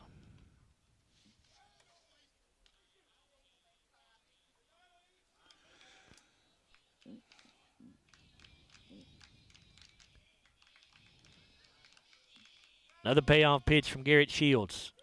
Strike 3 called on the inside corner. It's an SCRTC strikeout for Shields. And can the Scotties get it done in the bottom of the 13th? We shall see. No runs, no hits, no errors, nobody left. Well, let's see. This 12.5 innings, Metcalfe 5, Glasgow 5. We'll be right back after this 1-minute timeout on WCLU Sports Blue, 103.1 FM, 1498. From the very first day to the final walk across the stage. In Glasgow, your child isn't just enrolling in a school. They're joining a family. Today, they're holding tiny backpacks. Tomorrow, they're holding diplomas.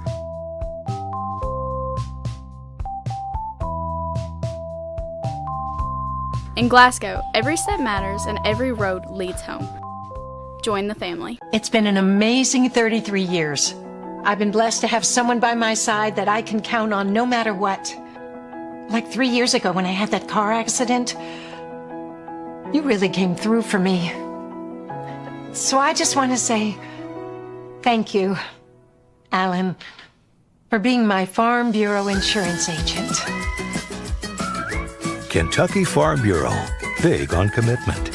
Oh, he's been great too. Back here at Sam Roy's Field, Joe Myers, Bruce Tribune with you. We head to the bottom of the 13th in a 5-5 ball game between Glasgow and Metcalfe County here in high school baseball.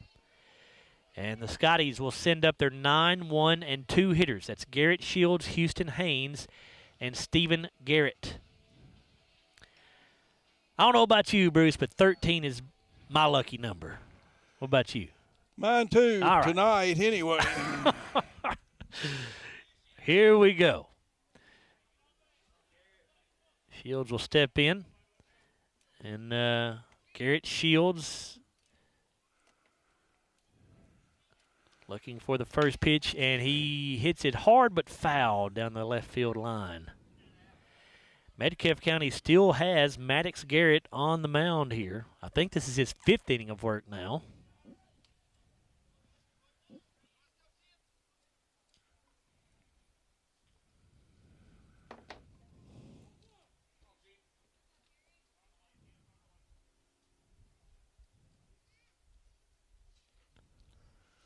And the breaking ball from Garrett stays upstairs here, 1-1.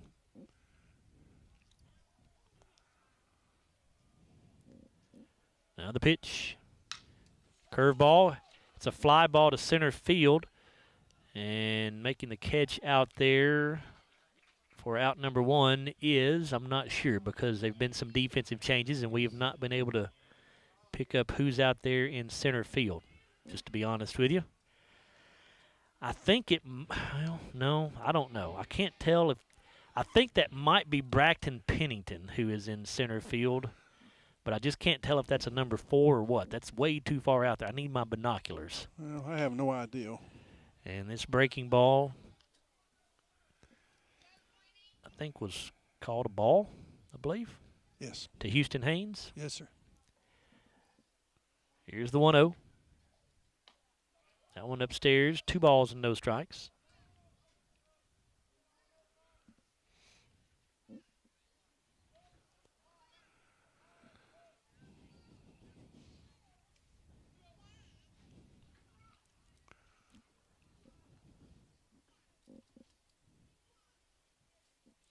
He's 2 for 5.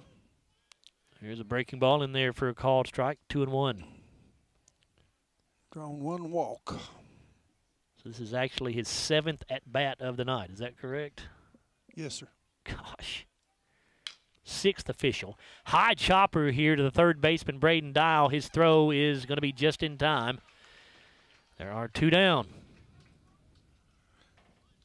That was a nice play. It was.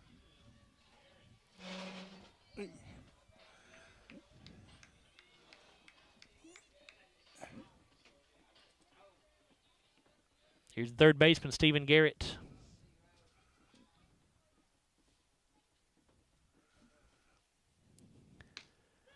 Breaking ball in there for strike 1.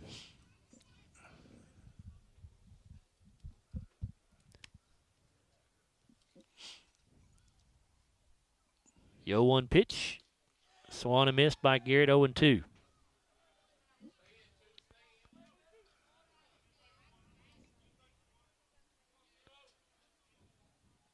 This is the 6th inning he's pitched. I don't know how many. I should have counted his pitches because he's got to be getting close.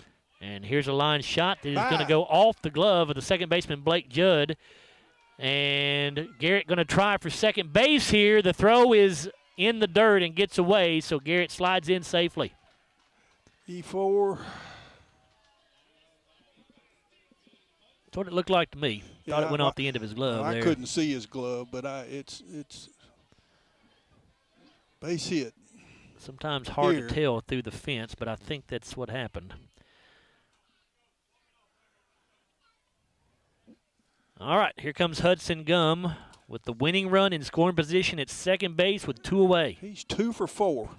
My guess is they'll put Hudson on here, and they will. So that'll create a force at any bag for Metcalfe County with 2 down.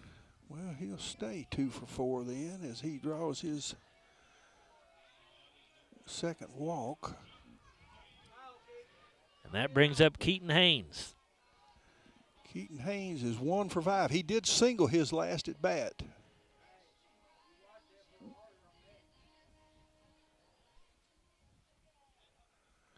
Bottom of the 13th inning, we are tied at 5. Glasgow with the winning run in scoring position at second base, 2 down.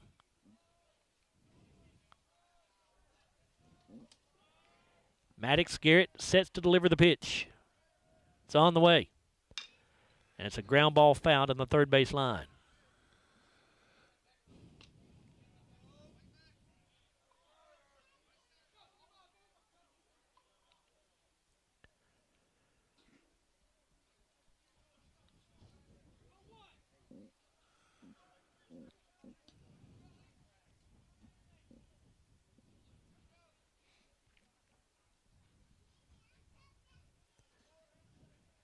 Garrett sets. The pitch. Haynes hits it to the shortstop, and Chance Garrett will make the play to second base. I guess 13 is not such a lucky number. We're going to the top of the 14th inning. No runs, no hits, no errors, 2 left on. So we finished 13, and it's still Metcalfe 5, Metcalfe County 5, Glasgow 5. We'll return on 1 minute timeout on WCAU Sports. For local news that impacts your everyday life, turn to GlasgowNews1.com, the trusted source for journalism in Glasgow and Barron County. While others focus on headlines from far away, GN1 is in the room for you, covering the decisions that matter most, from city council and fiscal court to school board meetings, civic issues, public safety, and the people and stories that shape our community. Connect with our coverage on GlasgowNews1.com, the GN1 app, on our social media feeds, or subscribe to our free daily email. From the very first day to the final walk across the stage. In Glasgow, your child isn't just enrolling in a school. They're joining a family. Today, they're holding tiny backpacks. Tomorrow, they're holding diplomas.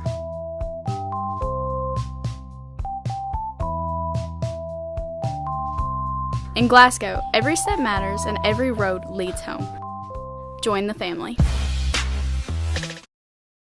Joe Myers and Bruce Tribune back with you at Sam Royce Field, and we will head to the top of the 14th inning.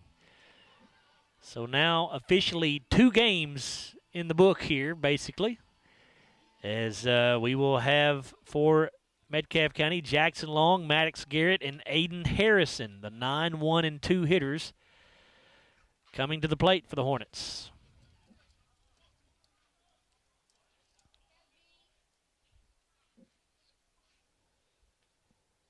Garrett Shields will start his second inning of work on the mound.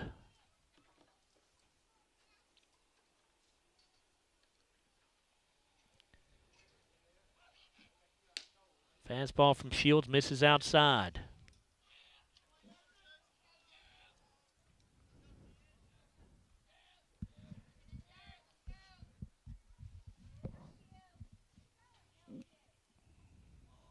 Here's the 1-0. Low on away.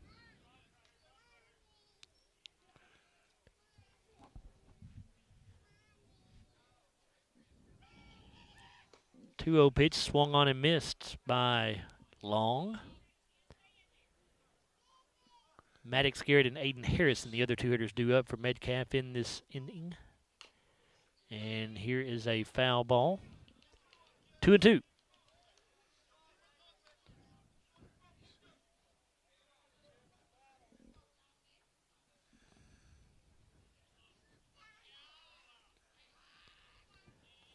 Pitch beams him.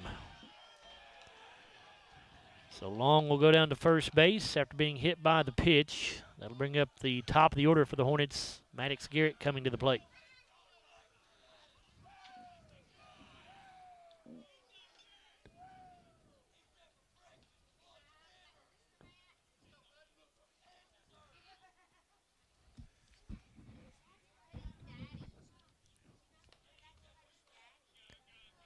Five ball game here in the top of the 14th inning.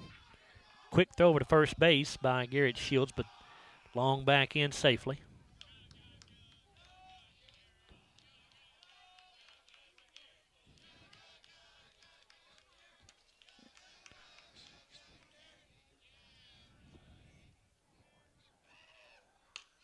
This pitch going to be fouled off by the play by Maddox Garrett. I've got Garrett pitching 72 pitches right now, because we've had several innings where he hadn't thrown, but very many we've hit first pitches or. And he's thrown 6 innings of work. Is that correct? I believe that's 5 right. or 6. I thought it was 5. But here's a ball hit back to Shields, who'll go to second base for the out there, on to first for the out there. The third double play turned by the Scotties this evening. That one a 1-6-3 double play. And that brings up the catcher, Aiden Harrison.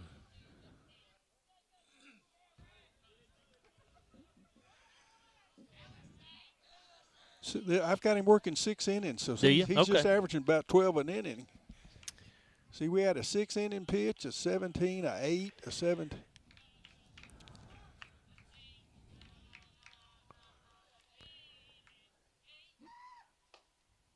Shields delivers the first pitch of the at-bat outside.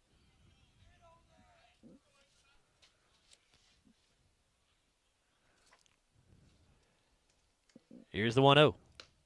Strike one called.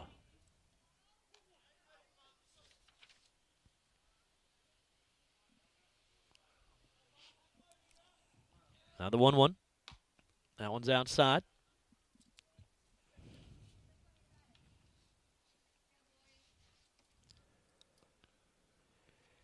Garrett Shields with a 2-1. Swung on and missed.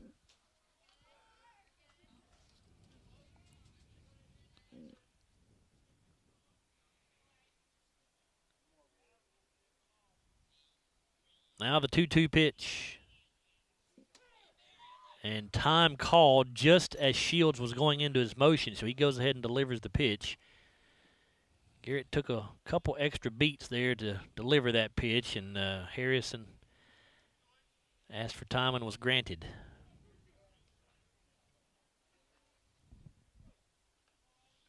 Now the 2-2 pitch.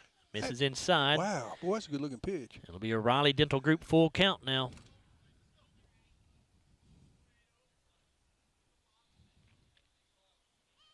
Payoff pitch coming. Grounded to Gum at shortstop. Hudson up with it, and the throw to first is there. Metcalfe County down in order in the top of the 14th. No runs, no hits, no errors, nobody left. 13 and a half innings now here at historic Richardson Stadium, Sam Royce Field. Metcalfe County 5, Glasgow 5. We'll be right back after this 1-minute timeout on WCLU Sports. From the very first day to the final walk across the stage. In Glasgow, your child isn't just enrolling in a school. They're joining a family. Today, they're holding tiny backpacks. Tomorrow, they're holding diplomas.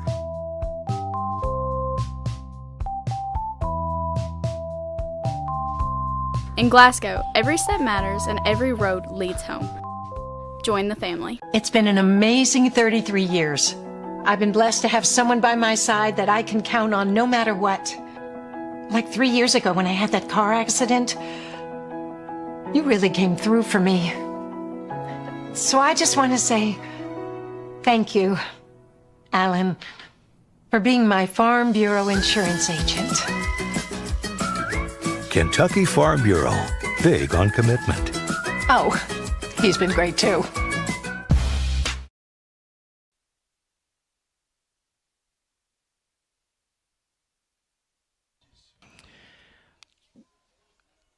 If you're just joining us, expecting some other type of programming here on WCLU because this ball game began nearly 4 hours ago now, welcome to Glasgow baseball. It's the bottom of the 14th inning. Game tied at 5 here between the Scotties and the Metcalfe County Hornets. And for Glasgow, they will send up their, let's see, 5, 6, and 7 hitters. It'll be Carter Hodges, Peyton Limley, and Thomas Glass. Let me see what Keaton Haynes has done. He's 1 for 5, scored a run. He's drawn a base on ball and struck out twice. No, Haynes batted last. Hodges is 1 for 4. Has a sacrifice, a walk, a strikeout, and an RBI. He singled. Carter started the day with a .364 average. And he rips one into left field. It is going to get over the head of the left fielder, Braxton Pennington. Hodges on his way to second. He'll pull up there with a stand-up double to lead off the 14th inning.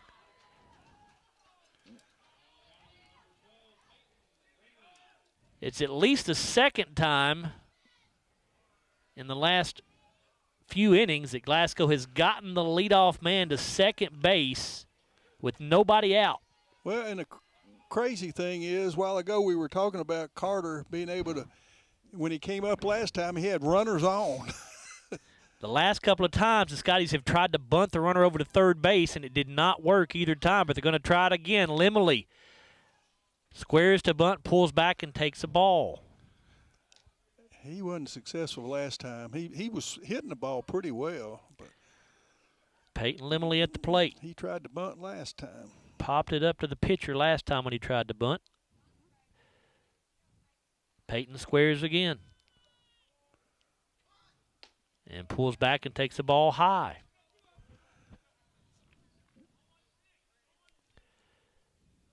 Two and 0. Of course, Maddox Garrett really doesn't care much if he walks Lemley right here. He's given up 2 walks, and both of those were intentional. They just didn't Again, Lemley squaring the bunt, tries to lay the bunt down. He fouls this one back.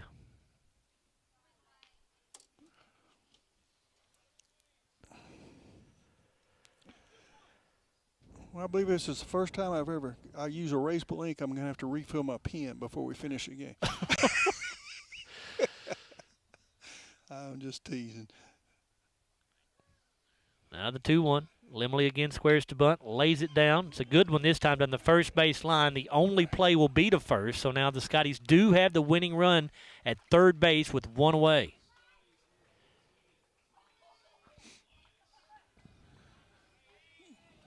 And here comes Thomas Glass. All you're looking for here is a fly ball deep enough to score the runner from third base and end this marathon of a ball game.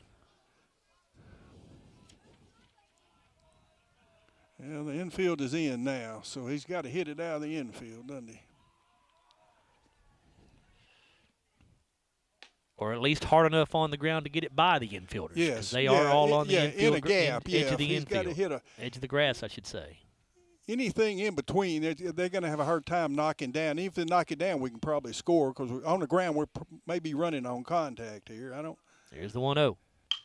And it's a hard ground ball, and it's by into left field, and the Scotties will win this ball game by a final score of 6-5 on the RBI single by Thomas Glass. Carter Hodges comes in to score the winning run, and Glasgow will go to 3-1 on the year. Metcalfe County drops to 1-3. Glasgow a 6-5 winner here in 14 innings at Sam Royce Field.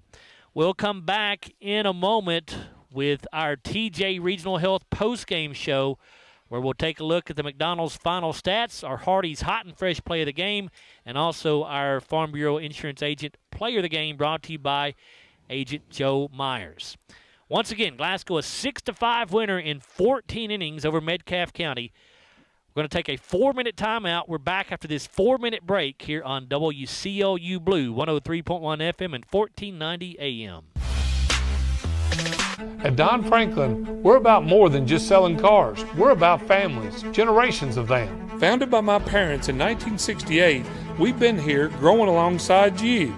From the first family cart to the newest model for the next generation, our values of trust, care, and commitment are in every handshake, every deal.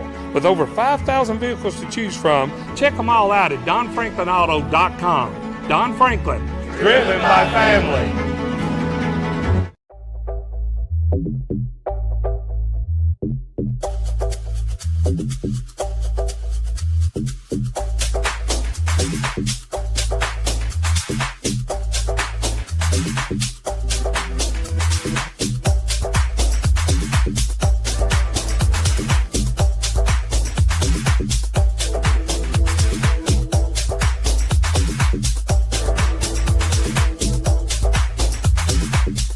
Hardee's Original Bag is back, now with even more full-size sandwiches to choose from. The new Spicy Chicken Sandwich, Hot Ham and Cheese, Hand-Breaded Chicken Tender Wrap, or Charbroiled Double Cheeseburger. Mix and match any two, with fries and a drink, just $6.99. Our dental health plays a vital role in our overall health. Practicing good dental hygiene is especially important for children. When was your child's last checkup? Riley Dental Group is invested in making sure you and your family have the healthiest smile possible. They understand a dental visit may prompt anxiety or nervousness, but Dr. Riley and his team offer a variety of solutions, including a comforting and friendly visit from Bennett, their therapy dog. Call Riley Dental Group for an appointment, 651-5939. Right now, when you download the Hardee's app and join My Rewards, say good morning to 20% off any breakfast order of $10 or more. Wake up to the fluffy omelet biscuit or a home-style loaded burrito and save. That's goodness in Hardee's country. Have you injured yourself playing a sport or exercising?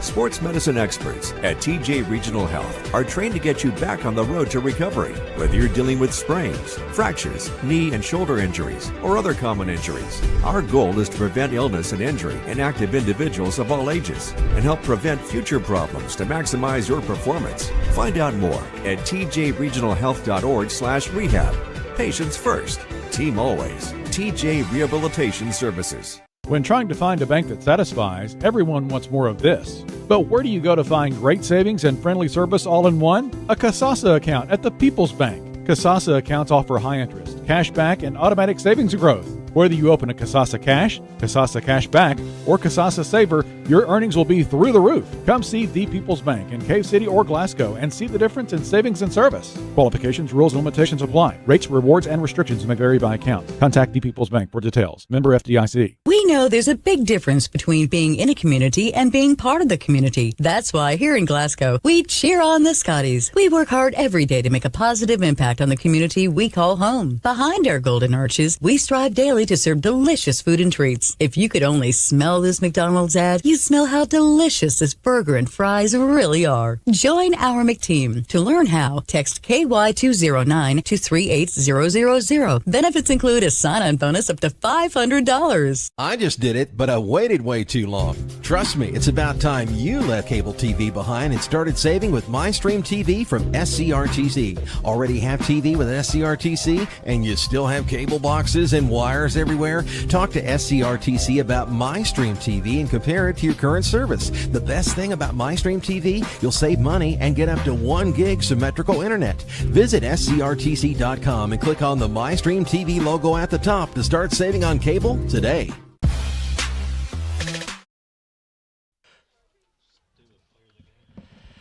All right, back here at Sam Royce Field, not Hank Royce Stadium, that's football. I'm delirious right now. We just went 14 innings. The Scotties pick up a 6-5 win with the Metcalfe County Hornets to move to 3-1 on the year. Hornets falling to 1-3. Joined now by Glasgow head coach Cameron Garman here on our TJ Regional Health. And it's a hard ball. It's by into left field, and the Scotties will win this ball.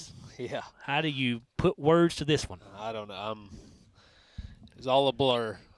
I'm worried about the rest of the week, and we just played 10 innings on Saturday with Franklin, and I hope we get out of this healthy. That's what I'm worried about. But yeah.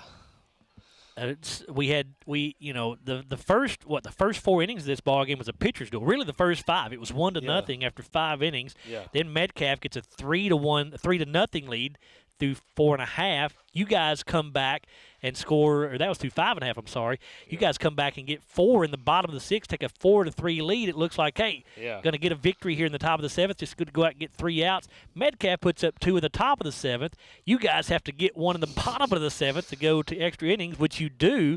And then nobody scored for forever. Yeah. Thank you for reminding me. I can't even remember everything that happened. But just a crazy game. Yeah, and give credit to our guys for obviously battling back when we needed to and keeping it at least tied.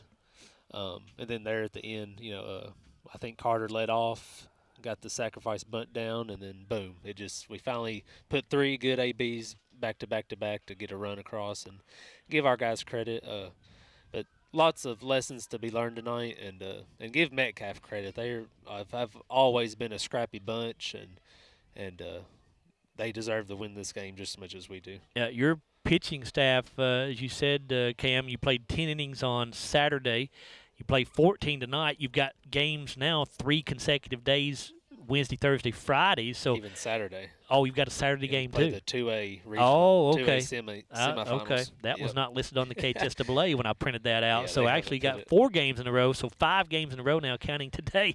So yeah, I mean, you're going to really have to try to figure this out, aren't you? Yeah, I don't know who made the schedule, but well, it's not like you expected a 10 and 14 inning game back to back, you know. So yeah, we just got to scrap around. Some young guys are going to have to step up on the mound, and we're just going to have to obviously follow the rules of pitch limits and number days of rest, but I think we got enough guys on staff that can handle the load. We just gotta compete, gotta show up and do whatever it takes. Just now getting a look at the final stats, which Bruce was adding up, but Peyton Limley with a big day at the plate for you. He goes 3 for 5 and had 2 RBIs.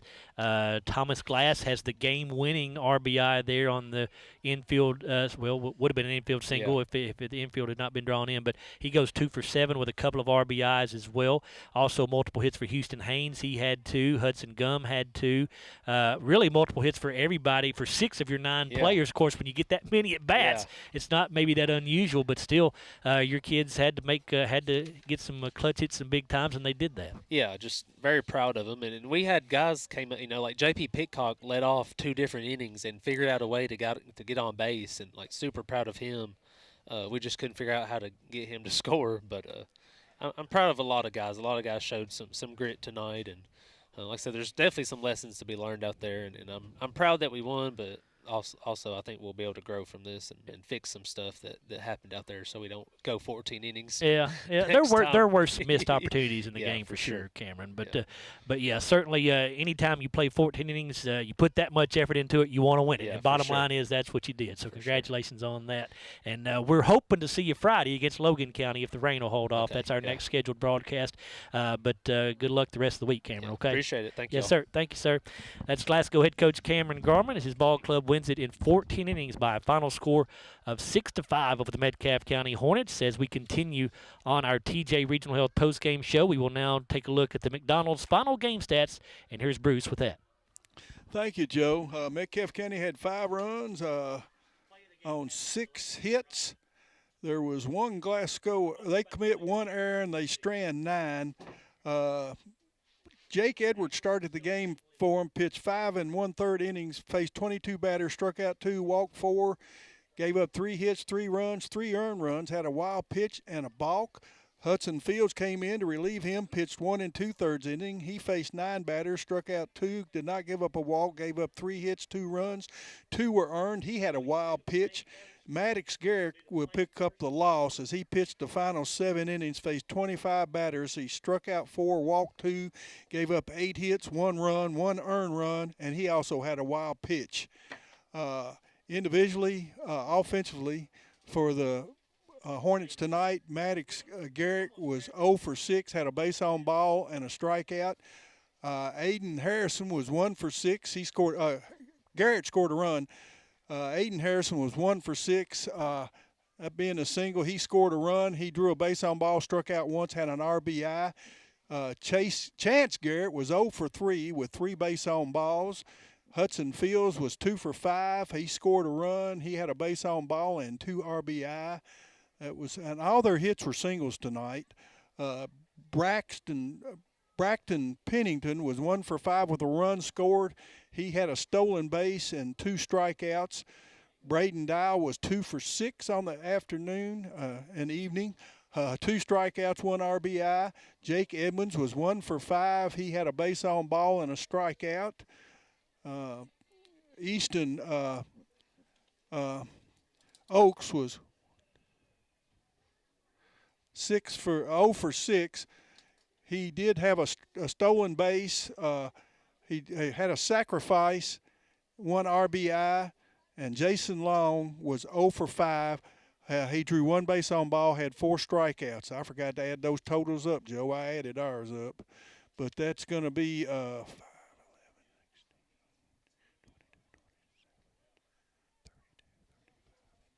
45 at bats.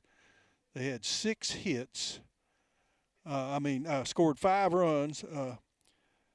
They had 6 hits. They strand 1 and 9. But that's 45 official at bats. For the Scotties tonight, 6 runs on 15 hits.